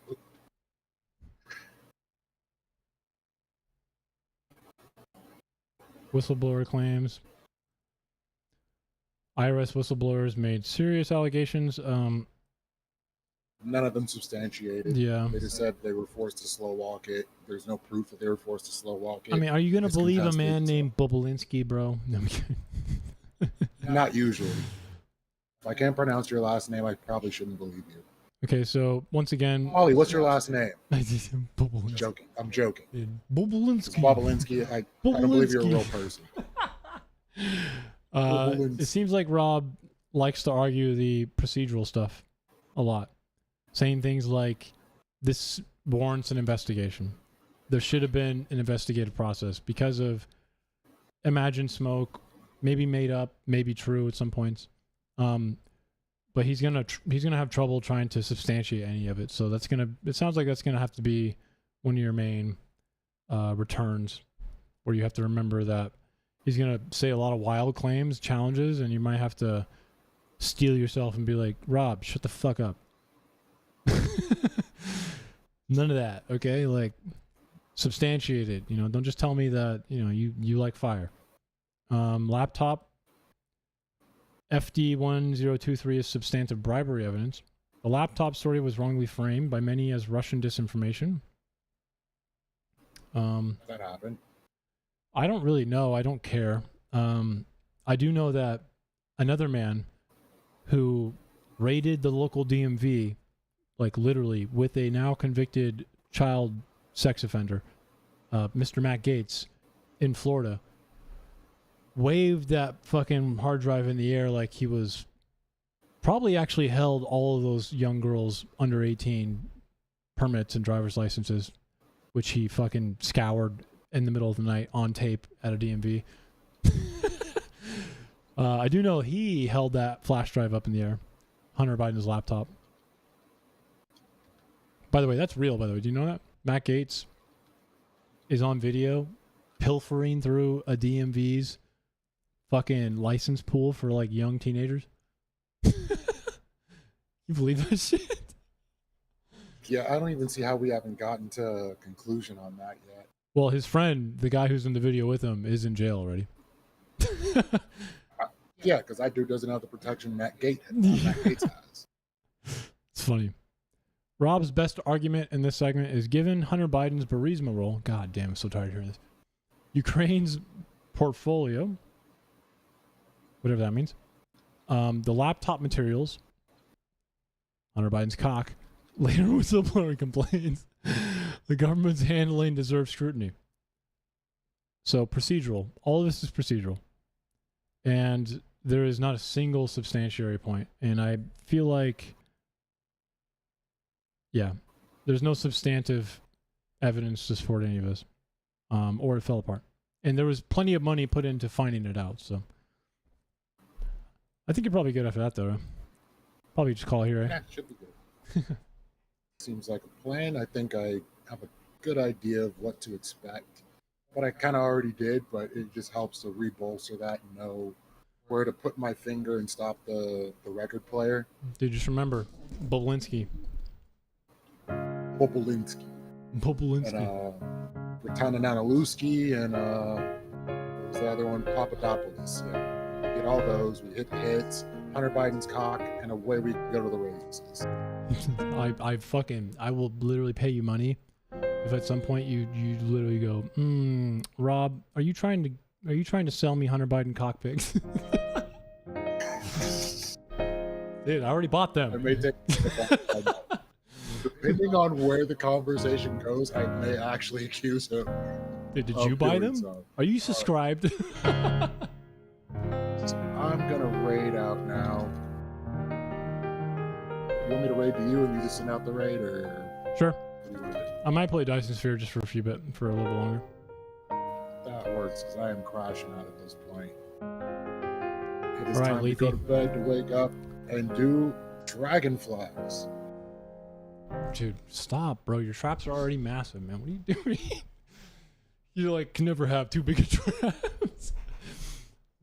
All right, y'all. Have a good night. Molly, have the day you deserve. I appreciate all y'all. And Circuit, thank you for your time. It has been a blast.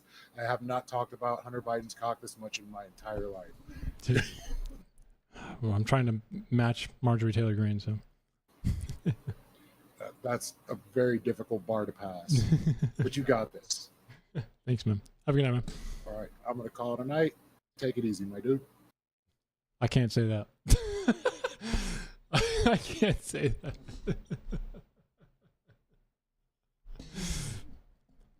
I can't do it. I'm not black enough.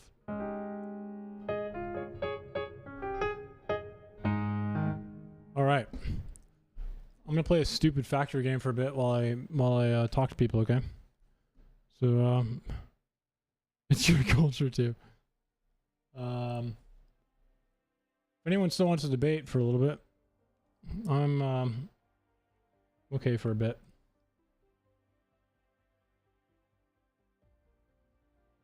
You can ask me anything. You can ask me why. I'll literally take any argument, any position. That'd be kind of fun.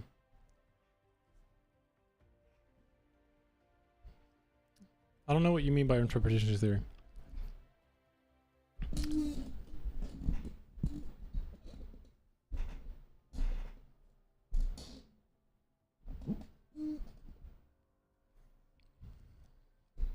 Okay, would you support... Oh my god. Hello? Would you support an individual... Why? What is going on here? What just happened? Hello? Is it like going through something right now? FDR also did bad things, but I'd still reinstitute the majority of his policies. Someone doing bad things is irrelevant. I don't know if it's irrelevant, Vigi, but it's definitely not like... Oh, this is what it is. Leave the collaboration. There we go.